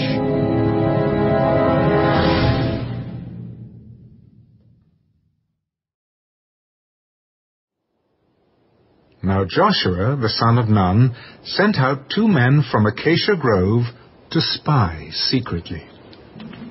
Go, view the land, especially Jericho. So they went and came to the house of a harlot named Rahab and lodged there. And it was told the king of Jericho, Behold, men have come here tonight from the children of Israel to search out the country. So the king of Jericho sent to Rahab. Bring out the men who have come to you, who have entered your house, for they have come to search out all the country. Then the woman took the 2 men and hid them. Yes, the men came to me, but I did not know where they were from. And it happened as the gate was being shut, when it was dark, that the men went out. Where the men went, I do not know. Pursue them quickly, for you may overtake them. But she had brought them up to the roof, and hidden them with the stalks of flax, which she had laid in order on the roof. Then the men pursued them by the road to the Jordan, to the fords. And as soon as those who pursued them had gone out, they shut the gate. Now before they lay down, she came up to them on the roof, and said to the men, I know that the Lord has given you the land, that the terror of you has fallen on us, and that all the inhabitants of the land are faint-hearted because of you. For we have heard how the Lord dried up the water of the Red Sea for you when you came out of Egypt, and what you did to the 2 kings of the Amorites, who were on the other side of the Jordan, Sihon and Og, whom you utterly destroyed. And as soon as we heard these things, our hearts melted. Neither did there remain any more courage in anyone because of you. For the Lord your God, He is God in heaven above and on earth beneath. Now therefore, I beg you, swear to me by the Lord, since I have shown you kindness, that you also will show kindness to my father's house, and give me a true token, and spare my father, my mother, my brother, my sisters, and all that they have, and deliver our lives from death. Our lives for yours, if none of you tell this business of ours. And it shall be, when the Lord has given us the land, that we will deal kindly and truly with you.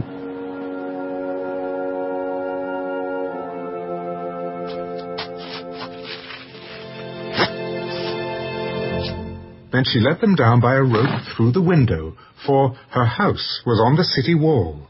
She dwelt on the wall. And she said to them, Get to the mountain, lest the pursuers meet you.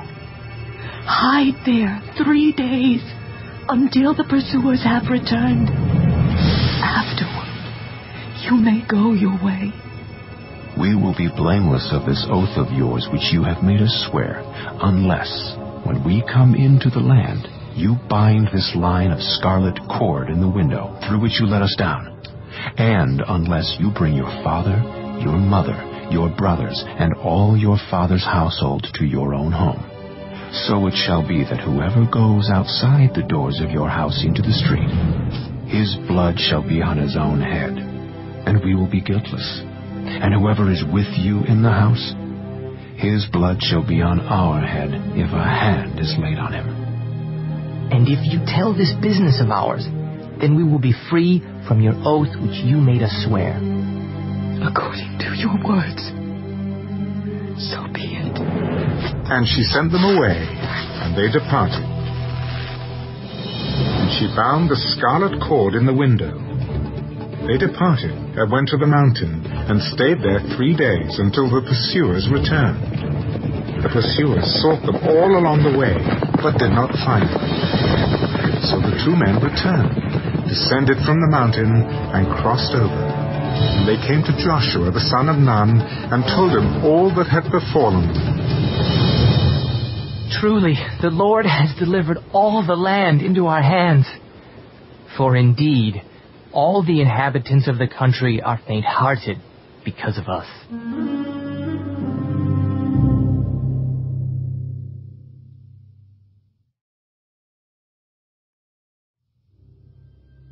Then Joshua rose early in the morning, and they set out from Acacia Grove, and came to the Jordan, he and all the children of Israel, and lodged there before they crossed over.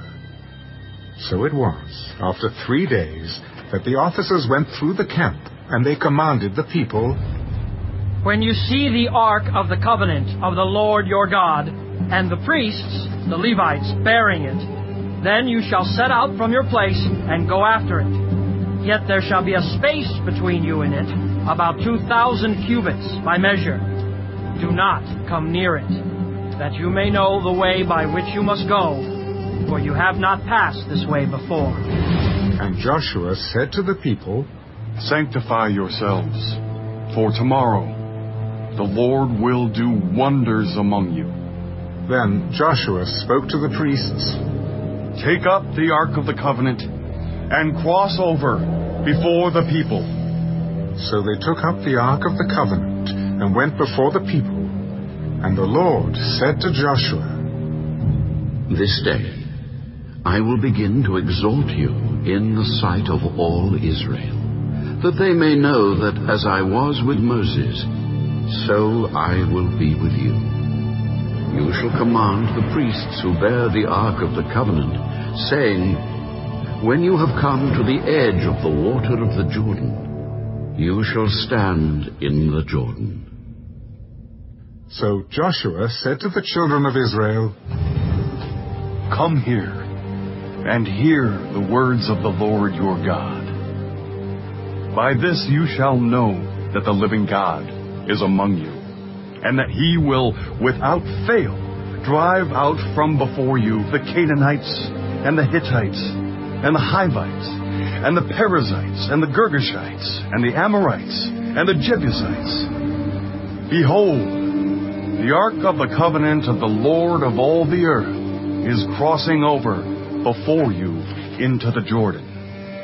Now, therefore, take for yourselves 12 men from the tribes of Israel, 1 man from every tribe. And it shall come to pass, as soon as the soles of the feet of the priests who bear the ark of the Lord of all the earth, shall rest in the waters of the Jordan, that the waters of the Jordan shall be cut off, the waters that come down from upstream, and they shall stand as a heap.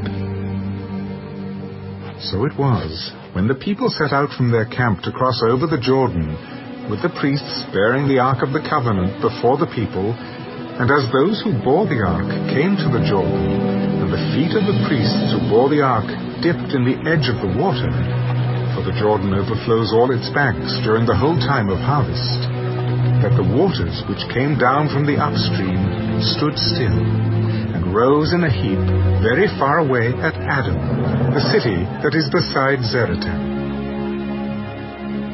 So the waters that went down into the sea of Arabah, the salt sea, failed, and were cut off, and the people crossed over opposite Jericho. Then the priests who bore the Ark of the Covenant of the Lord stood firm on dry ground in the midst of the Jordan. And all Israel crossed over on dry ground until all the people had crossed completely over the Jordan.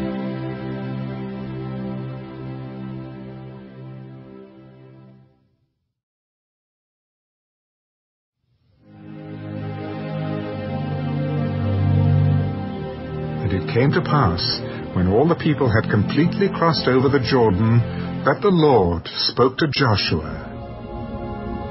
Take for yourselves 12 men from the people, 1 man from every tribe, and command them, saying, Take for yourselves 12 stones from here, out of the midst of the Jordan, from the place where the priest's feet stood firm. You shall carry them over with you, and leave them in the lodging place where you lodge tonight. Then Joshua called the 12 men whom he had appointed from the children of Israel, 1 man from every tribe. And Joshua said to them, Cross over before the ark of the Lord your God into the midst of the Jordan. And each one of you take up a stone on his shoulder, according to the number of the tribes of the children of Israel, that this may be a sign among you when your children ask in time to come, saying, What do these stones mean to you? Then you shall answer them that the waters of the Jordan were cut off before the ark of the covenant of the Lord. When it crossed over the Jordan, the waters of the Jordan were cut off. And these stones shall be for a memorial to the children of Israel forever. And the children of Israel did so, just as Joshua commanded, and took up 12 stones from the midst of the Jordan, as the Lord had spoken to Joshua, according to the number of the tribes of the children of Israel, and carried them over with them to the place where they lodged, and laid them down there. Then Joshua set up 12 stones in the midst of the Jordan, in the place where the feet of the priests who bore the ark of the covenant stood. And they are there to this day. So the priests who bore the ark stood in the midst of the Jordan until everything was finished that the Lord had commanded Joshua to speak to the people, according to all that Moses had commanded Joshua. And the people hurried and crossed over. Then it came to pass, when all the people had completely crossed over, that the ark of the Lord and the priests crossed over in the presence of the people. And the men of Reuben, the men of Gad, and half the tribe of Manasseh crossed over armed before the children of Israel, as Moses had spoken to them. About 40,000, prepared for war, crossed over before the Lord for battle to the plains of Jericho. On that day the Lord exalted Joshua in the sight of all Israel, and they feared him, as they had feared Moses all the days of his life. Then the Lord spoke to Joshua, Command the priests who bear the ark of the testimony to come up from the Jordan. Joshua therefore commanded the priests, Come up from the Jordan. And it came to pass, when the priests who bore the ark of the covenant of the Lord had come from the midst of the Jordan, and the soles of the priests' feet touched the dry land, that the waters of the Jordan returned to their place, and overflowed all its banks as before.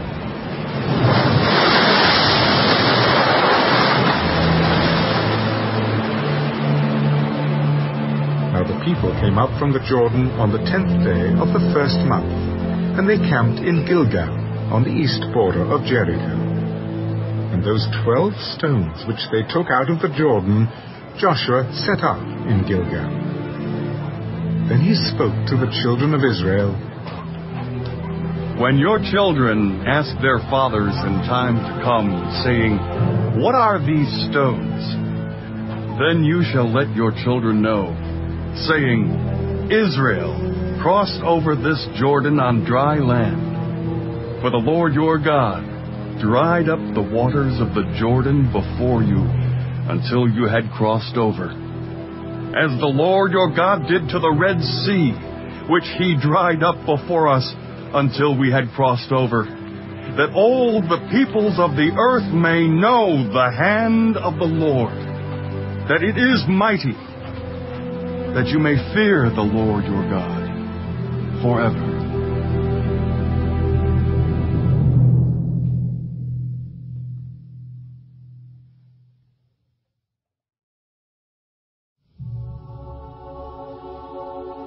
So it was, when all the kings of the Amorites who were on the west side of the Jordan, and all the kings of the Canaanites who were by the sea, heard that the Lord had dried up the waters of the Jordan from before the children of Israel until we had crossed over, that their heart melted, and there was no spirit in them any longer, because of the children of Israel.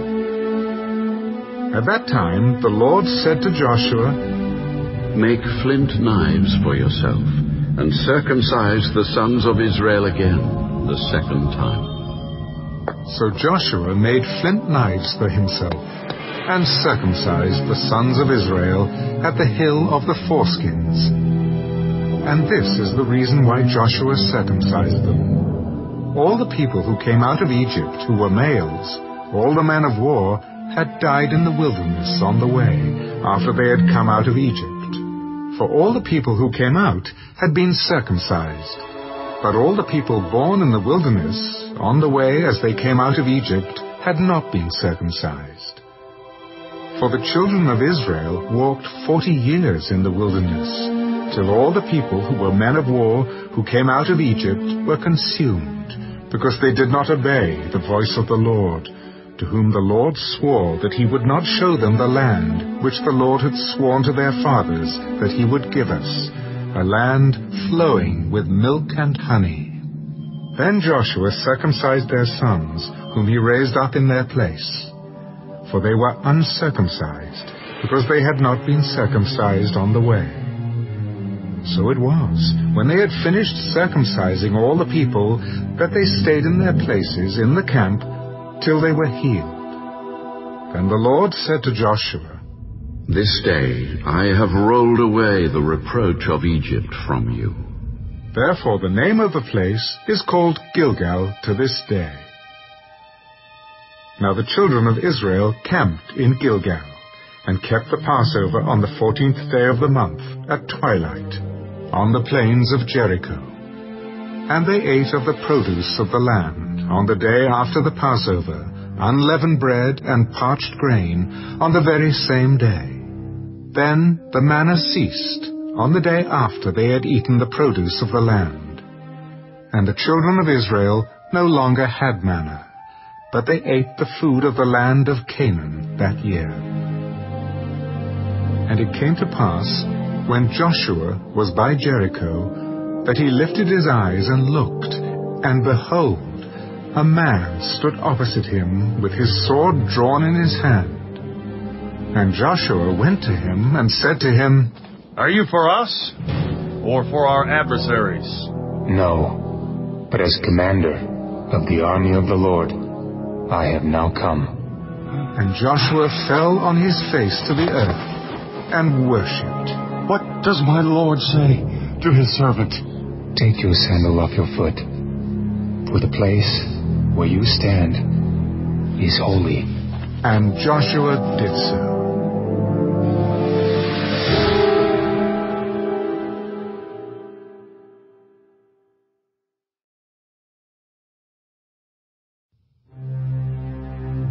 Now Jericho was securely shut up because of the children of Israel. None went out, and none came in. And the Lord said to Joshua, See, I have given Jericho into your hand, its king and the mighty men of valor. You shall march around the city, all you men of war. You shall go all around the city once. This you shall do 6 days. And 7 priests shall bear 7 trumpets of ram's horns before the ark. But the 7th day you shall march around the city 7 times, and the priests shall blow the trumpets. It shall come to pass, when they make a long blast with the ram's horn, And when you hear the sound of the trumpet, that all the people shall shout with a great shout, then the wall of the city will fall down flat, and the people shall go up, every man straight before him. Then Joshua the son of Nun called the priests and said to them, Take up the Ark of the Covenant, and let 7 priests bear 7 trumpets of ram's horns before the Ark of the Lord. And he said to the people, Proceed, and march around the city, and let him who is armed advance before the Ark of the Lord. So it was, when Joshua had spoken to the people, that the 7 priests bearing the 7 trumpets of ram's horns before the Lord advanced and blew the trumpets, and the ark of the covenant of the Lord followed them. The armed men went before the priests, who blew the trumpets, and the rear guard came after the ark, while the priests continued blowing the trumpets. Now Joshua had commanded the people, You shall not shout, or make any noise with your voice, nor shall a word proceed out of your mouth, until the day I say to you, Shout. Then you shall shout. So he had the ark of the Lord circle the city, going around it once. And they came into the camp and lodged in the camp. And Joshua rose early in the morning, and the priests took up the ark of the Lord. Then 7 priests, bearing 7 trumpets of ram's horns before the ark of the Lord, went on continually and blew with the trumpets. And the armed men went before them. But the rear guard came after the ark of the Lord, while the priests continued blowing the trumpets. And the second day they marched around the city once and returned to the camp. So they did 6 days. But it came to pass on the 7th day that they rose early about the dawning of the day and marched around the city 7 times in the same manner. On that day only they marched around the city 7 times. And the 7th time it happened, when the priests blew the trumpets, that Joshua said to the people, Shout, for the Lord has given you the city.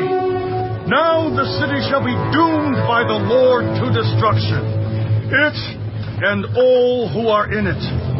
Only Rahab the harlot shall live, she and all who are with her in the house, because she hid the messengers that we sent.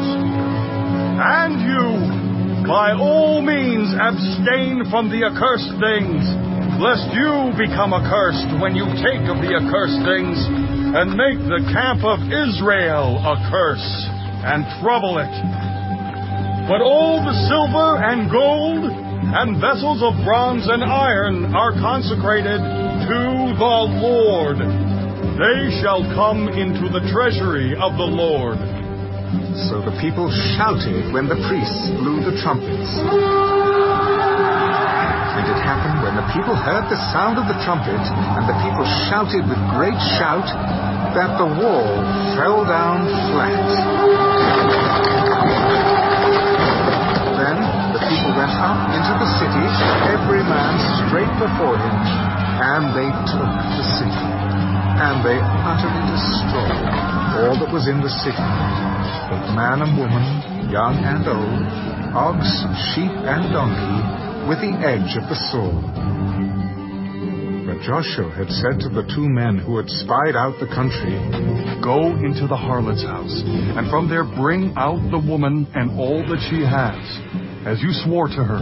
And the young men who had been spies went in and brought out Rahab, her father, her mother, her brothers, and all that she had. So they brought out all her relatives and left them outside the camp of Israel. But they burned the city and all that was in it with fire. Only the silver and gold and the vessels of bronze and iron they put into the treasury of the house of the Lord. And Joshua spared Rahab the harlot, her father's household, and all that she had. So she dwells in Israel to this day, because she hid the messengers whom Joshua sent to spy out Jericho. Then Joshua charged them at that time, Cursed be the man before the Lord, who rises up and builds this city Jericho. He shall lay its foundation with his firstborn, and with his youngest he shall set up its gates. So the Lord was with Joshua, and his fame spread throughout all the country.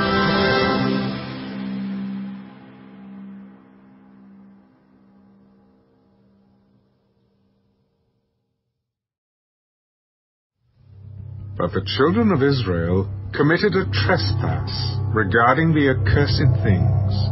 For Achan, the son of Carmi, the son of Zabdi, the son of Zerah, of the tribe of Judah, took of the accursed things. So the anger of the Lord burned against the children of Israel.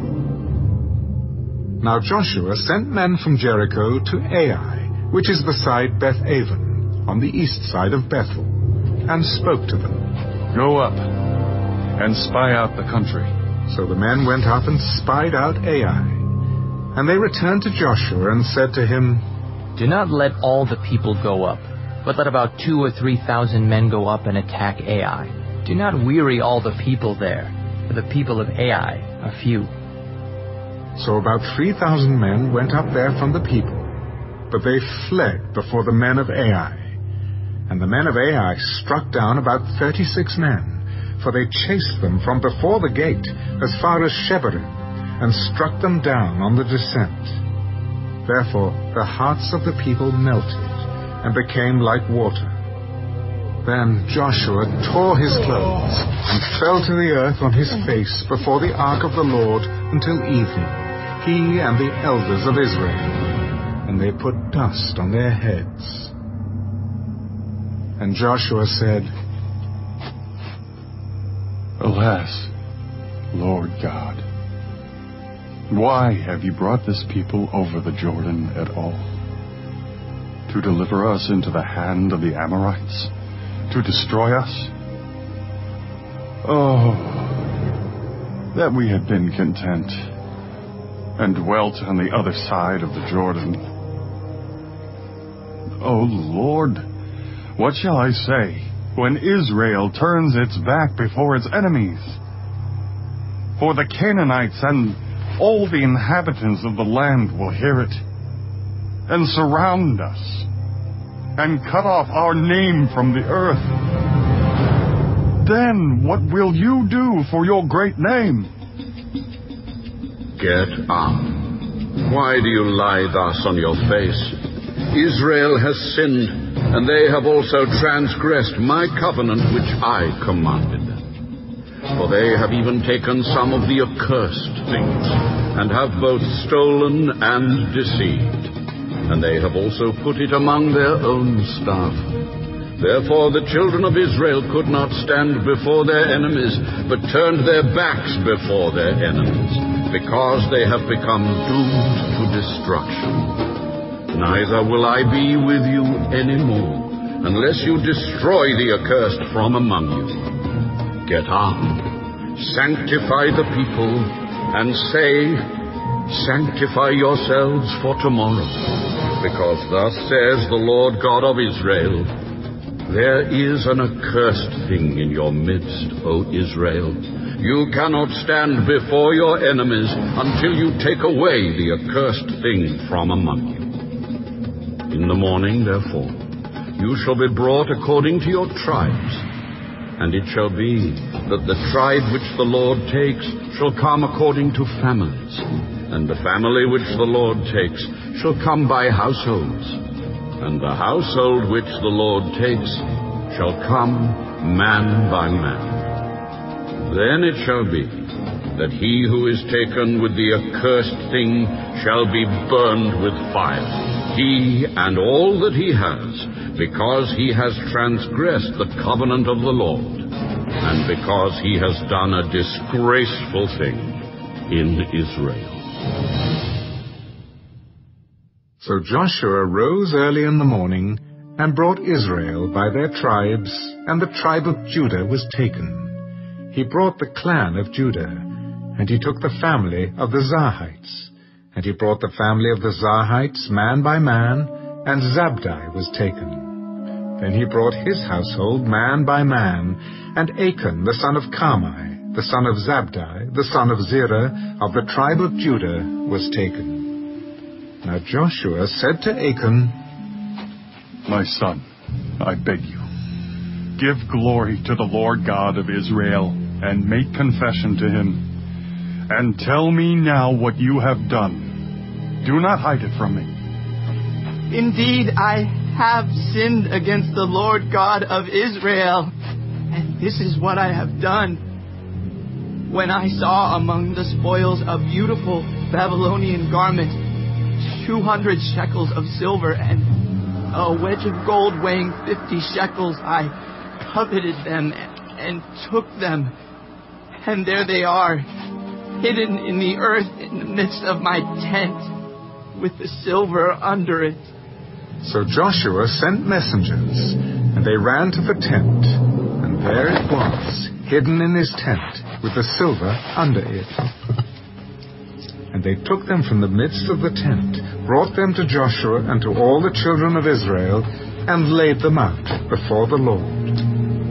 Then Joshua and all Israel with him took Achan the son of Zerah, the silver, the garment, the wedge of gold, his sons, his daughters, his oxen, his donkeys, his sheep, his tent, and all that he had.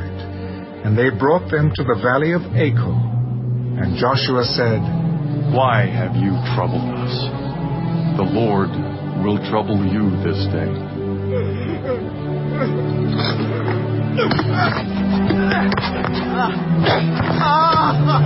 So all Israel stoned him with stones, and they burned them with fire, after they had stoned them with stones. Then they raised over him a great heap of stones, still there to this day. So the Lord turned from the fierceness of his anger. Therefore the name of that place has been called the Valley of Achor to this day.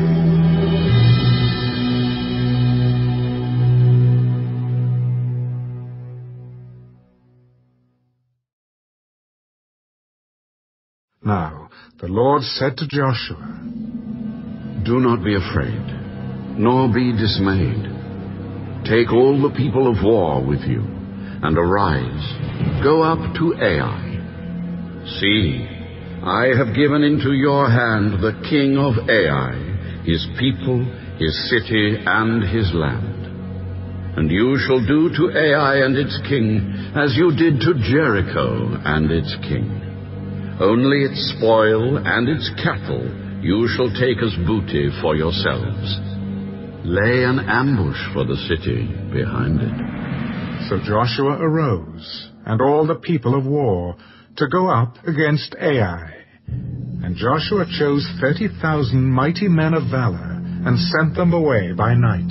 And he commanded them, Behold, you shall lie in ambush against the city, behind the city. Do not go very far from the city, but all of you, be ready. Then I and all the people who are with me will approach the city, and it will come about, when they come out against us, as at the first, that we shall flee before them. For they will come out after us till we have drawn them from the city, for they will say, They are fleeing before us, as at the first. Therefore we will flee before them. Then you shall rise from the ambush and seize the city, for the Lord your God will deliver it into your hand. And it will be, when you have taken the city, that you shall set the city on fire. According to the commandment of the Lord you shall do. See, I have commanded you. Joshua therefore sent them out, and they went to lie in ambush, and stayed between Bethel and Ai, on the west side of Ai. But Joshua lodged that night among the people. Then Joshua rose up early in the morning, and mustered the people. and went up, he and the elders of Israel, before the people to Ai. And all the people of war who were with him went up and drew near. And they came before the city and camped on the north side of Ai. Now a valley lay between them and Ai. So he took about 5,000 men and set them in ambush between Bethel and Ai on the west side of the city. And when they had set the people, all the army that was on the north of the city and its rear guard on the west of the city, Joshua went that night into the midst of the valley. Now it happened, when the king of Ai saw it, that the men of the city hurried and rose early and went out against Israel to battle, he and all his people, at an appointed place before the plain. But he did not know that there was an ambush against him behind the city. And Joshua and all Israel made as if they were beaten before them, and fled by way of the wilderness. So all the people who were in Ai were called together to pursue them. And they pursued Joshua, and were drawn away from the city. There was not a man left in Ai or Bethel who did not go out after Israel. So they left the city open, and pursued Israel. Then the Lord said to Joshua, "Stretch out the spear that is in your hand toward Ai, for I will give it into your hand." And Joshua stretched out the spear that was in his hand toward the city. So those in ambush arose quickly out of their place. They ran as soon as he had stretched out his hand, and they entered the city and took it, and hurried to set the city on fire. And when the men of Ai looked behind them, they saw, and behold, the smoke of the city ascended to heaven. So they had no power to flee this way or that way, and the people who had fled to the wilderness turned back on the pursuers. Now when Joshua and all Israel saw that the ambush had taken the city, and that the smoke of the city ascended, they turned back and struck down the men of Ai. Then the others came out of the city against them. So they were caught in the midst of Israel, some on this side and some on that side. And they struck them down, so that they let none of them remain or escape. But the king of Ai they took alive, and brought him to Joshua. And it came to pass, when Israel had made an end of slaying all the inhabitants of Ai in the field, in the wilderness where they pursued them, and when they all had fallen by the edge of the sword until they were consumed, that all the Israelites returned to Ai and struck it with the edge of the sword. So it was that all who fell that day, both men and women, were 12,000, all the people of Ai. For Joshua did not draw back his hand, with which he stretched out the spear, until he had utterly destroyed all the inhabitants of Ai. Only the livestock and the spoil of that city Israel took as booty for themselves, according to the word of the Lord, which he had commanded Joshua. So Joshua burned Ai, and made it a heap forever, a desolation to this day. And the king of Ai he hanged on a tree until evening. And as soon as the sun was down, Joshua commanded that they should take his corpse down from the tree, cast it at the entrance of the gate of the city, and raise over it a great heap of stones that remains to this day. Now Joshua built an altar to the Lord God of Israel in Mount Ebal, as Moses the servant of the Lord had commanded the children of Israel. As it is written in the book of the law of Moses, an altar of whole stones over which no man has wielded an iron tool. And they offered on it burnt offerings to the Lord, and sacrificed peace offerings. And there, in the presence of the children of Israel, he wrote on the stones a copy of the law of Moses, which he had written. Then all Israel, with their elders and officers and judges, stood on either side of the ark, before the priests, the Levites, who bore the ark of the covenant of the Lord, the stranger, as well as he who was born among them. Half of them were in front of Mount Gerizim, and half of them in front of Mount Ebal, as Moses, the servant of the Lord, had commanded before, that they should bless the people of Israel. And afterward he read all the words of the law, the blessings and the cursings, according to all that is written in the book of the law. There was not a word of all that Moses had commanded which Joshua did not read before all the assembly of Israel, with the women, the little ones, and the strangers who were living among them.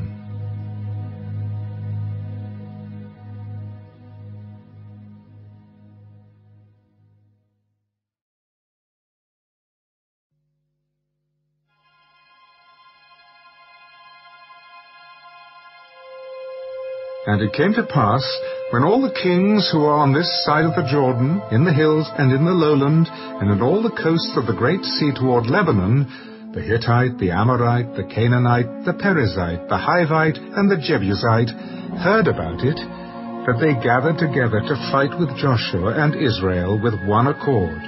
For when the inhabitants of Gibeon heard what Joshua had done to Jericho and Ai, they worked craftily, and went and pretended to be ambassadors. And they took old sacks on their donkeys, old wineskins torn and mended, old and patched sandals on their feet, and old garments on themselves. And all the bread of their provision was dry and moldy. And they went to Joshua to the camp at Gilgal, and said to him and to the men of Israel, We have come from a far country. Now, therefore, make a covenant with us. Then the men of Israel said to the Hivites, Perhaps you dwell among us. So how can we make a covenant with you? But they said to Joshua, We are your servants.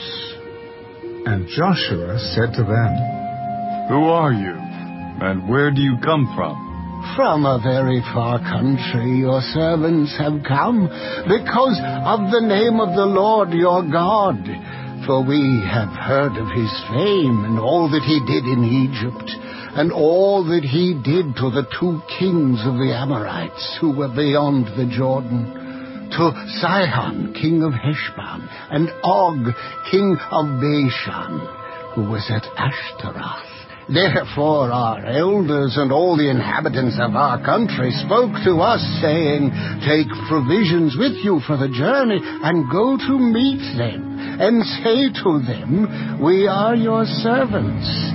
Now therefore make a covenant with us.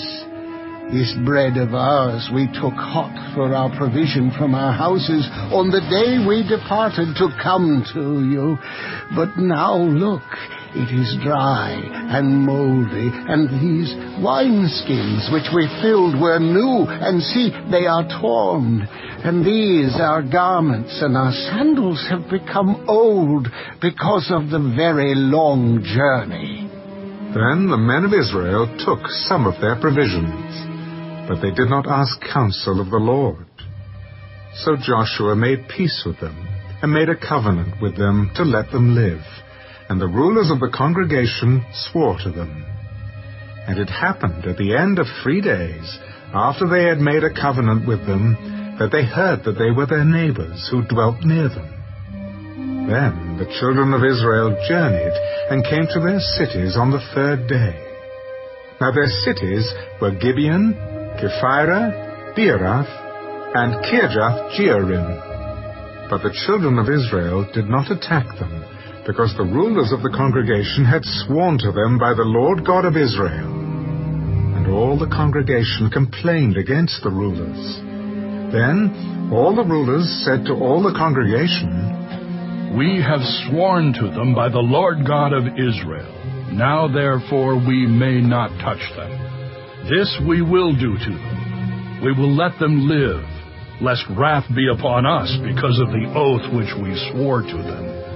Let them live, but let them be woodcutters and water carriers for all the congregation, as the rulers had promised them. Then Joshua called for them, and he spoke to them. Why have you deceived us, saying, We are very far from you, when you dwell near us?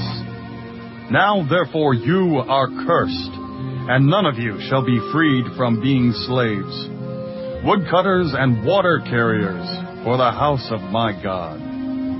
Because your servants were clearly told that the Lord your God commanded his servant Moses to give you all the land, and to destroy all the inhabitants of the land from before you.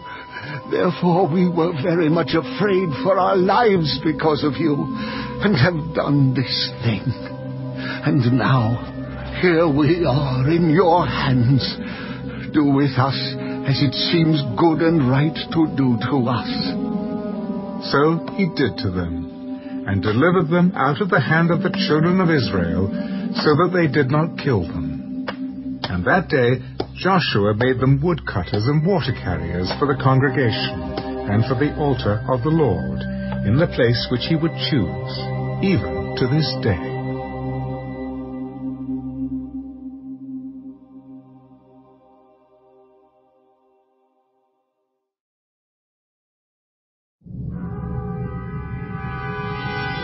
Now it came to pass, when Adonizedek, king of Jerusalem, heard how Joshua had taken Ai, and had utterly destroyed it, as he had done to Jericho and its king, so he had done to Ai and its king, and how the inhabitants of Gibeon had made peace with Israel, and were among them, that they feared greatly, because Gibeon was a great city, like one of the royal cities, and because it was greater than Ai, and all its men were mighty.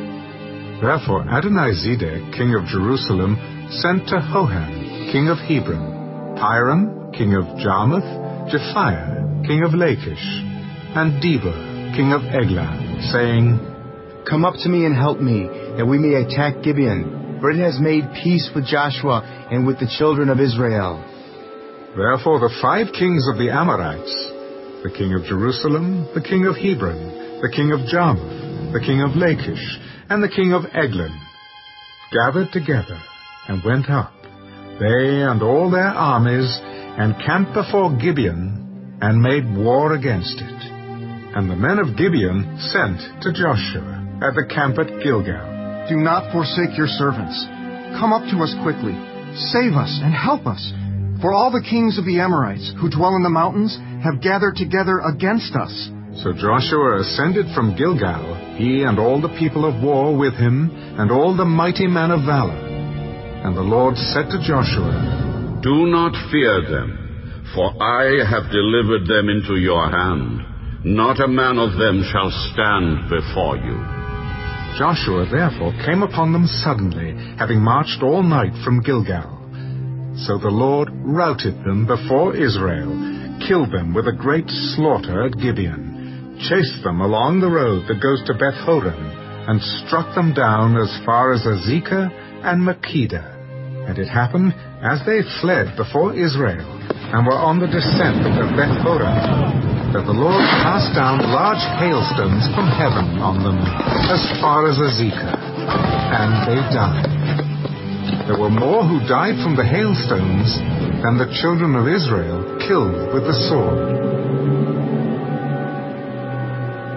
Then Joshua spoke to the Lord in the day when the Lord delivered up the Amorites before the children of Israel, and he said in the sight of Israel, Sun, stand still over Gibeon, and moon in the valley of Ajalon. So the sun stood still, and the moon stopped, till the people had revenge upon their enemies. Is this not written in the book of Jasher? So the sun stood still in the midst of heaven, and did not hasten to go down for about a whole day. And there has been no day like that, before it or after it, that the Lord heeded the voice of a man. For the Lord fought for Israel. Then Joshua returned, and all Israel with him, to the camp at Gilgal. But these 5 kings had fled, and hidden themselves in a cave at Makkedah. And it was told Joshua, The 5 kings have been found, hidden in the cave at Makkedah. Roll large stones against the mouth of the cave, and set men by it to guard them. And do not stay there yourselves, but pursue your enemies and attack their rear guard.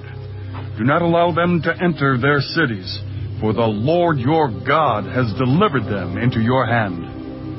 Then it happened, while Joshua and the children of Israel made an end of slaying them with a very great slaughter, till they had finished, that those who escaped entered fortified cities. And all the people returned to the camp, to Joshua at Makkedah, in peace.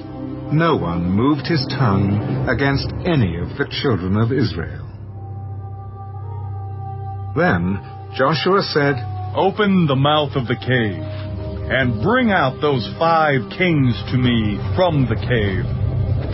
And they did so, and brought out those 5 kings to him from the cave: the king of Jerusalem, the king of Hebron, the king of Jarmuth, the king of Lachish, and the king of Eglon. So it was, when they brought out those kings to Joshua, that Joshua called for all the men of Israel, and said to the captains of the men of war who went with him, "Come near, put your feet on the necks of these kings."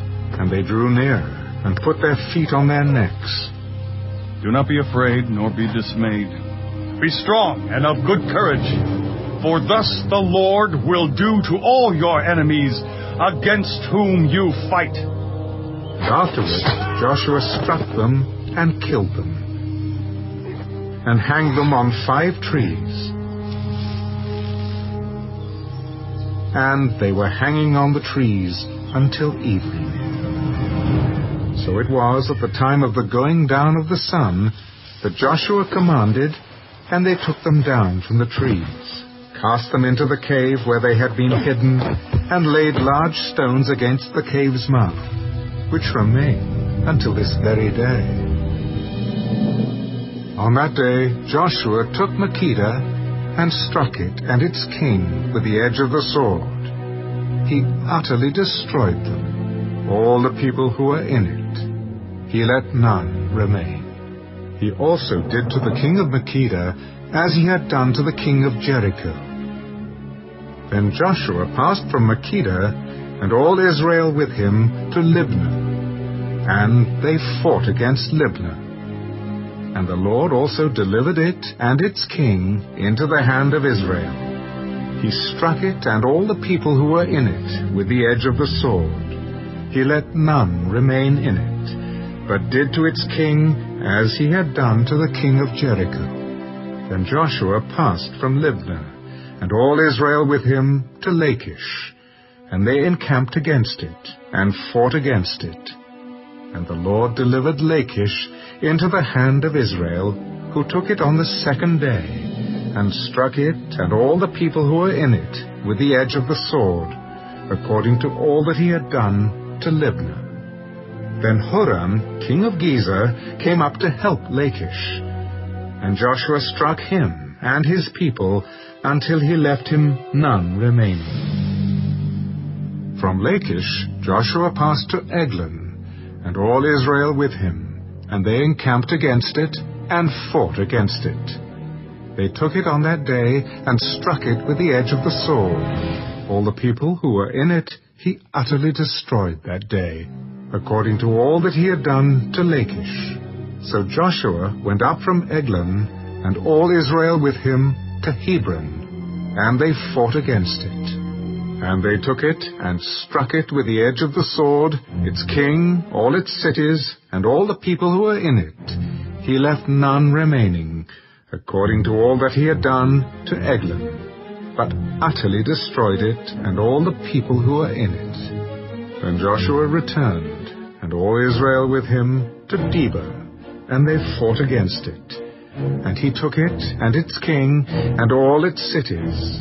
They struck them with the edge of the sword, and utterly destroyed all the people who were in it. He left none remaining. As he had done to Hebron, so he did to Debir, and its king, as he had done also to Libnah, and its king. So Joshua conquered all the land, the mountain country, and the south, and the lowland, and the wilderness slopes, and all their kings. He left none remaining, but utterly destroyed all that breathed, as the Lord God of Israel had commanded. And Joshua conquered them from Kadesh Barnea as far as Gaza, and all the country of Goshen, even as far as Gibeon. All these kings and their land Joshua took at one time, because the Lord God of Israel fought for Israel. Then Joshua returned, and all Israel with him, to the camp at Gilgal.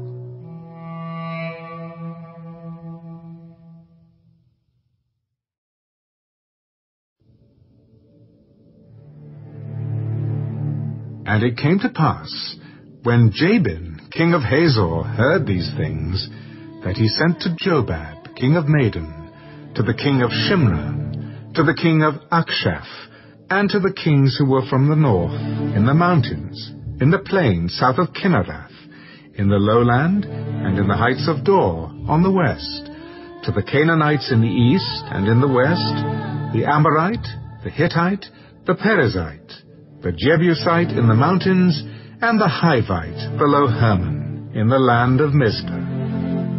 So they went out, they and all their armies with them, as many people as the sand that is on the seashore in multitude, with very many horses and chariots.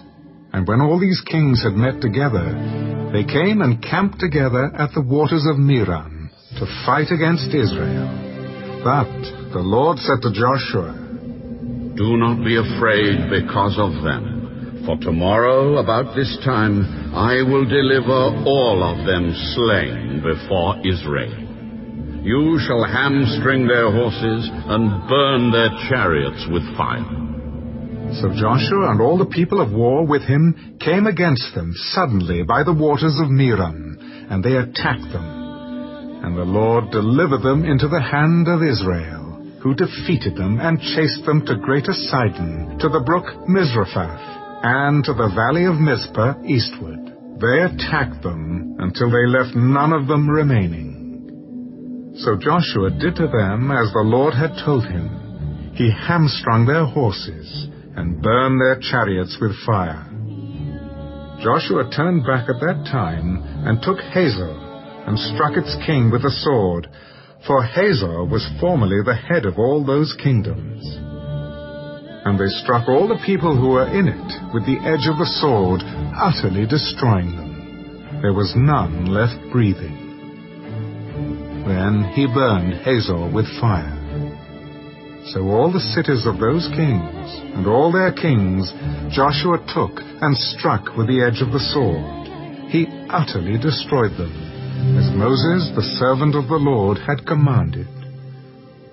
But as for the cities that stood on their mounds, Israel burned none of them, except Hazor only, which Joshua burned. And all the spoil of these cities and the livestock the children of Israel took as booty for themselves. But they struck every man with the edge of the sword until they had destroyed them, and they left none breathing. As the Lord had commanded Moses, his servant, so Moses commanded Joshua, and so Joshua did.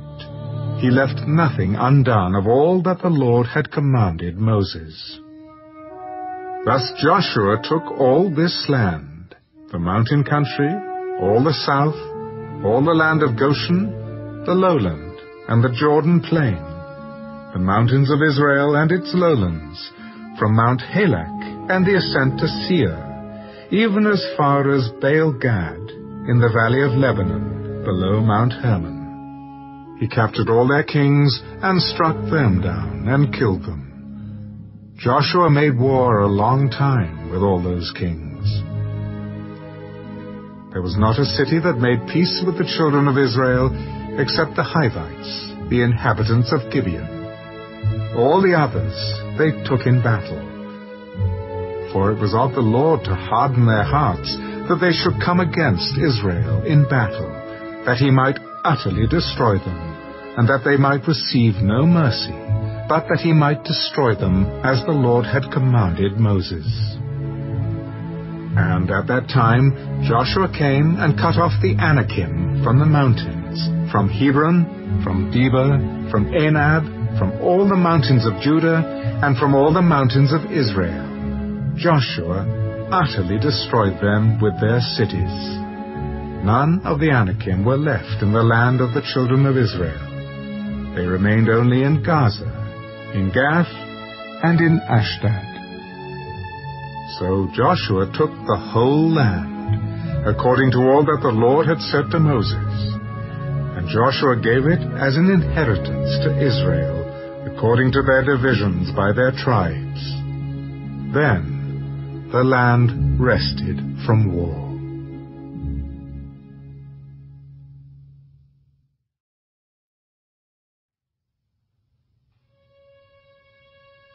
These are the kings of the land, whom the children of Israel defeated, and whose land they possessed on the other side of the Jordan, toward the rising of the sun, from the river Arnon to Mount Hermon, and all the eastern Jordan plain. One king was Sihon, king of the Amorites, who dwelt in Heshbon, and ruled half of Gilead, from Aroer, which is on the bank of the river Arnon, from the middle of that river, even as far as the river Jabbok, which is the border of the Ammonites, and the eastern Jordan plain, from the sea of Kinnereth, as far as the sea of Arabah, the Salt Sea, the road to Beth Jeshimoth, and southward below the slopes of Pisgah. The other king was Og, king of Bashan, and his territory, who was of the remnant of the giants, who dwelt at Ashtaroth and at Edrei, and reigned over Mount Hermon, over Salcah, over all Bashan, as far as the border of the Geshurites and the Maacathites, and over half of Gilead to the border of Sihon, king of Heshbon. These Moses, the servant of the Lord, and the children of Israel had conquered. And Moses, the servant of the Lord, had given it as a possession to the Reubenites, the Gadites, and half the tribe of Manasseh. And these are the kings of the country which Joshua and the children of Israel conquered on this side of the Jordan, on the west, from Baal-Gad, in the valley of Lebanon, as far as Mount Halak, and the ascent to Seir, which Joshua gave to the tribes of Israel as a possession according to their divisions, in the mountain country, in the lowlands, in the Jordan plain, in the slopes, in the wilderness, and in the south, the Hittites, the Amorites, the Canaanites, the Perizzites, the Hivites, and the Jebusites. The king of Jericho won, the king of Ai, which is beside Bethel, won, the king of Jerusalem won, the king of Hebron won, the king of Jarmuth won, the king of Lachish won, the king of Eglon won, the king of Gezer won, the king of Debir won, the king of Geder won, the king of Hormah won, the king of Arad won, the king of Libnah won, the king of Adullam won, the king of Makkedah won, the king of Bethel won, the king of Tappuah won, the king of Hepher won, the king of Aphek won, the king of Lasharon won, the king of Madon won, the king of Hazor won, the king of Shimron-Meron won, the king of Akshaph won, the king of Taanach won, the king of Megiddo won, the king of Kedesh won, the king of Jokneam in Carmel won, the king of Dor in the heights of Dor won, the king of the people of Gilgal won, the king of Tirzah won, all the kings 31.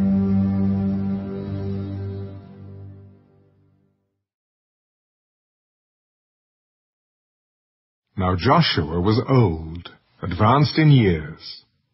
And the Lord said to him, You are old, advanced in years, and there remains very much land yet to be possessed. This is the land that yet remains, all the territory of the Philistines, and all that of the Geshurites, from Sihor, which is east of Egypt, as far as the border of Ekron, northward, which is counted as Canaanite. The 5 lords of the Philistines, the Gazites, the Ashdodites, the Ashkelonites, the Gittites, and the Ekronites, also the Avites, from the south all the land of the Canaanites, and Me'era, that belongs to the Sidonians as far as Aphek, to the border of the Amorites, the land of the Gebalites, and all Lebanon toward the sunrise, from Baal-Gad below Mount Hermon, as far as the entrance to Hamath. All the inhabitants of the mountains, from Lebanon as far as the brook Misrephoth, and all the Sidonians. Them I will drive out from before the children of Israel.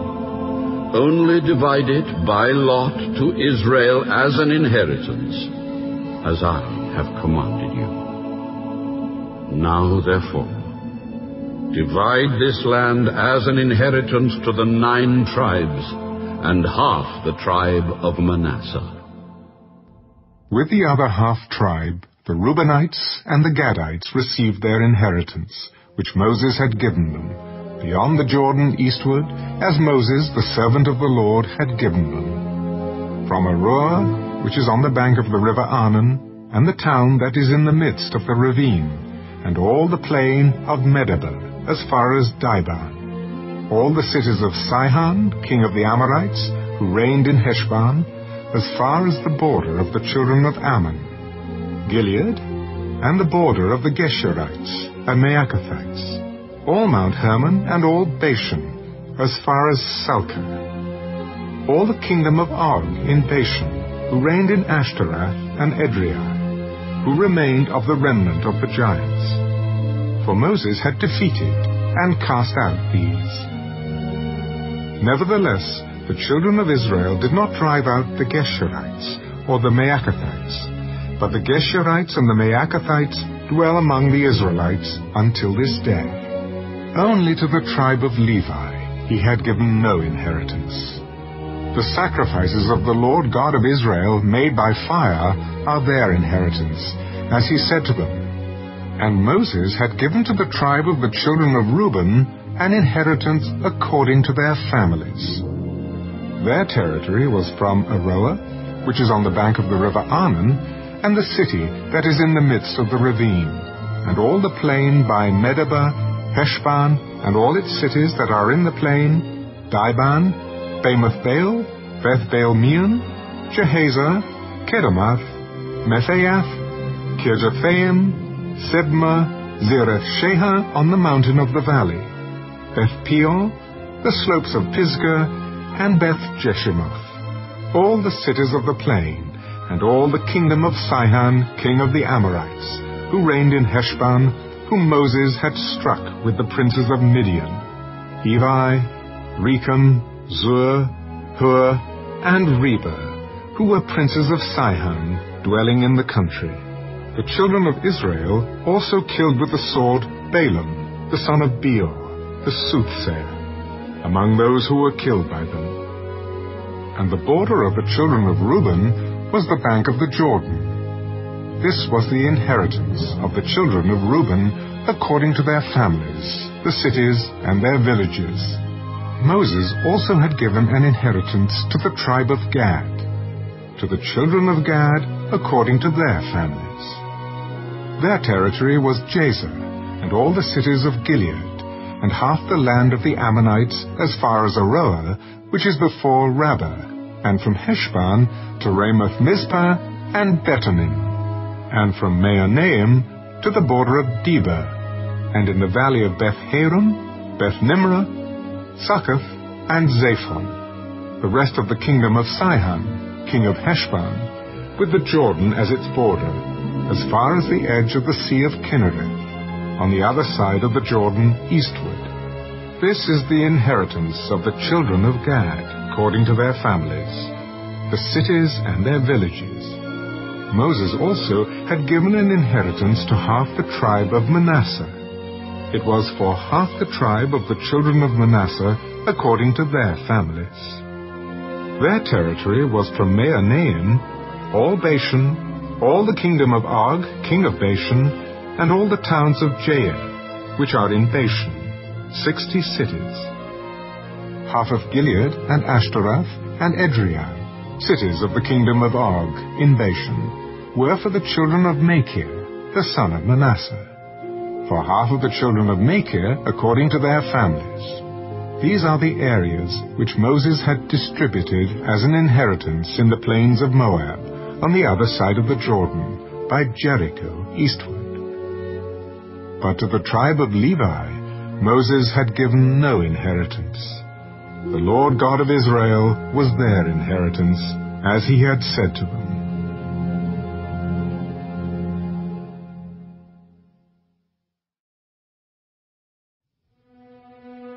These are the areas which the children of Israel inherited in the land of Canaan, which Eleazar the priest, Joshua the son of Nun, and the heads of the fathers of the tribes of the children of Israel distributed as an inheritance to them. Their inheritance was by lot, as the Lord had commanded by the hand of Moses, for the 9 tribes and the half-tribe. For Moses had given the inheritance of the 2 tribes and the half-tribe on the other side of the Jordan.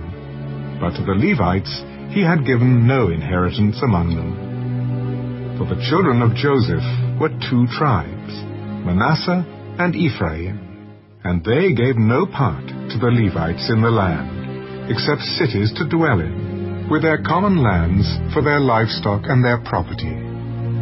As the Lord had commanded Moses, so the children of Israel did, and they divided the land. Then the children of Judah came to Joshua in Gilgal. And Caleb, the son of Jephunneh, the Kenizzite, said to him, You know the word which the Lord said to Moses, the man of God, concerning you and me in Kadesh Barnea. I was 40 years old when Moses, the servant of the Lord, sent me from Kadesh Barnea to spy out the land. And I brought back word to him as it was in my heart. Nevertheless, my brethren who went up with me made the heart of the people melt. But I wholly followed the Lord my God. So Moses swore on that day, saying, Surely the land where your foot has trodden shall be your inheritance and your children's forever, because you have wholly followed the Lord my God. And now, behold, the Lord has kept me alive, as he said, these 45 years, ever since the Lord spoke this word to Moses, while Israel wandered in the wilderness. And now, here I am this day, 85 years old. As yet I am as strong this day as on the day that Moses sent me. Just as my strength was then, so now is my strength for war, both for going out and for coming in. Now, therefore, give me this mountain of which the Lord spoke in that day. For you heard in that day how the Anakim were there, and that the cities were great and fortified. It may be that the Lord will be with me, and I shall be able to drive them out, as the Lord said. And Joshua blessed him, and gave Hebron to Caleb, the son of Jephunneh, as an inheritance. Hebron therefore became the inheritance of Caleb, the son of Jephunneh, the Kenizzite, to this day, because he wholly followed the Lord God of Israel. And the name of Hebron formerly was Kirjath Arba. Arba was the greatest man among the Anakim. Then the land had rest from war.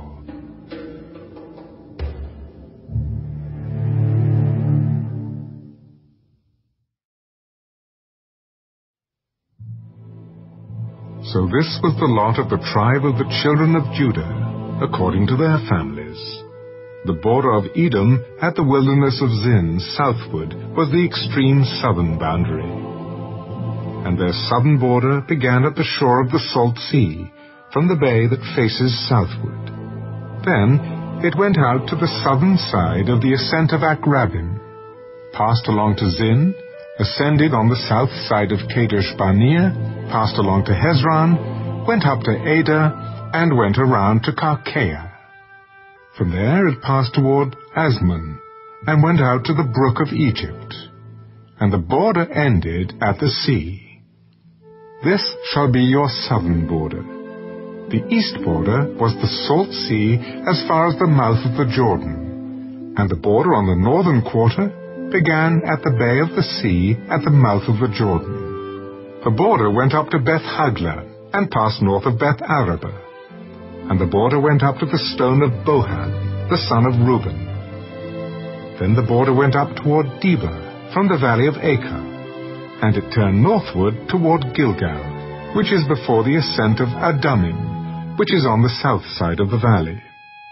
The border continued toward the waters of En-Shemesh, and ended at En-Rogel, and the border went up by the valley of the son of Hinnom, to the southern slope of the Jebusite city, which is Jerusalem. The border went up to the top of the mountain that lies before the valley of Hinnom, westward, which is at the end of the valley of Rephaim, northward.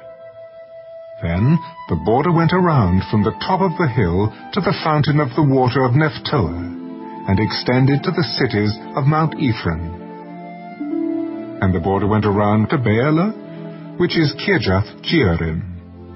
Then the border turned westward from Baalah to Mount Seir, passed along the side of Mount Jearim on the north, which is Kesaland, went down to Beth-Shemesh, and passed on to Timnah. And the border went out to the side of Ekron northward. Then the border went around to Shikron, passed along to Mount Baalah, and extended to Jabneel, and the border ended at the sea. The west border was the coastline of the Great Sea. This is the boundary of the children of Judah all around, according to their families. Now to Caleb, the son of Jephunneh, he gave a share among the children of Judah according to the commandment of the Lord to Joshua, namely Kirjath Arba, which is Hebron. Arba was the father of Anak. Caleb drove out the 3 sons of Anak from there, Sheshai, Ahiman, and Talmai, the children of Anak. Then he went up from there to the inhabitants of Debir. Formerly the name of Debir was Kirjath-Sepher. And Caleb said, He who attacks Kirjath-Sepher and takes it, to him I will give Achsah, my daughter, as wife. So Othniel, the son of Kenaz, the brother of Caleb, took it, and he gave him Achsah, his daughter, as wife. Now it was so, when she came to him, that she persuaded him to ask her father for a field. So she dismounted from her donkey, and Caleb said to her, What do you wish? Give me a blessing. Since you have given me land in the south, give me also springs of water. So he gave her the upper springs and the lower springs. This was the inheritance of the tribe of the children of Judah according to their families.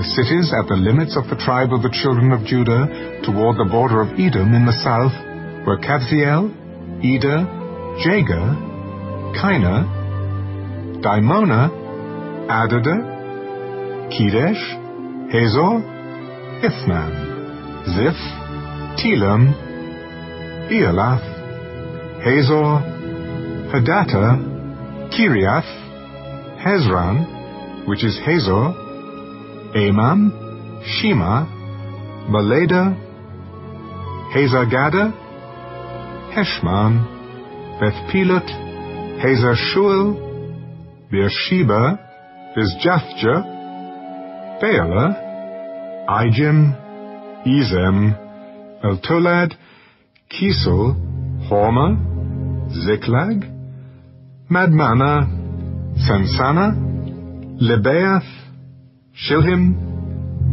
Ain, and Rimmon. All the cities are 29, with their villages. In the lowland, Eshtaol, Zorah, Ashna, Zanoah, En-Ganim, Tapua, Enam, Jarmuth, Adullam, Soko, Azekah, Shoraim, Adithaim, Gadira, and Gadirathaim, 14 cities with their villages.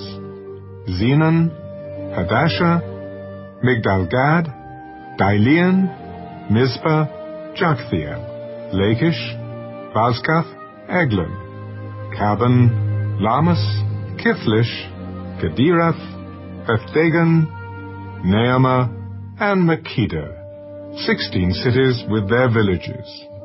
Libnah, Ether, Ashan, Jephthah, Ashna, Nezib, Keilah, Akzib, and Maresha, 9 cities with their villages. Ekron, with its towns and villages. From Ekron to the sea, all that lay near Ashdod with their villages. Ashdod, with its towns and villages. Gaza, with its towns and villages, as far as the brook of Egypt, and the great sea with its coastline. And in the mountain country, Shema, Jatta, Soko, Dana, Kirjath-Sana, which is Debir, Anab, Eshtemoh, Anim, Goshen, Holon, and Gilo, 11 cities with their villages. Arab, Duma, Eshion, Janim, Beth-Tappuah, Aphekah, Hamta, Kirjath-Arba, which is Hebron, and Zio, 9 cities with their villages. Maon, Carmel, Ziph, Jatta, Jezreel, Jokdeam, Zanoah, Cain, Gibeon, and Timnah, 10 cities with their villages. Hahel, Bethzur, Gedor, Meorath, Bethanath, and Eltekon, 6 cities with their villages. Kirjath-Baal, which is Kirjath-Jearim, and Rabbah, 2 cities with their villages. In the wilderness, Beth-Araba, Middin, Sekaka, Nibshan, the city of salt, and En-Gedi, 6 cities with their villages. As for the Jebusites, the inhabitants of Jerusalem, the children of Judah could not drive them out, but the Jebusites dwell with the children of Judah at Jerusalem to this day.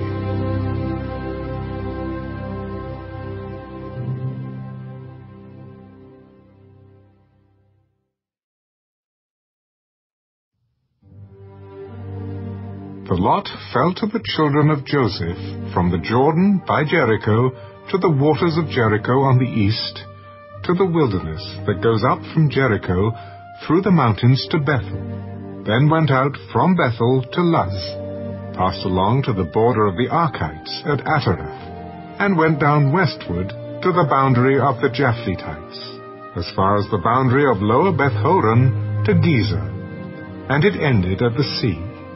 So the children of Joseph, Manasseh, and Ephraim took their inheritance. The border of the children of Ephraim, according to their families, was thus. The border of their inheritance on the east side was Atarath-Addar, as far as Upper Beth-horon. And the border went out toward the sea on the north side of Mikmathath. Then the border went around eastward to Taanath-Shiloh, and passed by it on the east of Janohah. Then it went down from Janohah to Atarath and Nearah, reached to Jericho, and came out of the Jordan. The border went out from Tappuah westward to the brook of Kanah, and it ended at the sea. This was the inheritance of the tribe of the children of Ephraim, according to their families. The separate cities for the children of Ephraim were among the inheritance of the children of Manasseh, all the cities with their villages. And they did not drive out the Canaanites who dwelt in Gezer. But the Canaanites dwell among the Ephraimites to this day, and have become forced laborers.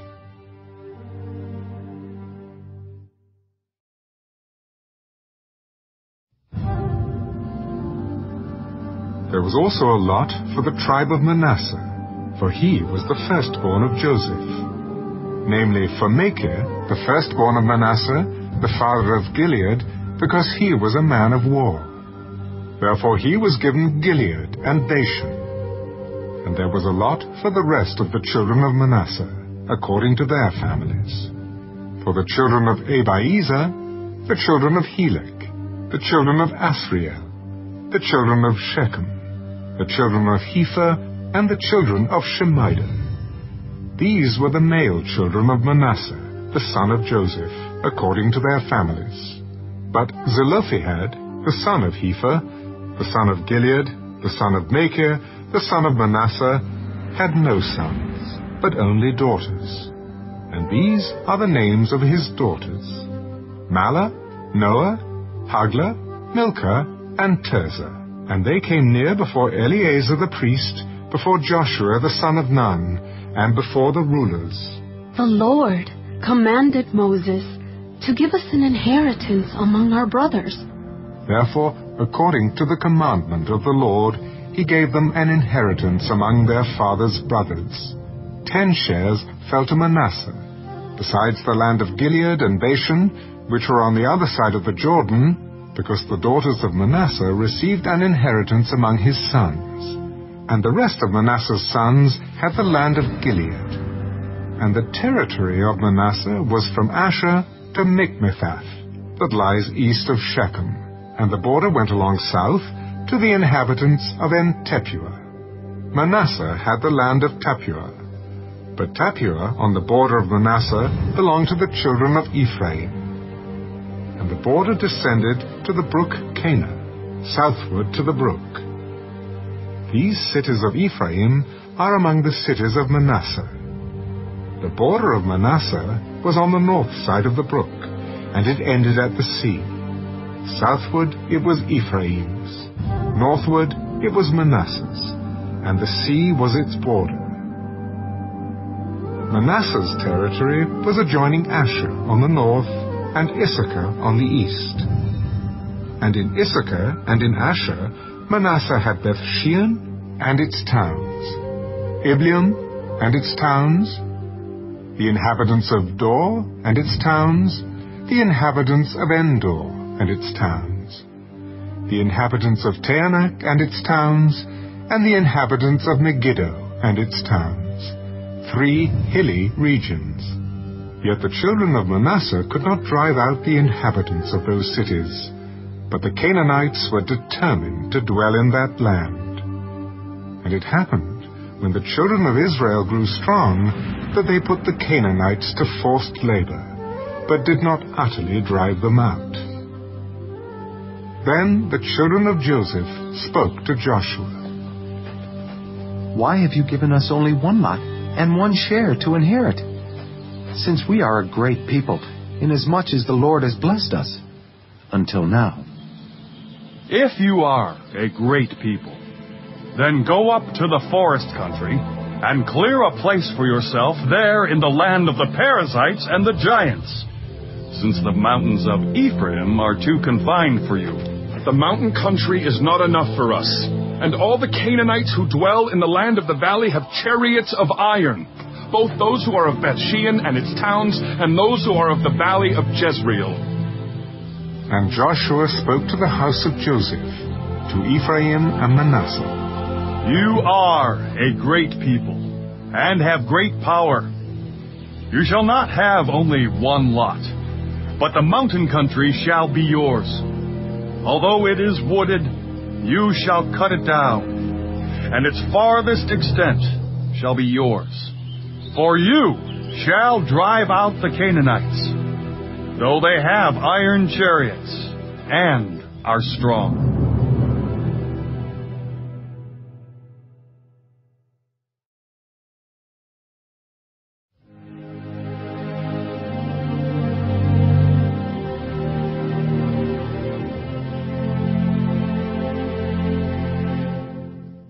Now the whole congregation of the children of Israel assembled together at Shiloh, and set up the tabernacle of meeting there.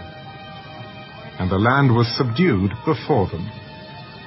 But there remained among the children of Israel 7 tribes, which had not yet received their inheritance. Then Joshua said to the children of Israel, How long will you neglect to go and possess the land which the Lord God of your fathers has given you?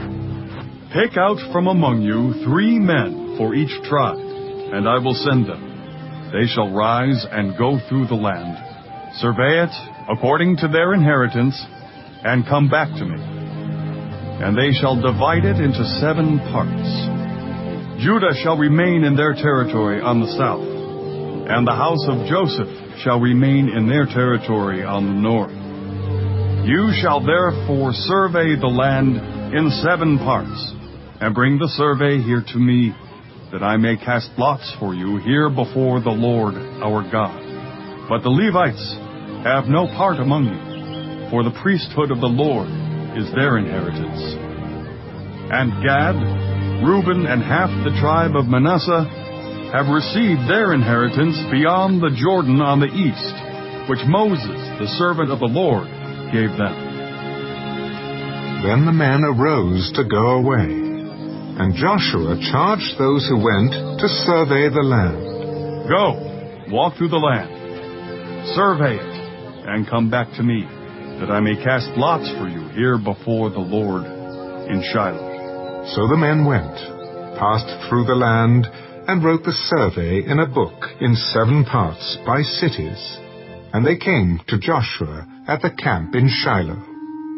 Then Joshua cast lots for them in Shiloh before the Lord. And there Joshua divided the land to the children of Israel according to their divisions.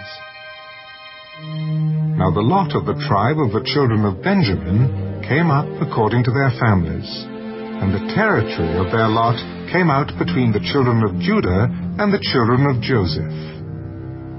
Their border on the north side began at the Jordan, and the border went up to the side of Jericho on the north, and went up through the mountains westward. It ended at the wilderness of Beth-aven. The border went over from there toward Luz, to the side of Luz, which is Bethel, southward.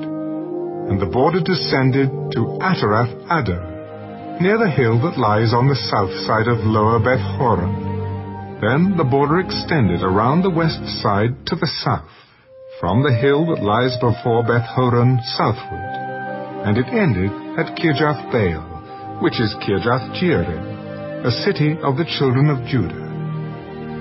This was the west side. The south side began at the end of Kirjath-jearim, and the border extended on the west and went out to the spring of the waters of Nephtoah. Then the border came down to the end of the mountain that lies before the valley of the son of Hinnom, which is in the valley of the Rephaim on the north, descended to the valley of Hinnom, to the side of the Jebusite city on the south, and descended to En-rogel. And it went around from the north, went out to En-shemesh, and extended toward Geliloth, which is before the ascent of Adumim, and descended to the stone of Bohan, the son of Reuben. Then it passed along toward the north side of Arabah, and went down to Arabah. And the border passed along to the north side of Beth-haglah. Then the border ended at the north bay at the Salt Sea, at the south end of the Jordan. This was the southern boundary. The Jordan was its border on the east side. This was the inheritance of the children of Benjamin, according to its boundaries all around, according to their families. Now the cities of the tribe of the children of Benjamin, according to their families, were Jericho, Beth-haglah, Emek-keziz, Beth-arabah, Zemaraim, Bethel, Avim, Perah, Afrah, Kepha ha-Ammonai, Aphni, and Geba, 12 cities with their villages. Gibeon, Ramah, Beeroth, Mizpah, Kephirah, Moza, Rechem, Apel, Ta'ala, Zelah, Eleph, Jebus, which is Jerusalem, Gibeath, and Kirjath, 14 cities with their villages. This was the inheritance of the children of Benjamin according to their families.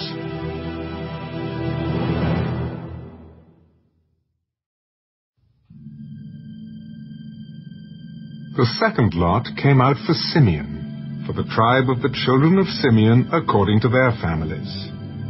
And their inheritance was within the inheritance of the children of Judah. They had in their inheritance Beersheba, Sheba, Moleda, Hazar-Shual, Bela, Ezem, El-Tolad, Bethel, Hama, Ziklag, Beth-Machabath, Hazar-Susa, Beth-Lebaoth, and Sheruel, 13 cities and their villages, Ain, Rimmon, Ether, and Ashan, 4 cities and their villages, and all the villages that were all around these cities as far as Baalath-Beer, Ramah of the south.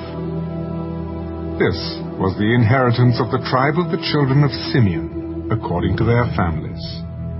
The inheritance of the children of Simeon was included in the share of the children of Judah, for the share of the children of Judah was too much for them.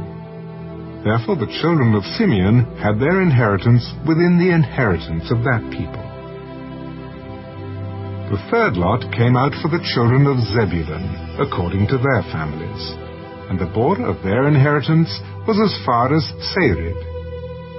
Their border went toward the west, and to Maralah, went to Dabasheth, and extended along the brook that is east of Jokneam. Then from Sarid it went eastward toward the sunrise, along the border of Kisloth-Tabor, and went out toward Dabarath, bypassing Japhiah. And from there it passed along on the east of Gath-Hepher, toward Eth-Kazin, and extended to Rimmon, which borders on Neah. Then the border went around it on the north side of Hanathon, and it ended in the valley of Jifbael. Included were Katath, Nahalal, Shimron, Idalah, and Bethlehem, 12 cities with their villages. This was the inheritance of the children of Zebulun, according to their families, these cities with their villages. The fourth lot came out to Issachar, for the children of Issachar according to their families. And their territory went to Jezreel and included Kesaloth, Shunem, Haphraim, Shion, and Naharath, Rabbith, Kishion, Abez, Remeth, En-Ganim, En-Haddah, and Beth-Pazez. And the border reached to Tabor, Shehazimah, and Beth-Shemesh. Their border ended at the Jordan, 16 cities with their villages. This was the inheritance of the tribe of the children of Issachar, according to their families, the cities, and their villages. The fifth lot came out for the tribe of the children of Asher, according to their families. And their territory included Helkath, Halai, Beton, Akshaph, Alamelech, Amad, and Mishal. It reached to Mount Carmel westward, along the brook Shihor-Libnath. It turned toward the sunrise to Beth-Dagon, and it reached to Zebulun, and to the valley of Jiphthuel. Then northward, beyond Beth-Emek and Neiel, bypassing Cable, which was on the left, including Ebron, Rehab, Hammon, and Cana, as far as Greater Sidon. And the border turned to Ramah, and to the fortified city of Tyre. Then the border turned to Hosah, and ended at the sea by the region of Akzib. Also Ammah, Aphek, and Rehab were included, 22 cities with their villages. This was the inheritance of the tribe of the children of Asher, according to their families, these cities with their villages. The sixth lot came out to the children of Naphtali, for the children of Naphtali according to their families. Their border began at Eleph, enclosing the territory from the terebinth tree in Zaananim, Adami-Nekeb, and Jabneel, as far as Lakum. It ended at the Jordan. From Heleph, the border extended westward to Aznath-Tabor, and went out from there toward Hukkok. It adjoined Zebulun on the south side, and Asher on the west side, and ended at Judah by the Jordan toward the sunrise. And the fortified cities are Ziddim, Zer, Hamath, Rakkath, Kinnereth, Adamah, Ramah, Hazor, Kedesh, Edrei, and Hazor, Iron, Migdal-El, Horem, Beth-Anath, and Beth-Shemesh, 19 cities with their villages. This was the inheritance of the tribe of the children of Naphtali, according to their families, the cities, and their villages.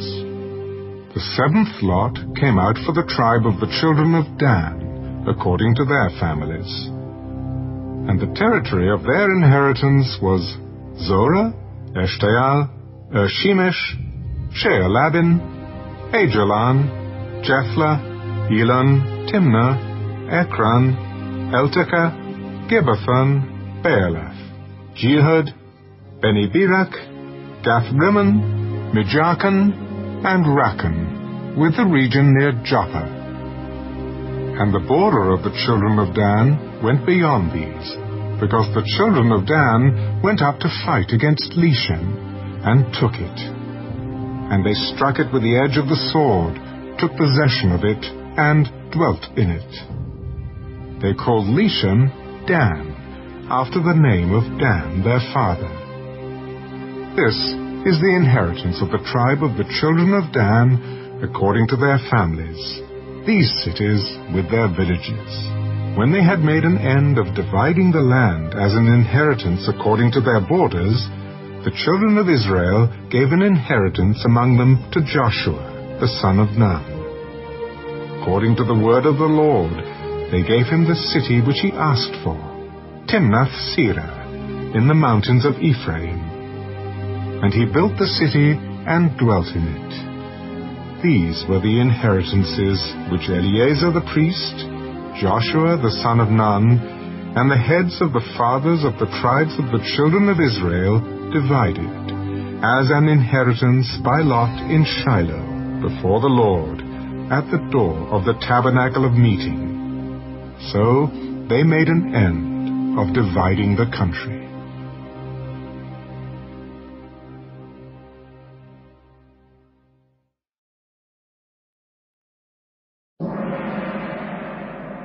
The Lord also spoke to Joshua.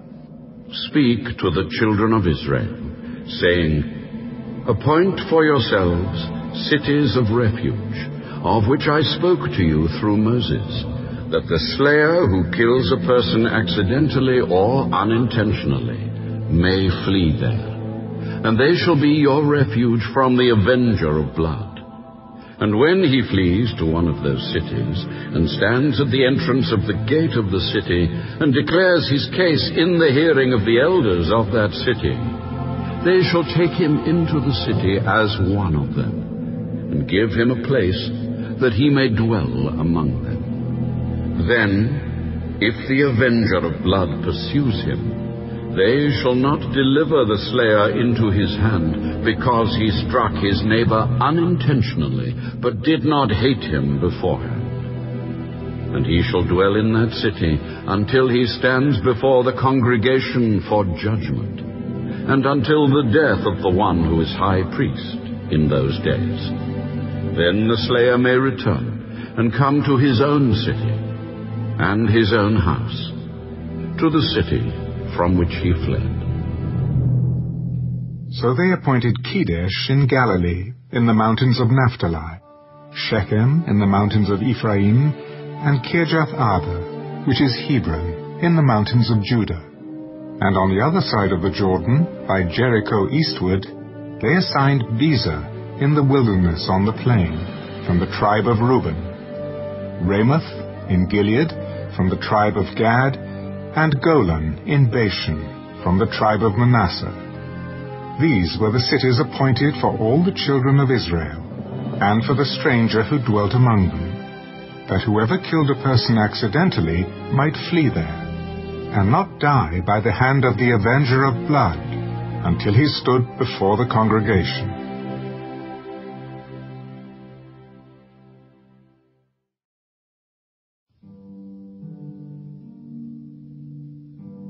Then the heads of the fathers' houses of the Levites came near to Eleazar the priest, to Joshua the son of Nun, and to the heads of the fathers' houses of the tribes of the children of Israel. and they spoke to them at Shiloh, in the land of Canaan. The Lord commanded through Moses to give us cities to dwell in, with their common lands for our livestock. So the children of Israel gave to the Levites from their inheritance, at the commandment of the Lord, these cities and their common lands. Now the lot came out for the families of the Kohathites.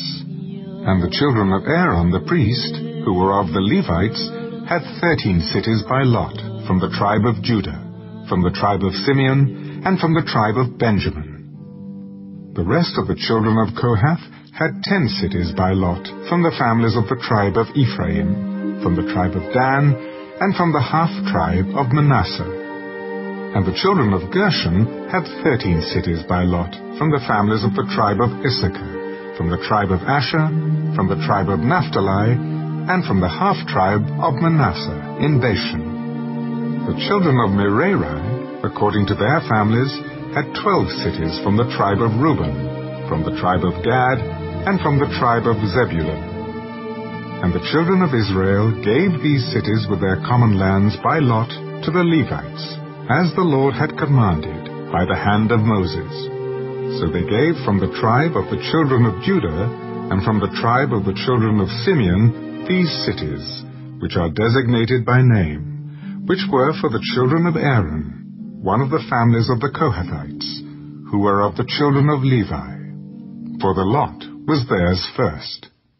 And they gave them Kirjath-Arba. Arba was the father of Anak, which is Hebron, in the mountains of Judah, with a common land surrounding it. But the fields of the city and its villages they gave to Caleb, the son of Jephunneh, as his possession.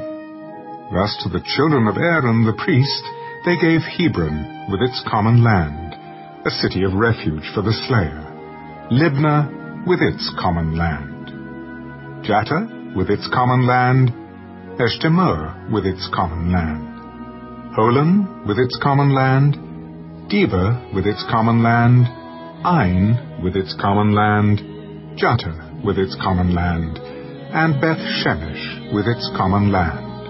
9 cities from those 2 tribes. And from the tribe of Benjamin, Gibeon with its common land, Geba with its common land, Anathoth with its common land, and Almon with its common land. 4 cities.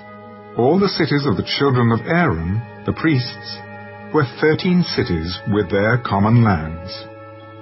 And the families of the children of Kohath, the Levites, the rest of the children of Kohath, even they had the cities of their lot from the tribe of Ephraim. For they gave them Shechem with its common land in the mountains of Ephraim, a city of refuge for the slayer, Gezer with its common land, Gibzaim with its common land, and Beth-horon with its common land, 4 cities. And from the tribe of Dan, Eltekeh with its common land, Gibbethon with its common land, Aijalon with its common land, and Gath-Rimmon with its common land, 4 cities. And from the half-tribe of Manasseh, Tanakh with its common land, and Gath-Rimmon with its common land, 2 cities. All the 10 cities with their common lands were for the rest of the families of the children of Kohath. Also to the children of Gershon, of the families of the Levites, from the other half-tribe of Manasseh, they gave Golan in Bashan with its common land, a city of refuge for the slayer, and Beeshterah with its common land, 2 cities. And from the tribe of Issachar, Kishion with its common land, Daberath with its common land, Jarmuth with its common land, and En-Gannim with its common land, 4 cities. And from the tribe of Asher, Mishal with its common land, Abdan with its common land, Helkath with its common land, and Rehab with its common land, 4 cities.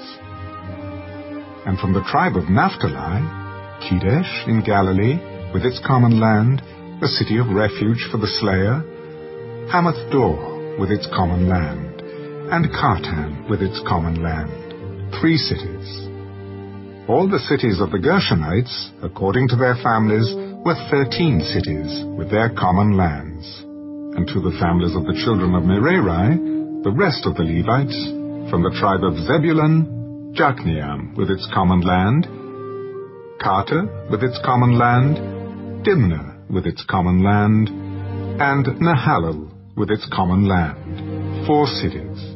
And from the tribe of Reuben, Bezer with its common land, Jahaz with its common land, Kedemoth with its common land, and Mephaath with its common land, 4 cities. And from the tribe of Gad, Ramoth in Gilead with its common land, a city of refuge for the slayer. Mahanaim with its common land, Heshbon with its common land, and Jazer with its common land, 4 cities in all.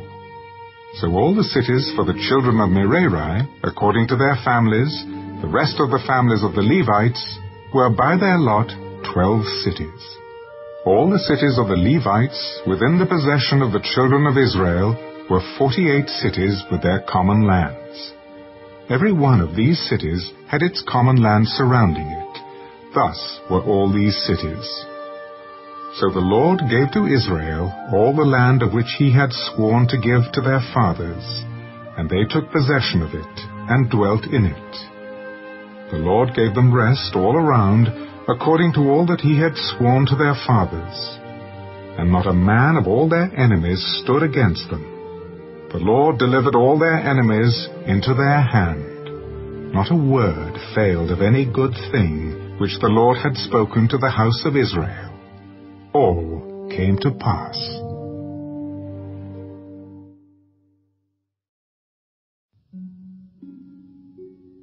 Then Joshua called the Reubenites, the Gadites, and half the tribe of Manasseh, and said to them, You have kept all that Moses, the servant of the Lord, commanded you, and have obeyed my voice in all that I commanded you. You have not left your brethren these many days, up to this day, but have kept the charge of the commandment of the Lord your God. And now the Lord your God has given rest to your brethren, as he promised them. Now therefore, return, and go to your tents, and to the land of your possession, which Moses, the servant of the Lord, gave you on the other side of the Jordan. But take careful heed to do the commandment and the law which Moses, the servant of the Lord, commanded you, to love the Lord your God, to walk in all his ways, to keep his commandments, to hold fast to him, and to serve him with all your heart and with all your soul. So Joshua blessed them and sent them away, and they went to their tents.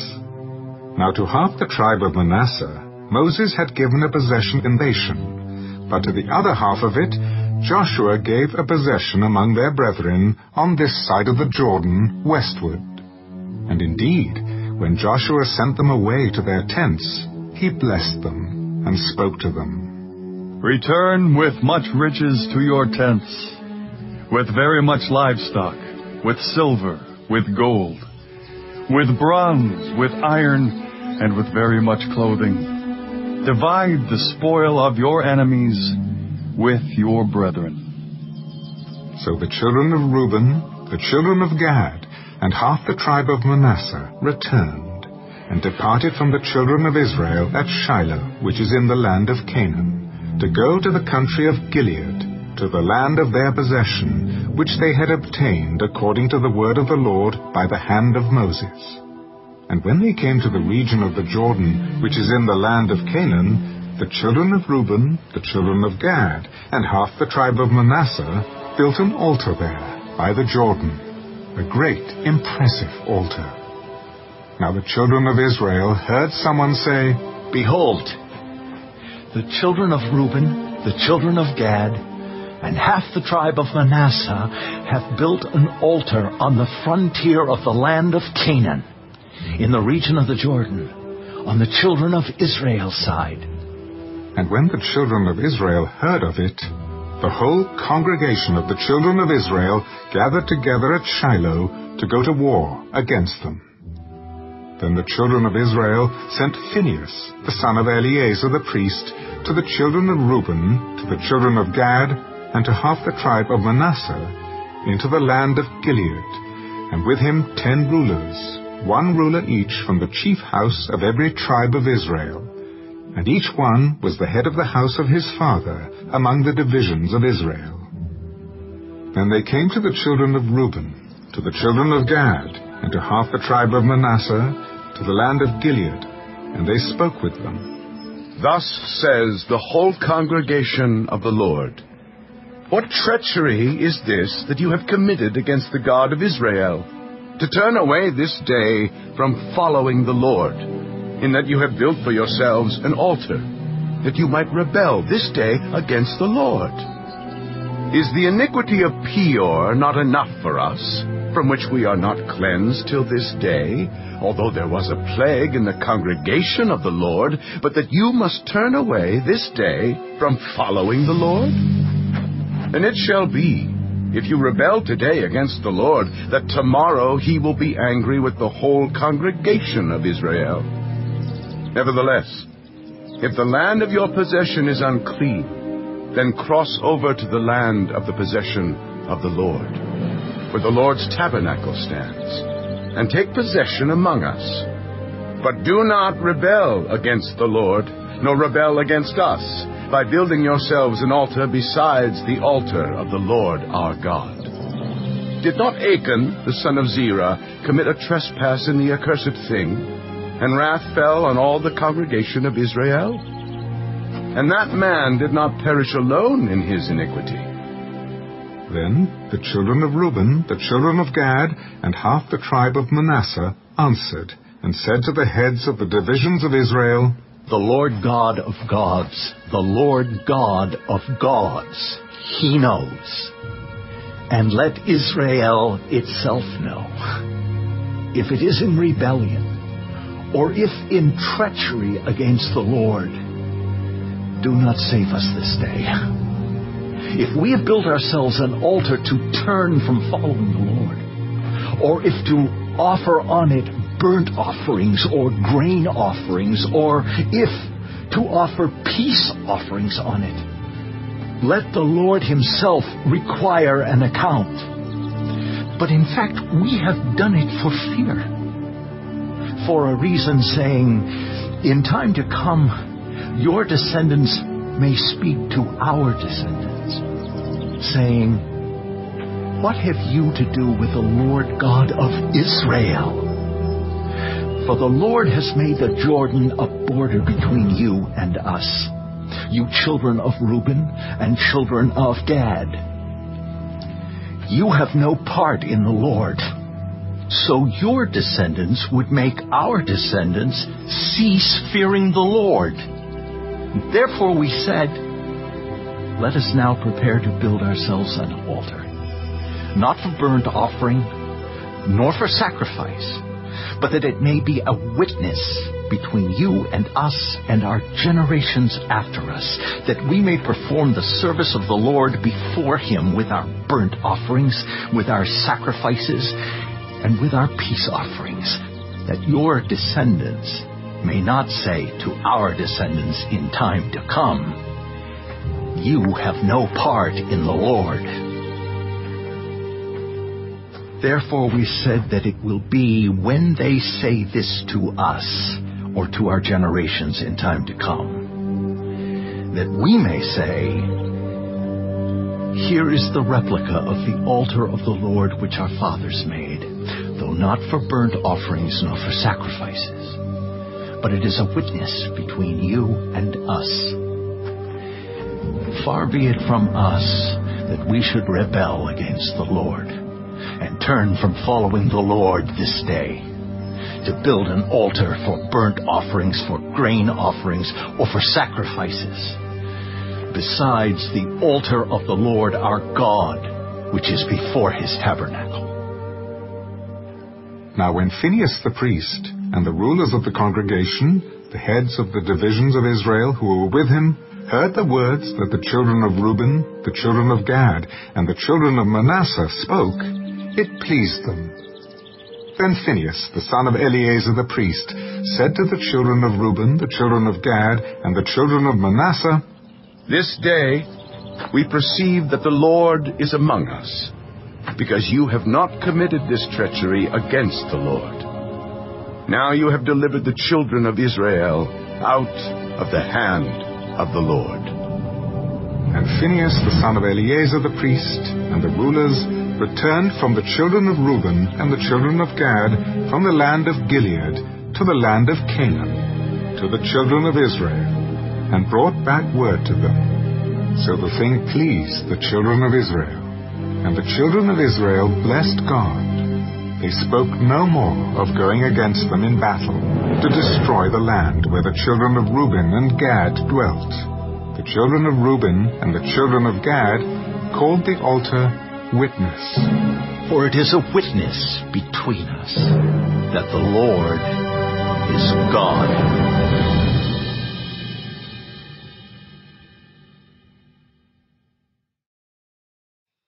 Now it came to pass, a long time after the Lord had given rest to Israel from all their enemies round about, that Joshua was old, advanced in age. And Joshua called for all Israel, for their elders, for their heads, for their judges, and for their officers, and said to them, I am old, advanced in age. You have seen all that the Lord your God has done to all these nations because of you. For the Lord your God is he who has fought for you.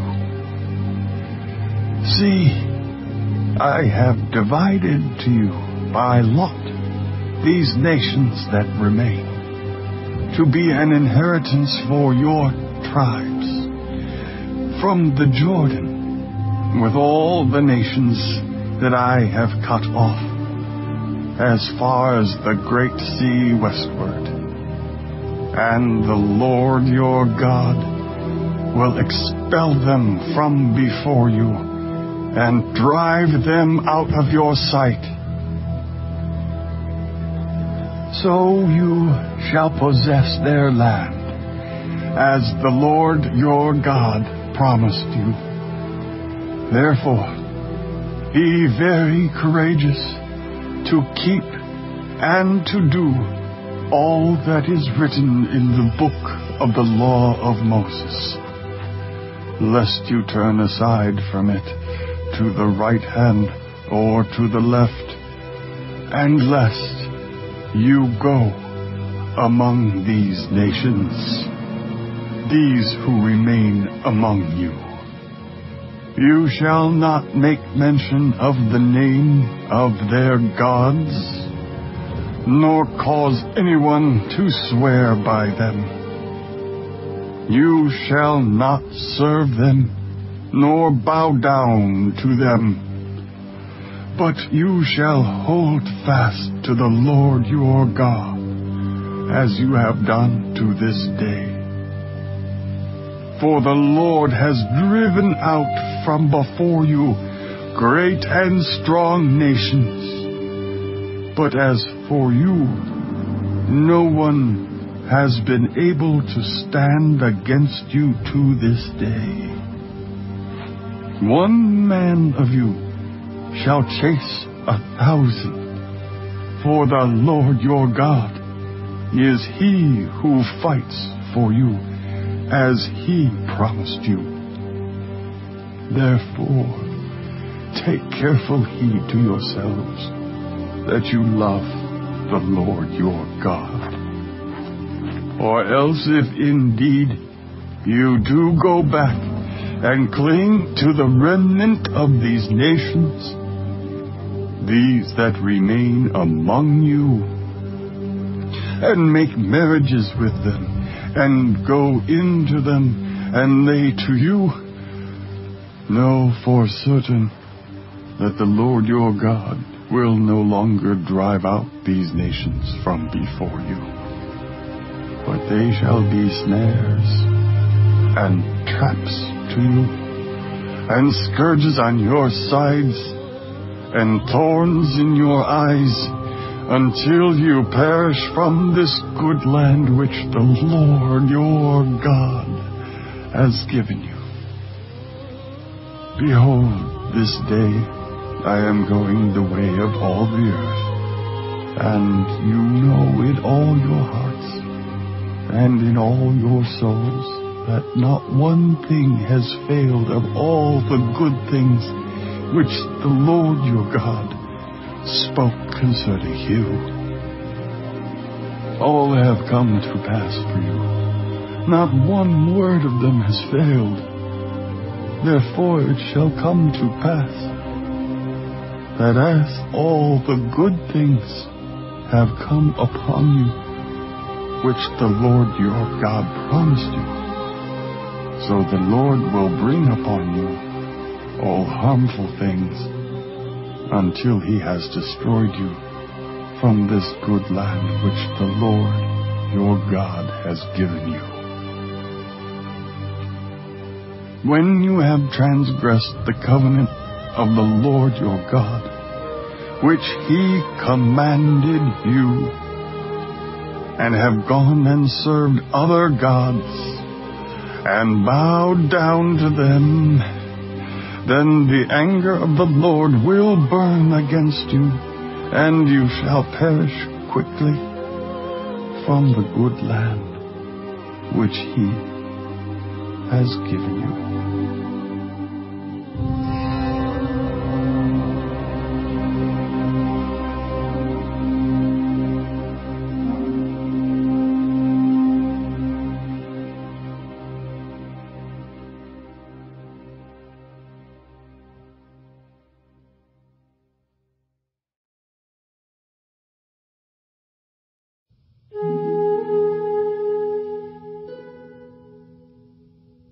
Then Joshua gathered all the tribes of Israel to Shechem, and called for the elders of Israel, for their heads, for their judges, and for their officers. And they presented themselves before God. And Joshua said to all the people, Thus says the Lord God of Israel, your fathers, including Terah, the father of Abraham, and the father of Nahor, dwelt on the other side of the river in old times, and they served other gods.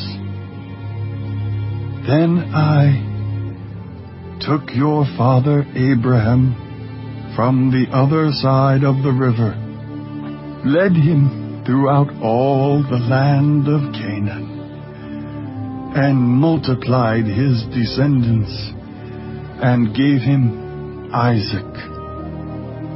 To Isaac I gave Jacob and Esau. To Esau I gave the mountains of Seir to possess. But Jacob and his children went down to Egypt. Also I sent Moses and Aaron, and I plagued Egypt according to what I did among them. Afterward I brought you out. Then I brought your fathers out of Egypt, and you came to the sea. And the Egyptians pursued your fathers with chariots and horsemen to the Red Sea. So they cried out to the Lord, and he put darkness between you and the Egyptians, brought the sea upon them, and covered them. And your eyes saw what I did in Egypt. Then you dwelt in the wilderness a long time. And I brought you into the land of the Amorites, who dwelt on the other side of the Jordan, and they fought with you.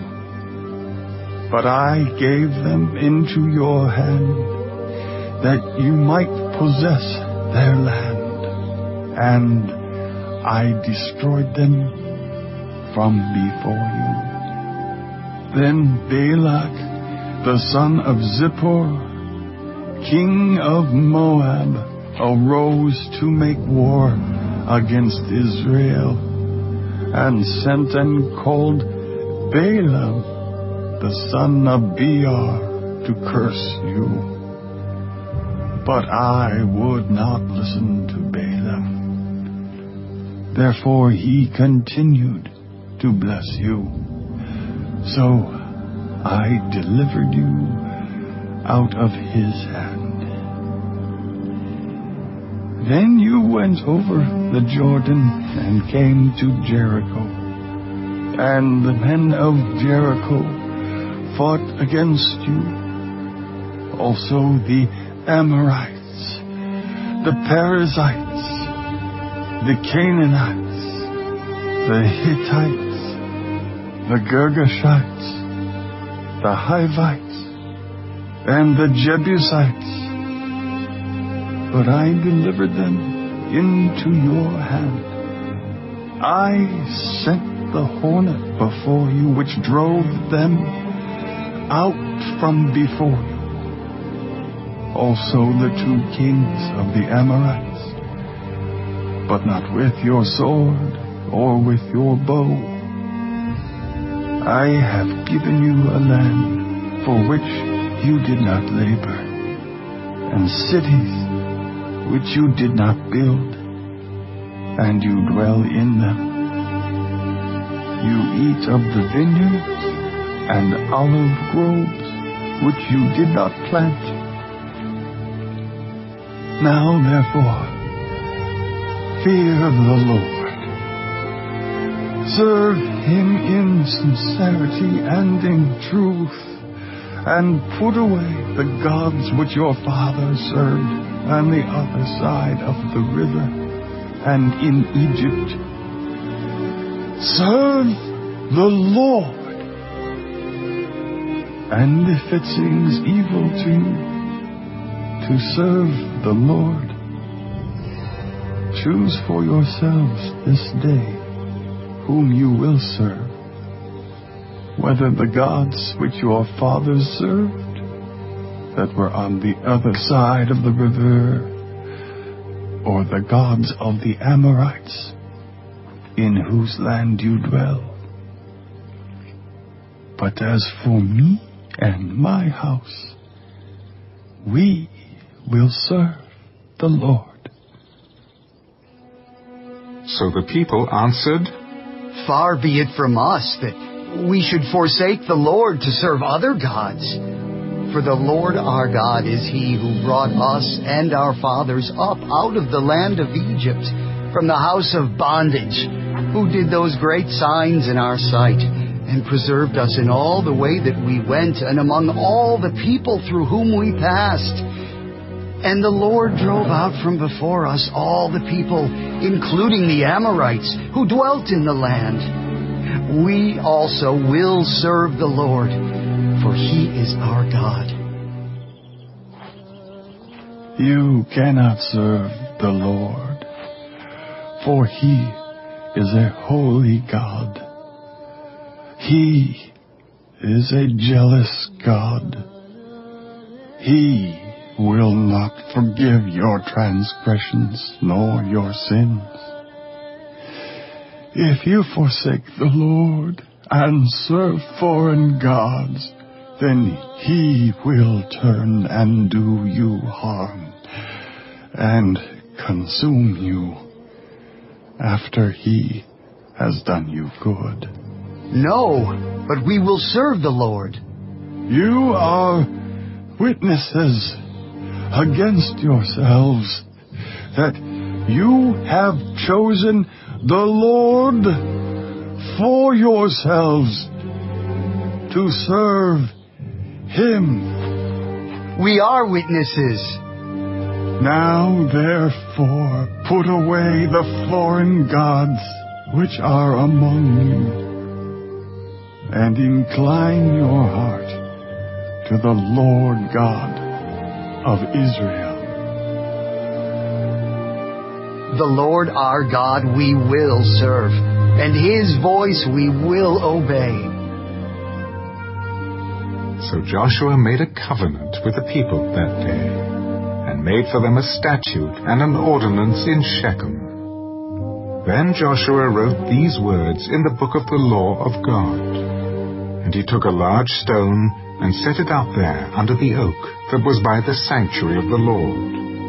And Joshua said to all the people, Behold, this stone shall be a witness to us, for it has heard all the words of the Lord which he spoke to us. It shall therefore be a witness to you, lest you deny your God. So Joshua let the people depart, each to his own inheritance.